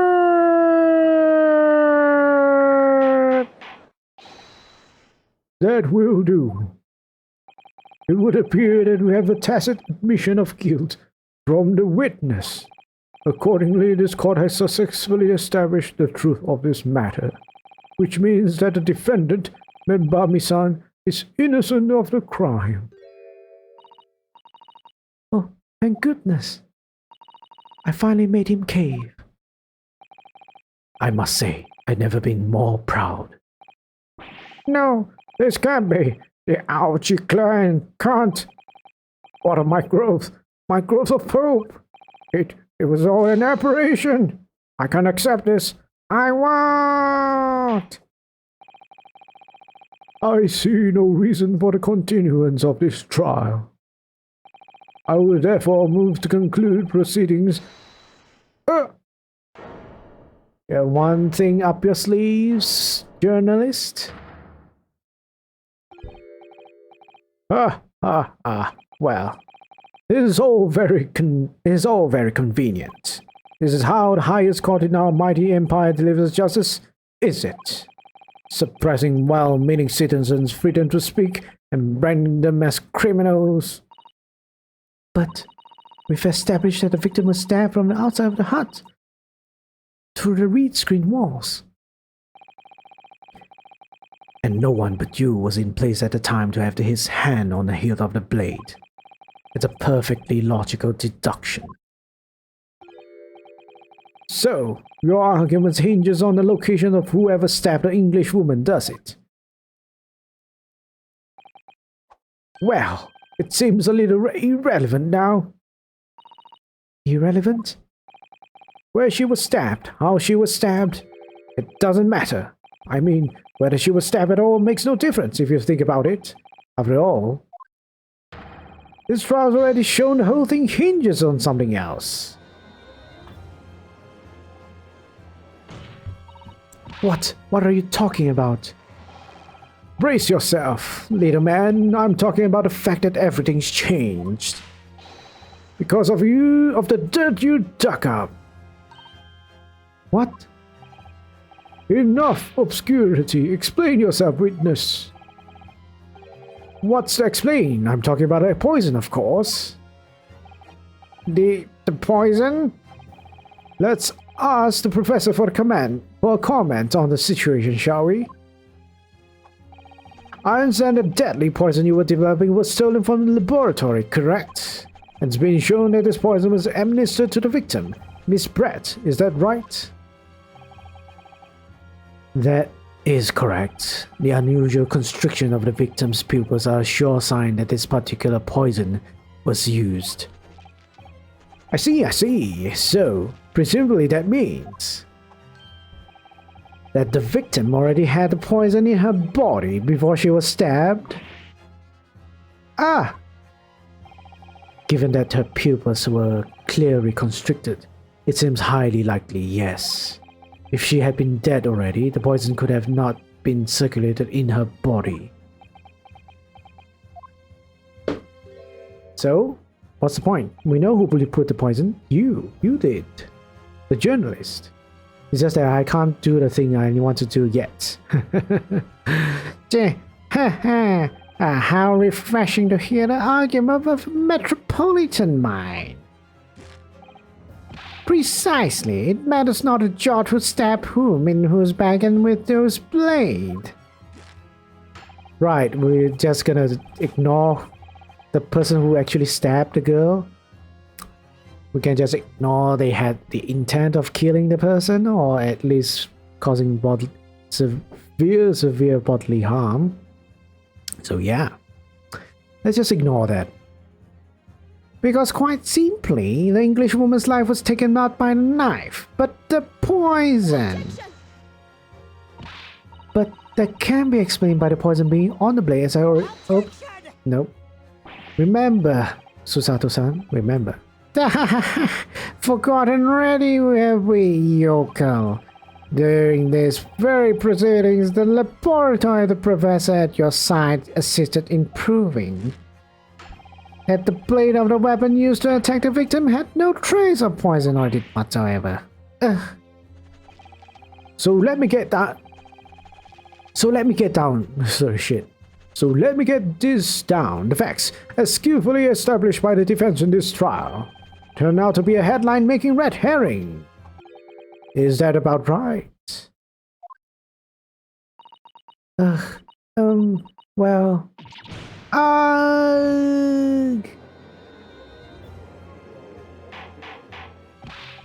Order. But where does this leave us? How, in that case, did the poison enter the victim's body? There is an undeniably obvious answer to that. The lady most likely imbibed it. You mean she drank it? Have another look at the photograph here, as you can see. A bottle of carbonated water and a glass had been knocked onto the sandy floor of the beach hut. the poison could have been slipped into it either. So somebody made Miss Brett drink it. Well, what do you know? Look at those dashing eyes. This will make a great front page shot. Hey, what a bewitching stare. After all, I'm the last person you should be looking at. It would make no sense at all that I poisoned a woman, would it? I mean, it's been established already. Established? What are you talking about? Don't tell me you've forgotten. It's a little hard to believe, given that the person who established it was you. Me? What on earth does he mean? Ooh, let me catch you those white eyes. This is prime press photo. This is... It would seem that his trials are destined to end yet, after all. I hereby call upon the witness to give further testimony. That's great, that is. Let me get a shot of the magnificent beard, Your Excellency. You claim it to be impossible that you were the one responsible for administering the poison to the victim. You will explain to court in your testimony the basis upon which you make such a claim. I'm a journal and a man. I never try to run or hide from anything in my life. And I'm not about to start now, because that's minimalism. For a brief moment, I thought I'd illuminate the truth. We'd slip right back into the obscurity again. Just where is this trial going to take us? I think this might be the final one or the second final testimony to crack. Oh yes, I stabbed an English woman, and it's very fact that proves I'm innocent. Judge, just take him away, alright? Just take him away. Alright. It's like, she's already dead. I stabbed her, so doesn't mean I killed her, right? Well, when you stabbed her, she was still alive, very alive, you know? I guess dying from the poison, but still very alive.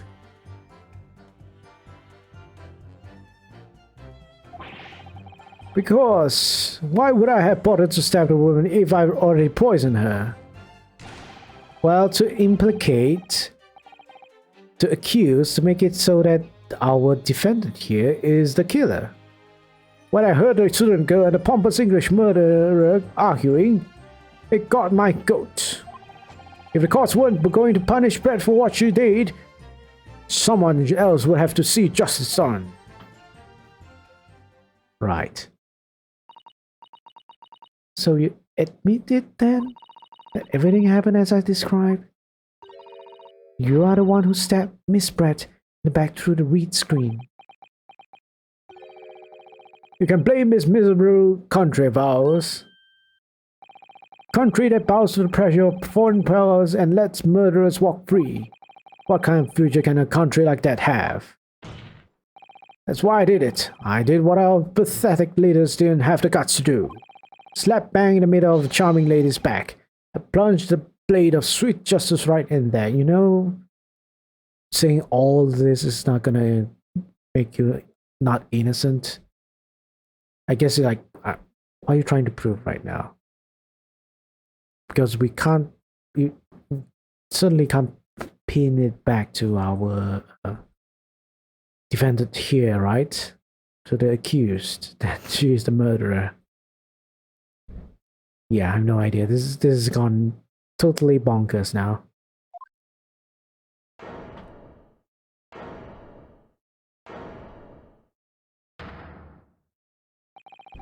As someone who spends his life seeing the truth is told, you know, you should hire a lawyer. Oh man. I feel really, really awful about giving false information in my testimony before, but as it turns out, there was somebody else who had it in it for the victim and got to her before me. Right. Yes, trying to implicate our defendant. That's right, you guess it. That pretty little student girl. Now there's a woman after my own heart. You're implicating Ray again. She's the one who gave the poison to Englishwoman and ended her pitiful existence. And suddenly, snap! This journal here is off the hook. The argument is sound, certainly. No, it's not sound. Just please explain to us how our defendant poisoned the victim. If the witness had administered the poison himself, he need only have waited for it to take effect. Subsequently stabbing the victim in the back would have been entirely nonsensical. Unless to implicate our defendant. And therefore, this reporter had nothing to do with the poisoning. Yes, it's all quite logical. That's right. It is logical and true. I'm glad you all seen the light. Justice at last. This is unbelievable. Yes, you said it, Susato. And after I made so much progress in proving his guilt, he's going to get away with it now? Psh. Think of Kazuma-sama and Naruto-san. They never stopped looking for a way forward until the judge's final gavel. Very well then, counsel. Proceed with what I assume to be your final cross-examination in this trial. Yes. Yes, Your Excellency.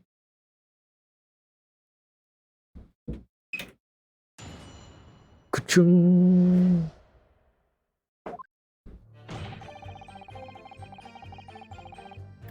Not this one. Why would I bother to stab her if I already poisoned her? When I heard student in the politics, but it got my goat. If the court going to punish her, why should it? Sometimes I have to see this. Let's just press this one. If it's not enough, I'll press everything. So, you still maintain that you didn't give the poison to the victim? Obviously, like putting a belt on your trousers when you were already wearing braces like this.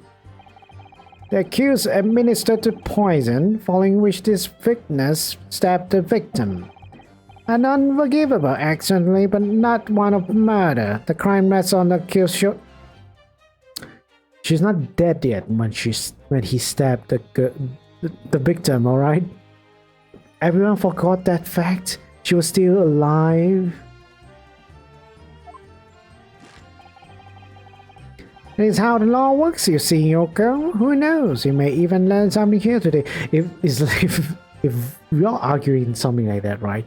It means like I poisoned that person, and everyone else that tries to kill her isn't guilty of murder. It's like if everyone at that scene started to stab her one by one, all of them are not guilty of murder. Okay then, never mind. This is a really big loophole in this case. They are trying to make. Objection! Objection! Hey, Isaac, you're here. Welcome. We're finally cracking the case. First case. 2 consecutive attempts on her life in space of minutes. Quite a day for the victim. Do something that evil and you've got it coming. That's how the law works. The law of reckoning. That's not the kind of law this court upholds. You will reiterate why you were compelled to stab the victim, that witness. Alright, let me try and see if I can examine... I try to examine this. Maybe I can use this. Right. Labor appears to be written in a foreign language that I don't know.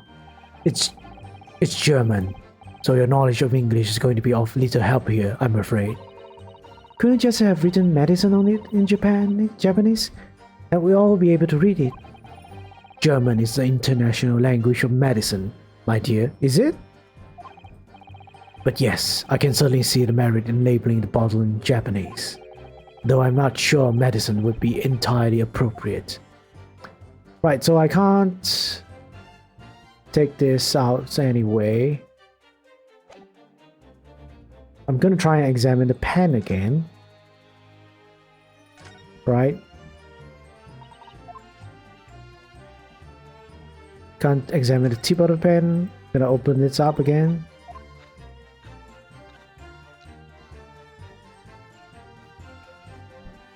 Yeah, it's just showing me already a sign because it doesn't seem to be any poison in here.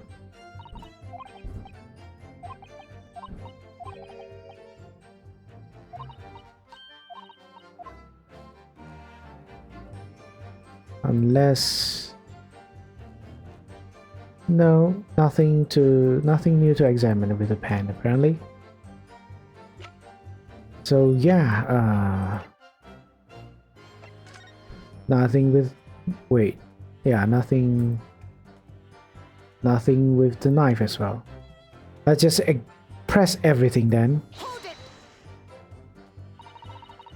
What exactly were they arguing about? About what happened in the restaurant 9 months ago, that's what. The student girl was laying down an Englishwoman for killing her beloved mentor, Dr. Wilson.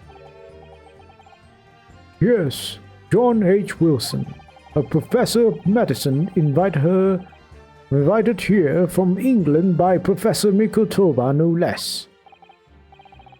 Right, but Englishwoman just jeered. Her case was to be heard by the British consular court in Shanghai, however. There's little doubt that she would simply have been acquitted and sent back to her homeland a free woman. It was eating the girl up inside, you could see it. I really felt for her.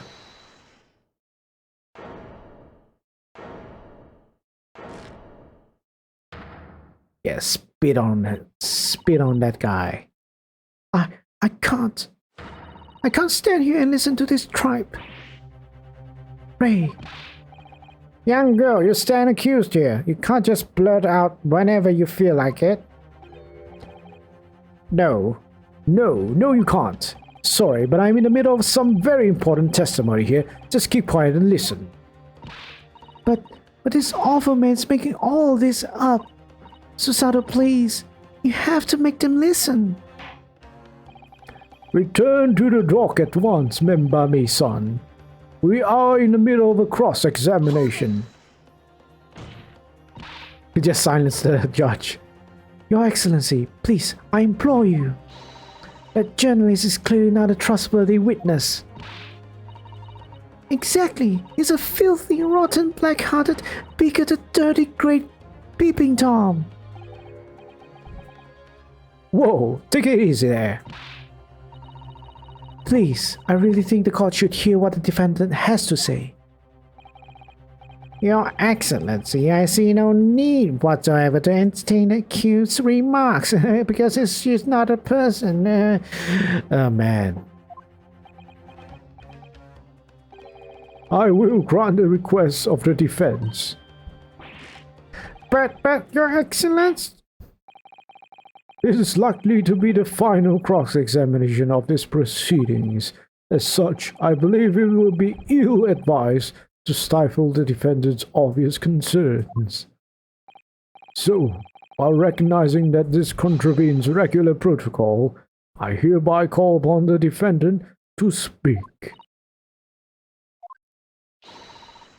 Thank you very much, Your Excellency.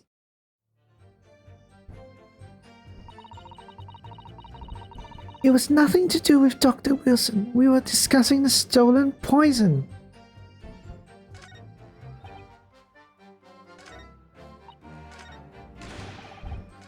So I should press this one? Hold it! The stolen poison that killed the victim, you mean? I suspected her of being the one who stole it. I mean, just think about how she killed Dr. Wilson. That's true. Additionally, Miss Brett certainly had knowledge of the new poison. But surely it would be no easy task to steal a highly secret toxin being developed for the government. Indeed, all visitors to the laboratory are thoroughly searched when they leave. Even if a thief managed to avoid being seen by myself or a colleague, getting the poison out would be very difficult. Ah, now I know the other, the twists of it now. I think? Yeah, I think. That's true. I pestered Professor Mikotoba until he agreed to show me the poison when I visited his laboratory. But as I left, I was searched from top to tail. Miss Pratt rather bluntly revealed the existence of the toxin we've been developing, you see. And since Soseki-san expressed such an interest in it, I felt unable to refuse. Obviously, I gave nothing away, other than the fact that it was an extremely potent substance. I'm very ashamed of myself. It's just that I've had a singularly terrible experience with a deadly poison. I wanted to look my old enemy in the eye. Surely you can understand that. To find out if my suspicions were true, I confronted Miss Pratt about the poison. I told her that if there were to be an incident involving it somehow, it would just be the university. The military would be dragged into it. The whole government even would be a complete disaster. And how did Miss Pratt respond to your concerns? She just curled those beautiful lips of hers and said she didn't know the first thing about it. In English, actually. Ah, yes. Memo-san, one small question. If you don't mind. I do mind. Can't you say I'm busy? Clearly, you were outside the beach hut listening while the defendant and Miss Pratt were conversing. Presumably then, it was you who wrote this article about what you heard. Exclusive. Deadly poison stolen from Yume Medical Research Laboratory. The story was published in this morning's edition of Shoyu News. The details are too accurate for it to have been written by anyone else. Sorry, I don't know what you're talking about. Yes, look at this. The entire article. It's almost what I say to Miss Pratt, word for word. Ugh. Well, Memo-san. As a journal and as a citizen of a free country, I don't have to reveal my sources. It's a founding principle of minimalism. Father's clearly right about this. The reporter did write that article, and he based it on what he overheard from outside the hut. Clearly. So that's what it was all about. You're trying to cover up the fact that you were listening in. That's why you came up with a stinking story about me arguing with her. Shut up! My stories never sink. Look, whatever you say, little girl, it doesn't alter the facts. Your Excellency, there's something I want to say, and I wanted to go on record. Very well, you may amend your formal testimony. Yeah, it's gonna break. Are we gonna see like a crazy breaking or just like normal breaking?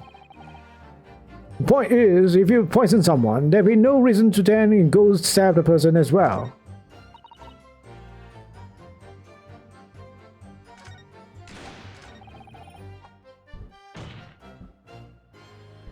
Is why would I bought a stab blah, blah, blah. Oh yes, I stabbed an English woman and it's various fact that proves I'm innocent. When I heard student and that pompous thing, blah, blah, blah.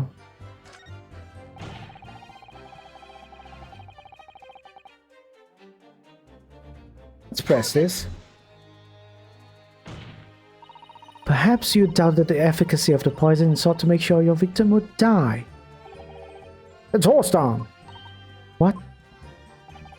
It would be like pouring pepper on your Chinese ramen before you even tasted it. Completely reckless. Although it might surprise you to learn that I'm a bit of an impetuous pepper pourer as it happens. Once the victim had taken the poison, she would have been only minutes away from death. And yet, this man then proceeded to stab her in the back as well. There has to be a good reason for that. If it was the reporter who gave the poison to Miss Brett, then clearly, he must have done it prior to Ray entering the hut. Yes, that's undeniable. But between him leaving the hut and the victim being stabbed, there was one very crucial change in the situation. Sorry? What change?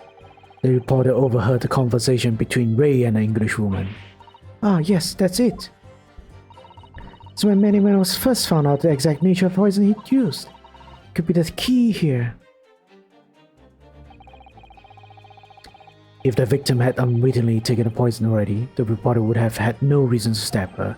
On the face of it, that logic sounds entirely reasonable. But there's no question that this man was responsible for Miss Brett's murder. If we could think of a plausible explanation as to why he might have stabbed her even after the poisoning, I feel sure that would drop into place. That's what we should be looking for. Yes, I agree. In order to do that, I must try to glean more information.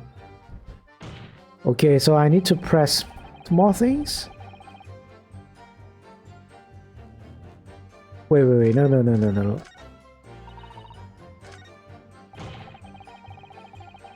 I think we can present something now.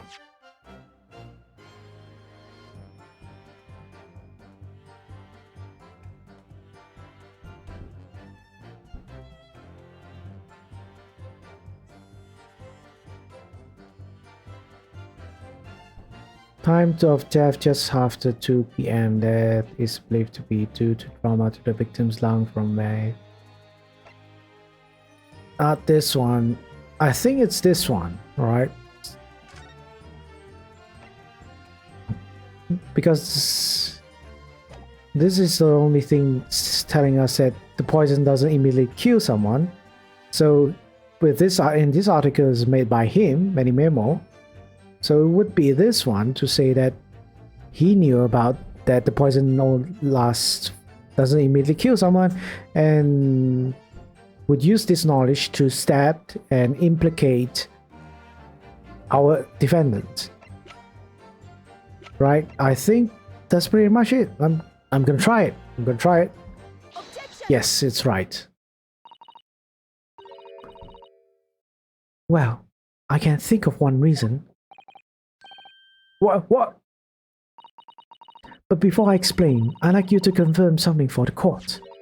Did you glean all the information for this newspaper article from what you overheard outside the hut? Of course he did! There can be no question of that. After all, when we were all in the laboratory together, all we were told is that it was a terrible toxin. And there is one more important fact to consider. According to the witness, Membami-san's verbal attack against the victims began as soon as she entered the hut. In other words, it would have been impossible for her to have slipped the poison into Miss Brett's drink. Where are you going with this, counsel? Manny Memo-san has made it quite clear that he observed every single thing that had happened in the beach hut. If the defendant had somehow found an opportunity, this man would have seen it. Ugh. Which means that Miss Brett could have imbibed this poison whilst the defendant was present. In fact, it must have been administered to her before Membami-san entered the hut.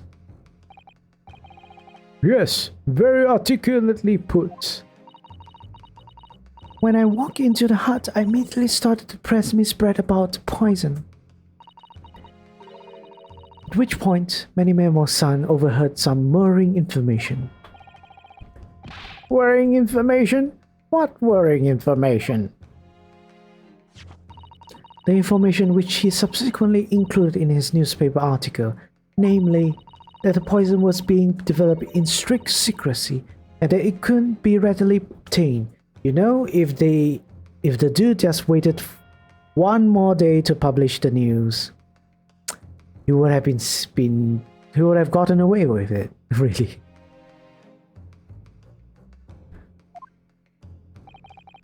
Absolutely. In fact, that's quite an understatement. The only possible place it could come from is my lab. And furthermore, anyone afflicted by the poison would exhibit telltale signs in death.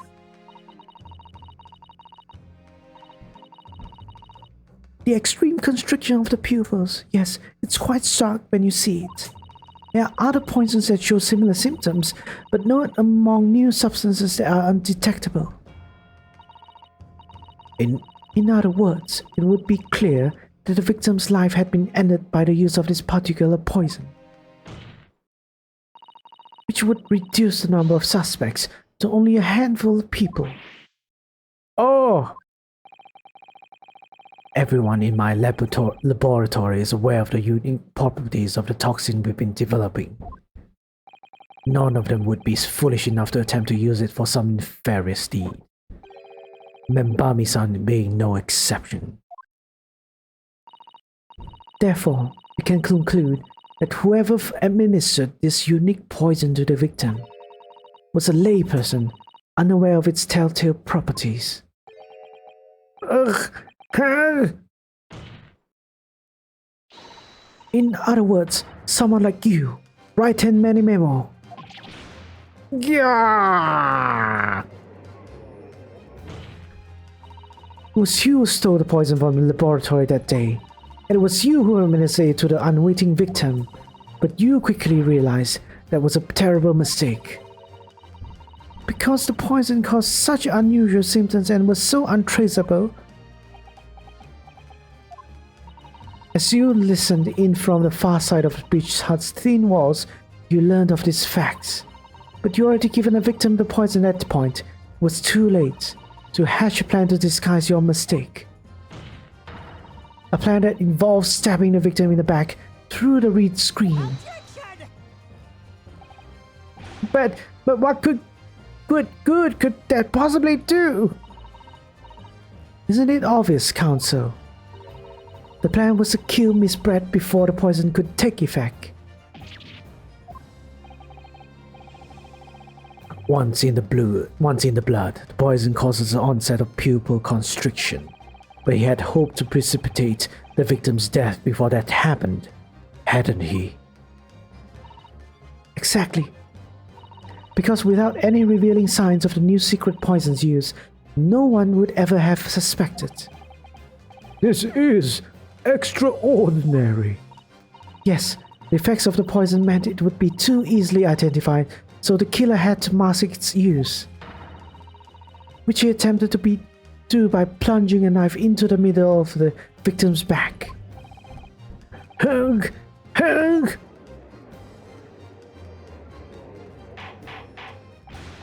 Order! Order! Order! The argument presented is sound. The court is satisfied it warrants consideration. Does the prosecution have a counter-argument it wishes to put forward? Well, there are a number of, yes, I counter completely. The prosecution's evasive response clearly shows that in much the same way as he nurtures the remnants of his top knot, he is clinging to lost hope. Lost hope!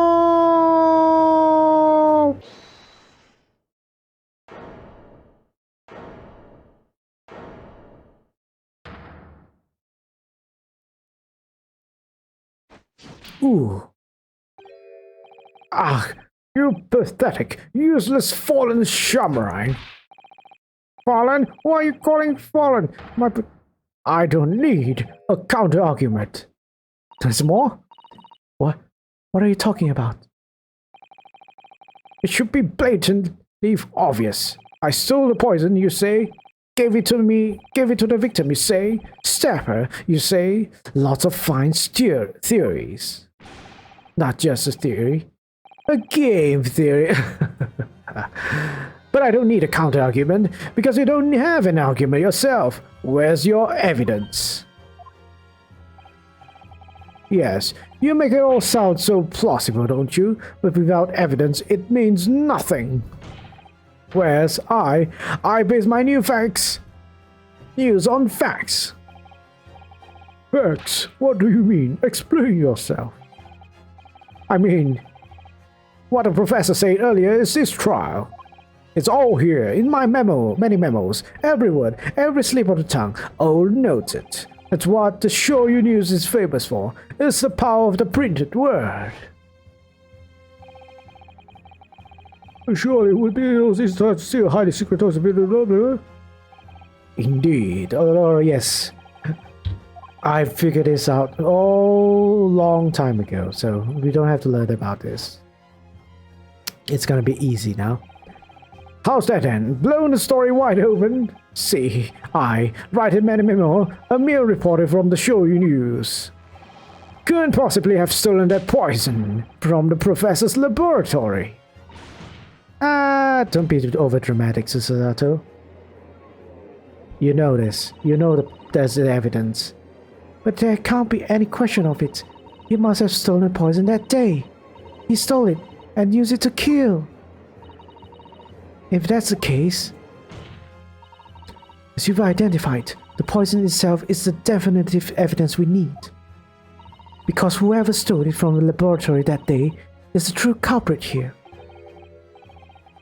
What's your point, you annoyingly handsome country bumpkin? My point is this. There's one way that you, Manimemo-san, could have stolen the poison that day. I have heard enough verbal conjecture now, thank you. What the court must be shown is evidence. What proof do you have this witness stole the poison on the day in question? The proof, Your Honor, Excellency, is this fountain pen. Ugh!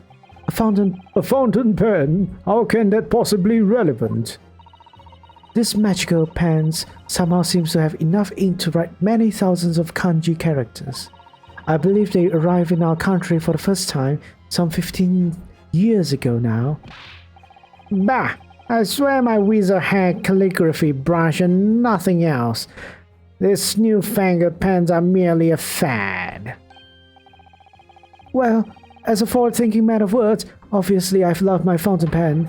Suck up my subcon of sumptuous ink, and one's work is awash with words in the blink of an eye. That's right. Fountain pens have a small reservoir in the barrel, into which ink is sucked up through the nib of the pen in order to write with later. With later, sorry. What does all this talking of sucking up ink have? Don't take it out of context, alright? That's what she said. And just as it's possible to suck it up into the reservoir, that's what she said. It's all possible to eject it through the nib again, of course, that's what she said. My word, can this really be? Well, Manimemo-san? When you saw the deadly poison before your eyes in the laboratory that day, you used your fountain pen, your very lifeblood, to steal some of it, didn't you? By siphoning the poison up through the nib and into the pen's reservoir. Gah! More absurdity! That never happened! True, we've heard that there were procedures in place to prevent thefts like this from the laboratory. Would anyone have thought to look inside a fountain pen of all places? No, I'm later ashamed to say that for fear of offending our guests, such a detailed search would not have been conducted. Well, this is quite startling, I must say. I remind the court that this pen was found in the clutches of the victims when she died. In other words, it was dropped at the scene by Manimemo-san. So the crucial question is, when exactly was the pen dropped? Are you suggesting? The natural conclusion is that your haste to act whilst the victim was distracted for a moment. You dropped the pen after you emptied the poison from it into her glass. There could be any number of alternative explanations. For example, the witness could have been using his pen to write down details of this conversation with the victim. And when shocked by her outrageous answers, the pen fell from his quivering hand. Sorry. Objection! No, it can't be. If it was, how do you explain why the pen was devoid of ink? What? As you can see for yourself if you examine the evidence, there will appear to be no ink present in the reservoir. What newspaper reporter goes to interview someone with nothing in his pen? No, the pen was dropped after the poison that filled its reservoir had been emptied into the victim's glass. Ugh, ink and poison and wine. Witness, what do you have to say in your defense? Wahahahaha. So this is how our modern justice systems works, is it? So what if the ink in my pen runs dry? So what if my pencil snaps? I can always claw my way back into the game. I have plenty in reserve. Ah! Okay. Trying to kill someone here? You claim I sucked the poison up into my pen? That's what she said. That's wild speculation, nothing more. If you thought you could bring down a fine, upstanding citizen with a trick like that, think again. It looks as though it's going to take one final decisive blow to finish this matter. As I see it, the situation is now very simple. It rests upon whether or not this witness did indeed steal the poison on the day in question, and therefore it all depends upon whether or not the defense can prove that he did with evidence. Ha! No such evidence could possibly exist. Memo-san, this is how our modern justice system works. What? In a courtroom, evidence is everything. Something you would do well to remember. Because we are all well past the point of speculation at this stage, I assure you. Yes, I agree. Very well then, I call upon the defense to present the aforementioned evidence. This is it then. This will be the final piece in the puzzle. The defense can prove by means of this item that it was defense pen that was used to steal the poison. Counsel, what is that bottle? This bottle contains a unique chemical reagent that can identify the poison in question. Ah! Yes, that poison is entirely new synthesis of alkaloids developed by my colleagues and I. It would be impossible to detect traces of it by any other method. Or from another perspective. Simply with this chemical reagent, anybody at all could check for traces of the poison. Ah! A reagent? What? One drop of the contents of this bottle on the tip of your fountain pen, Memo-san, is all it would take to solve this case beyond all reasonable doubt.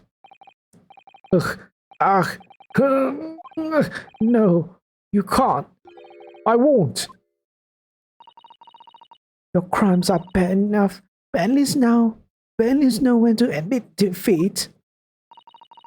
Your Excellency, the defense requests permission to carry out the test on the fountain pen at once.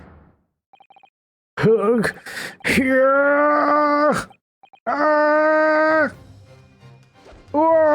my god.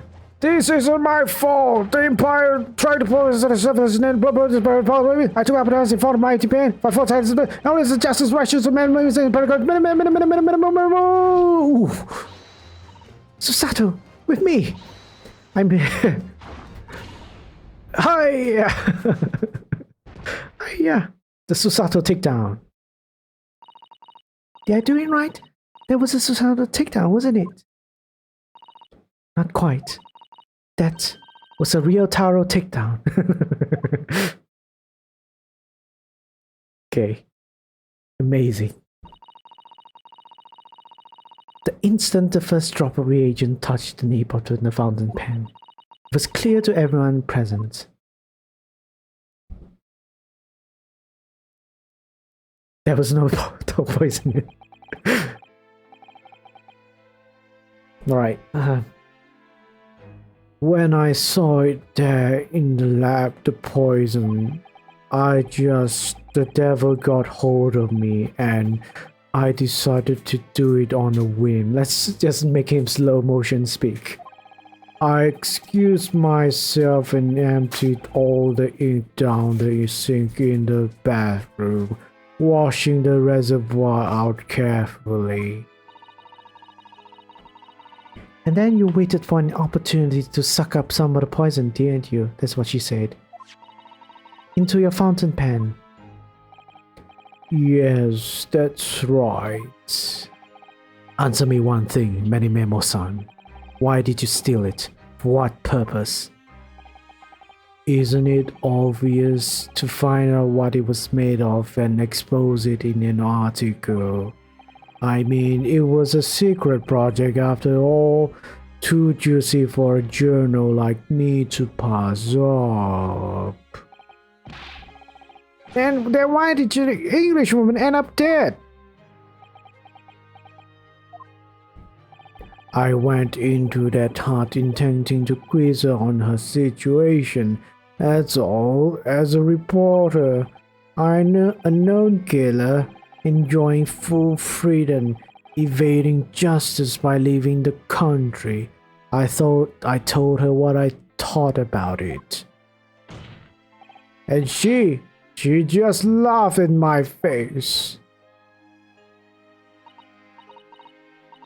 Oh, what's this? A Far Eastern caveman permitting to practice journalism? Really, you must learn the difference between reporting and listening at doorways, you ignorant plebeian. What? What did you call me? This country, with its pretensions to a justice system, to a free press, it's really very depressing. You see our superior ways in the West, yet you lack the mental capacity to emulate them. Get out of here, you oaf. Get out and crawl back into the cave you came from. Ugh. That's when I remembered about the deadly poison I happened to have in my pen at the time. What a terrible tale. In my head, I knew I should just get out there as quickly as possible, but I couldn't. I couldn't let her get away with what she'd done when she clearly had no remorse at all. I suppose it was my journal spirit getting all fired up. How did you exactly slip the poison without her knowing, though? That's the question.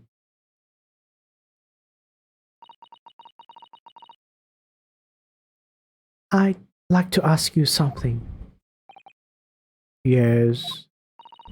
You often talk about justice.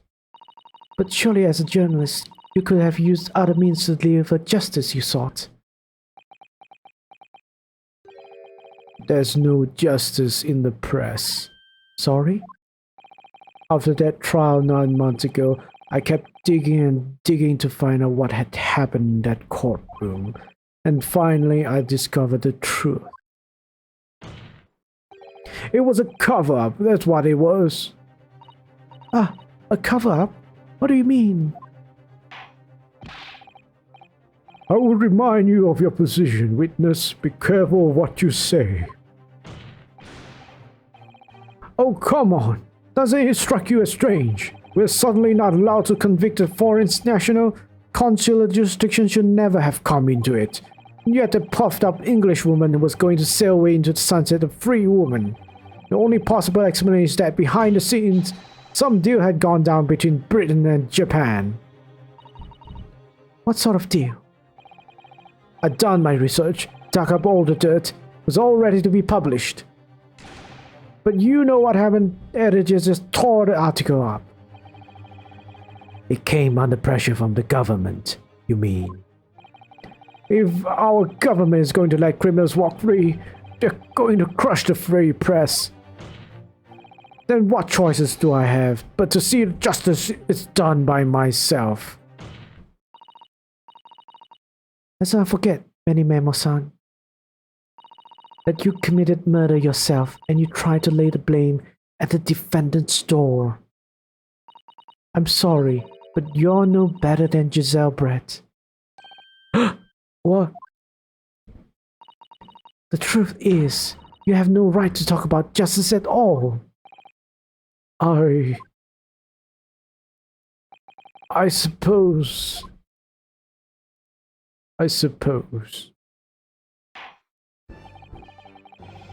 It would appear that we have reached a conclusion in this trial at last. Counsel for the defense, Ryutaro Naruhodo. Oh, yes. Sorry, Your Excellency. Just musing a manly way here. It's almost unbelievable that this is your first experience of the Supreme Court. It was an excellent performance. Yeah, I would say you're the most sensible, reasonable, rational person in this legal system. In truth, it's very much reminded me of your cousin's exploits. Oh, Naruto's Ryunosuke-san, you mean? The way he handled the trial 9 months ago, and the way you handled this one. It gives me hope that we are genuinely entering a new era of justice in this land.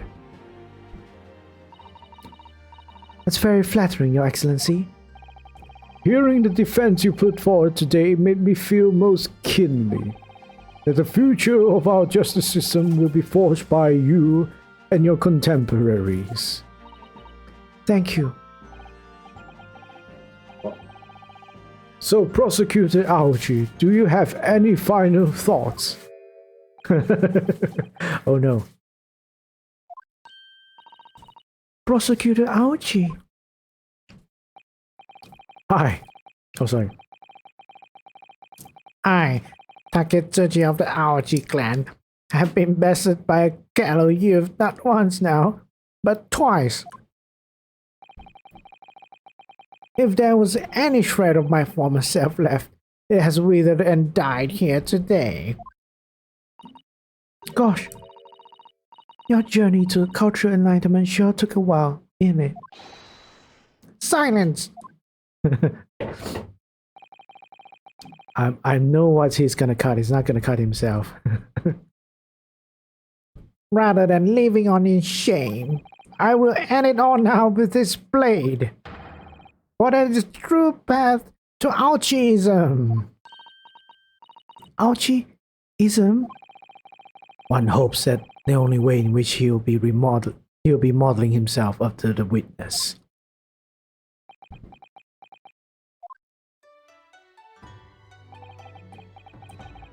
Sprig off my top knot. The time is right for farewell. Hope is lost forever. Taketsuchi.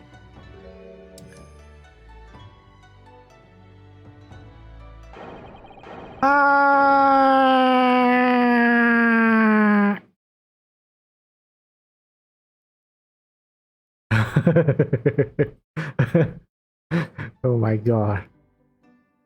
Yep. As shitty as a prosecutor you are, all of Aochi characters are quite interesting.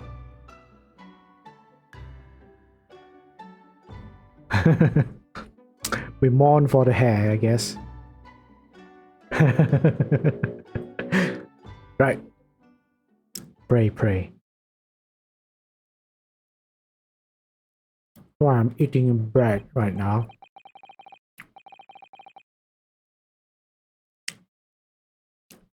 Now, in regard to the defendant, Ray Membami-san. Yes, Your Excellency? I've reached my final verdict.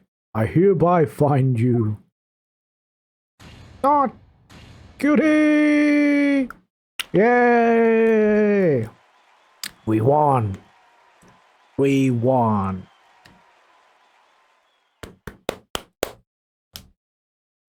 Yeah. I'm actually happy I'm doing a stream because I myself find out what's the end sooner than later. Court is adjourned.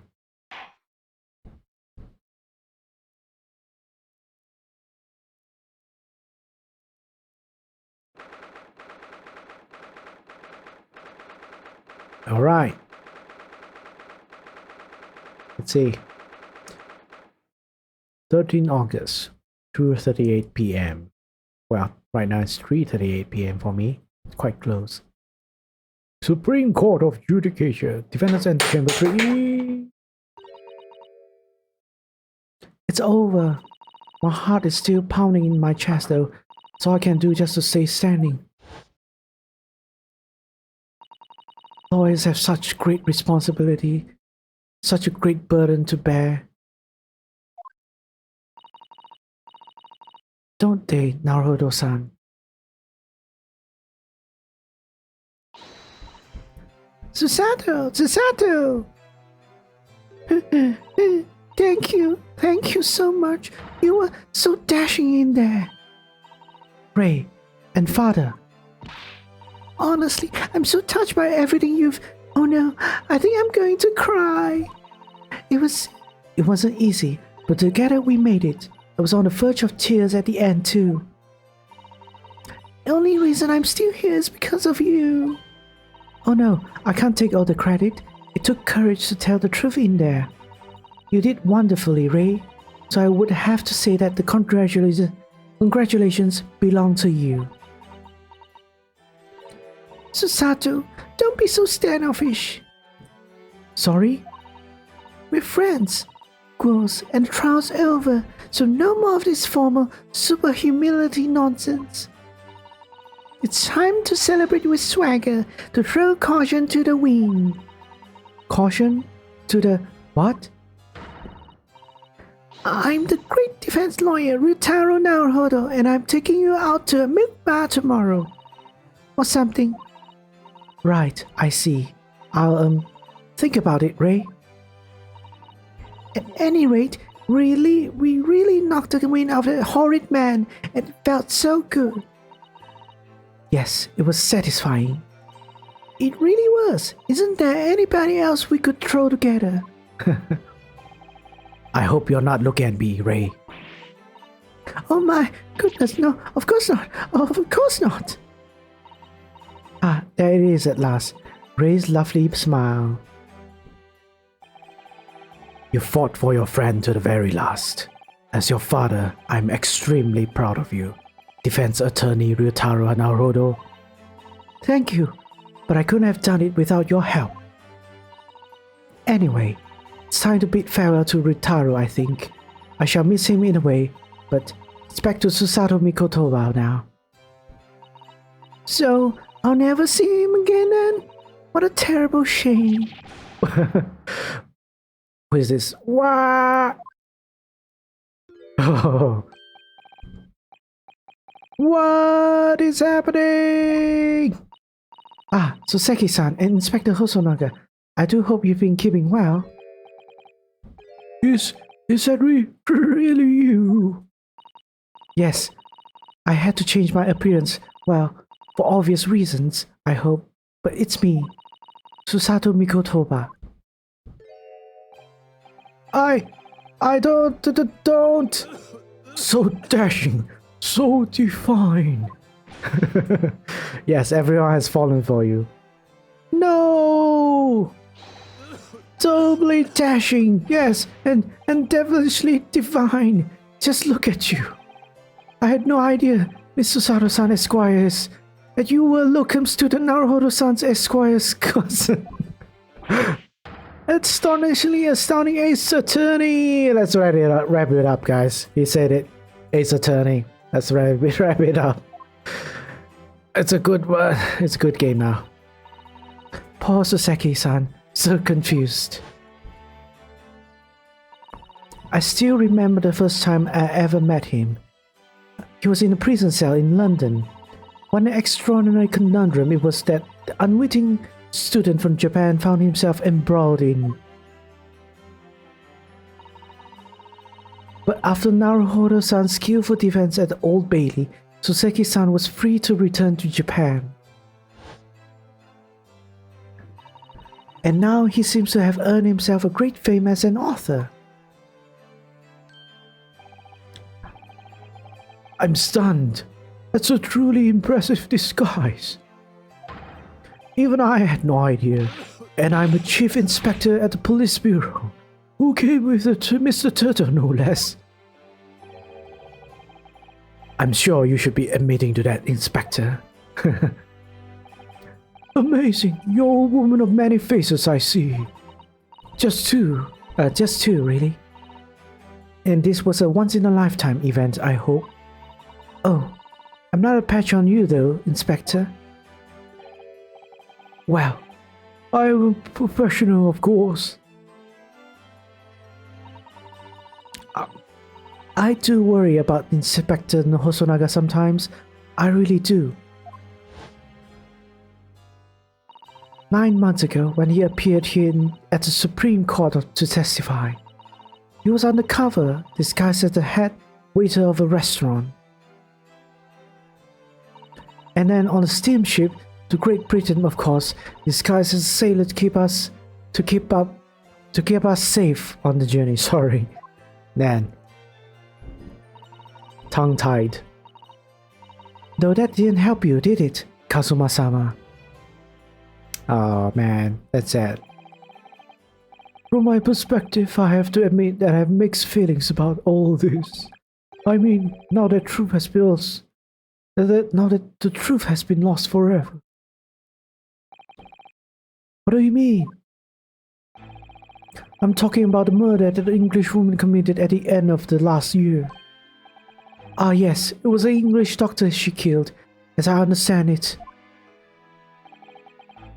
Dr. John H. Wilson, yes. The man I invited to Japan personally. The mystery is, why did she kill him? And now that the culprit herself is dead, we'll probably never know the answer.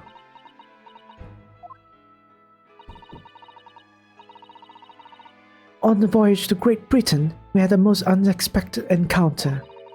With Mr. Sherlock Holmes, the great detective, I mean. Yes. I remember Mr. Holmes well, of course. Ah, my arch nemesis. How lightly you utter his name. Well, according to the stories published about him in the Adventures of Sherlock Holmes, the detective once had a partner who helped him solve crimes, a best friend.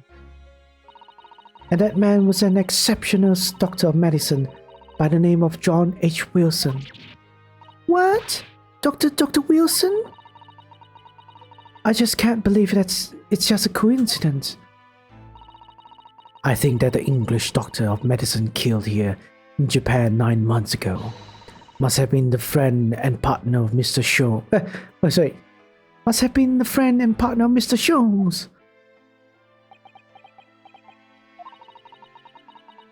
And if that's really true, then the poor girl won't ever see her beloved father again.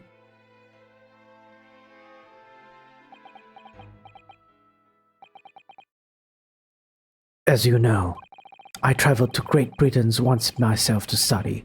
It was around the time you were born. Yes, grandmother told me about it.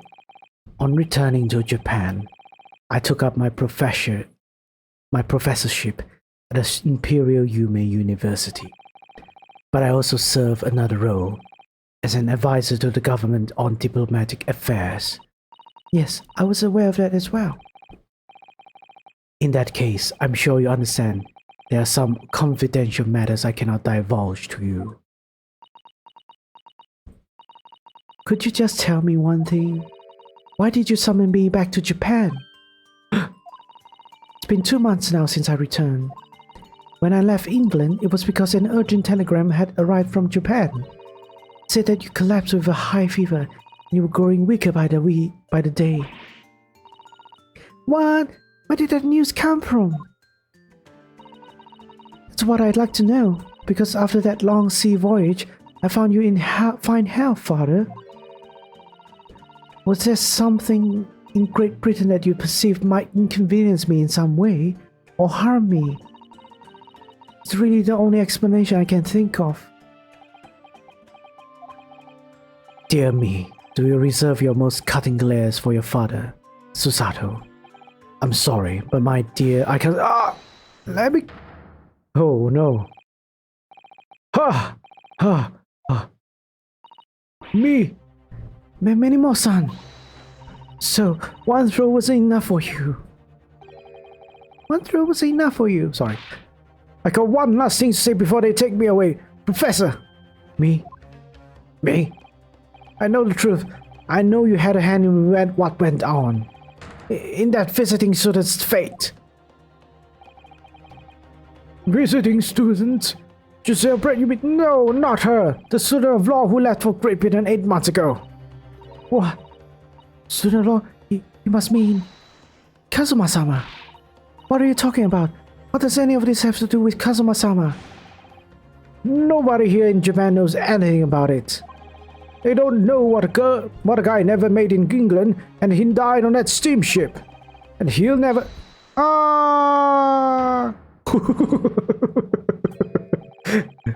Okay. Well, I didn't expect to find him in here. What were you officers playing at? Terribly sorry, Your Excellency.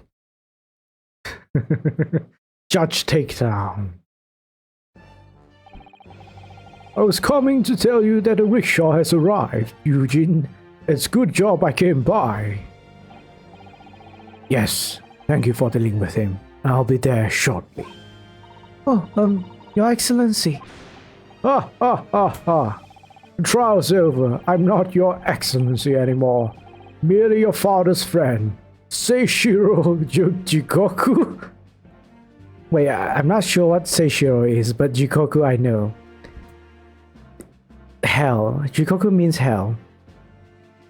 Is it like a reference to his like the hell's judge or something?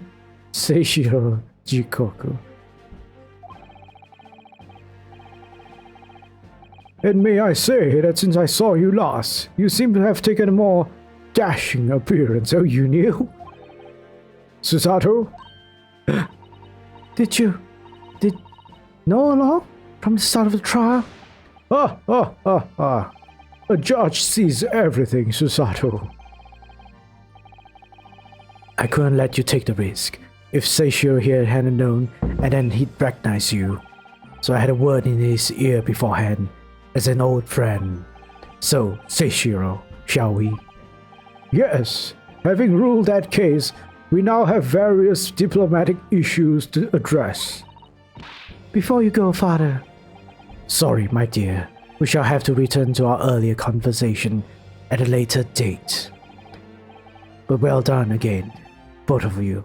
You did admirably. Oh, thank you very much.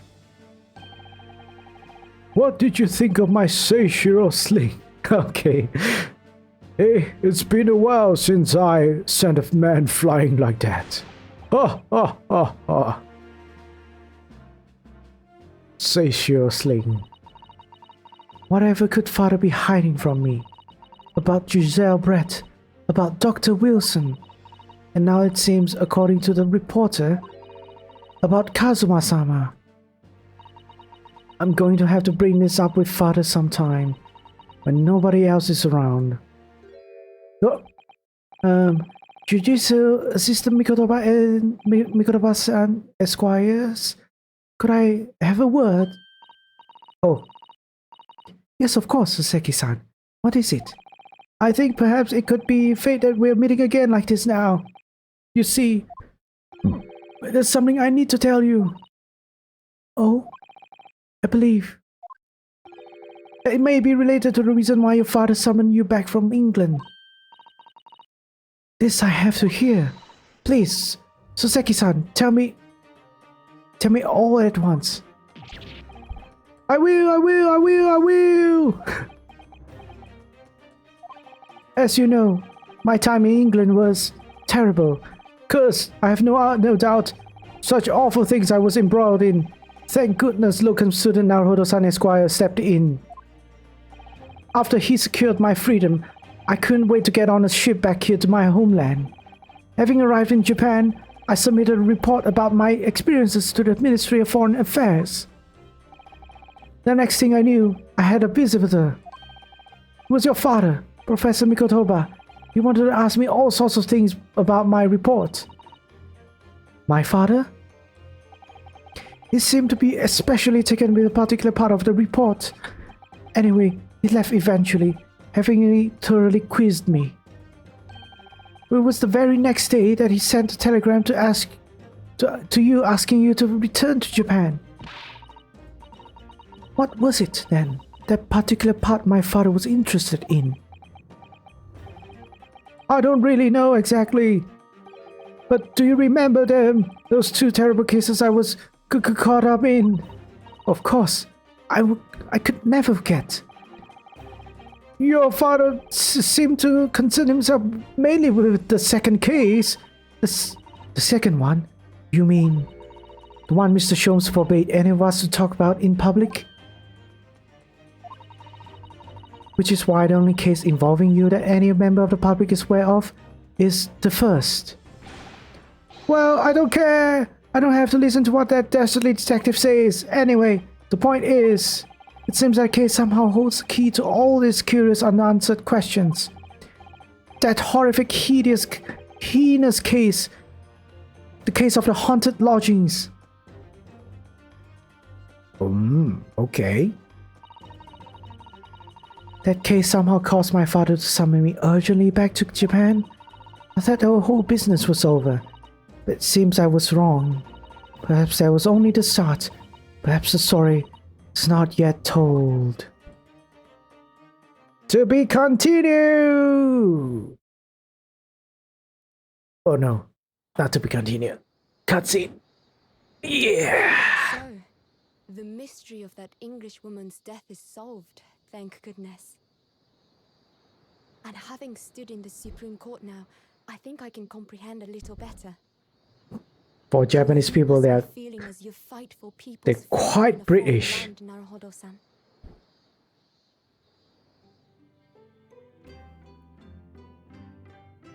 But actually, I'm writing to you today because of another matter.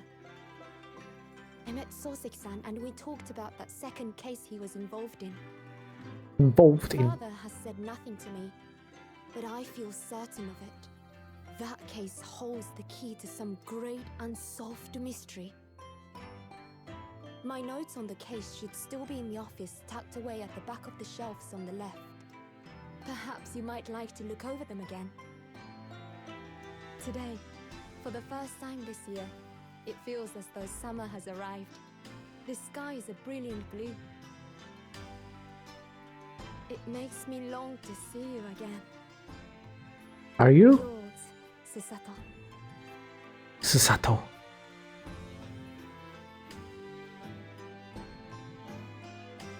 Okay. And hey, yes, we did it. Finish one episode in one session. It's pretty good, you know, pretty good. I think, yeah, it probably take months for me if I have to do this on a Let's Play basis. But yeah, I think this is a good spot to end.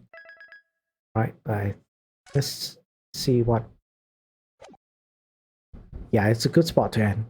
So we're gonna be starting next episode on next session, which is gonna be called The Memoirs of the Clouded Kokoro. Sounds familiar, actually. But yeah, it seems like we're going to be going back to London. And we're going to be speaking all sorts of London accents, alright? Okay. It's gonna be fun. So yeah, I know this is kind of short, but that's I think this is good. This is a good way to end each session, because I also want to put this up as a VOD in my YouTube channel, so that if anyone missed it, would be able to watch it back. It's something I would put it on a VOD. In any case, thank you so much for watching. Hope everyone enjoyed this. I'm gonna return to the title screen now. Alright. So, as always, whenever I end my streams, I will be looking to rate someone now, right? I'm certain there are people who can rate, right? Yeah. So we'll read rating mutual. Okay. We go to, I think, well, not much. Maybe because I'm ending earlier. But yeah, we'll go rate Rishi Valkyrie. She is a Tiger VTuber who's playing Holocure Save the Fans. I think it's like a game that is like the Vampire Survivor game. A lot of bullet hell shooting and stuff, so it's gonna be fun. So it's been fun. I didn't think I would have enough. My voice is still working, apparently. Still working. A bit sore, but still good. So yeah, let's go over there now, right? Gonna put up raid message. And this as well, just in case. Right, so take care, stay hopeful, but be critical, right? Thank you, everyone. Thank you. It's been good. Bye-bye.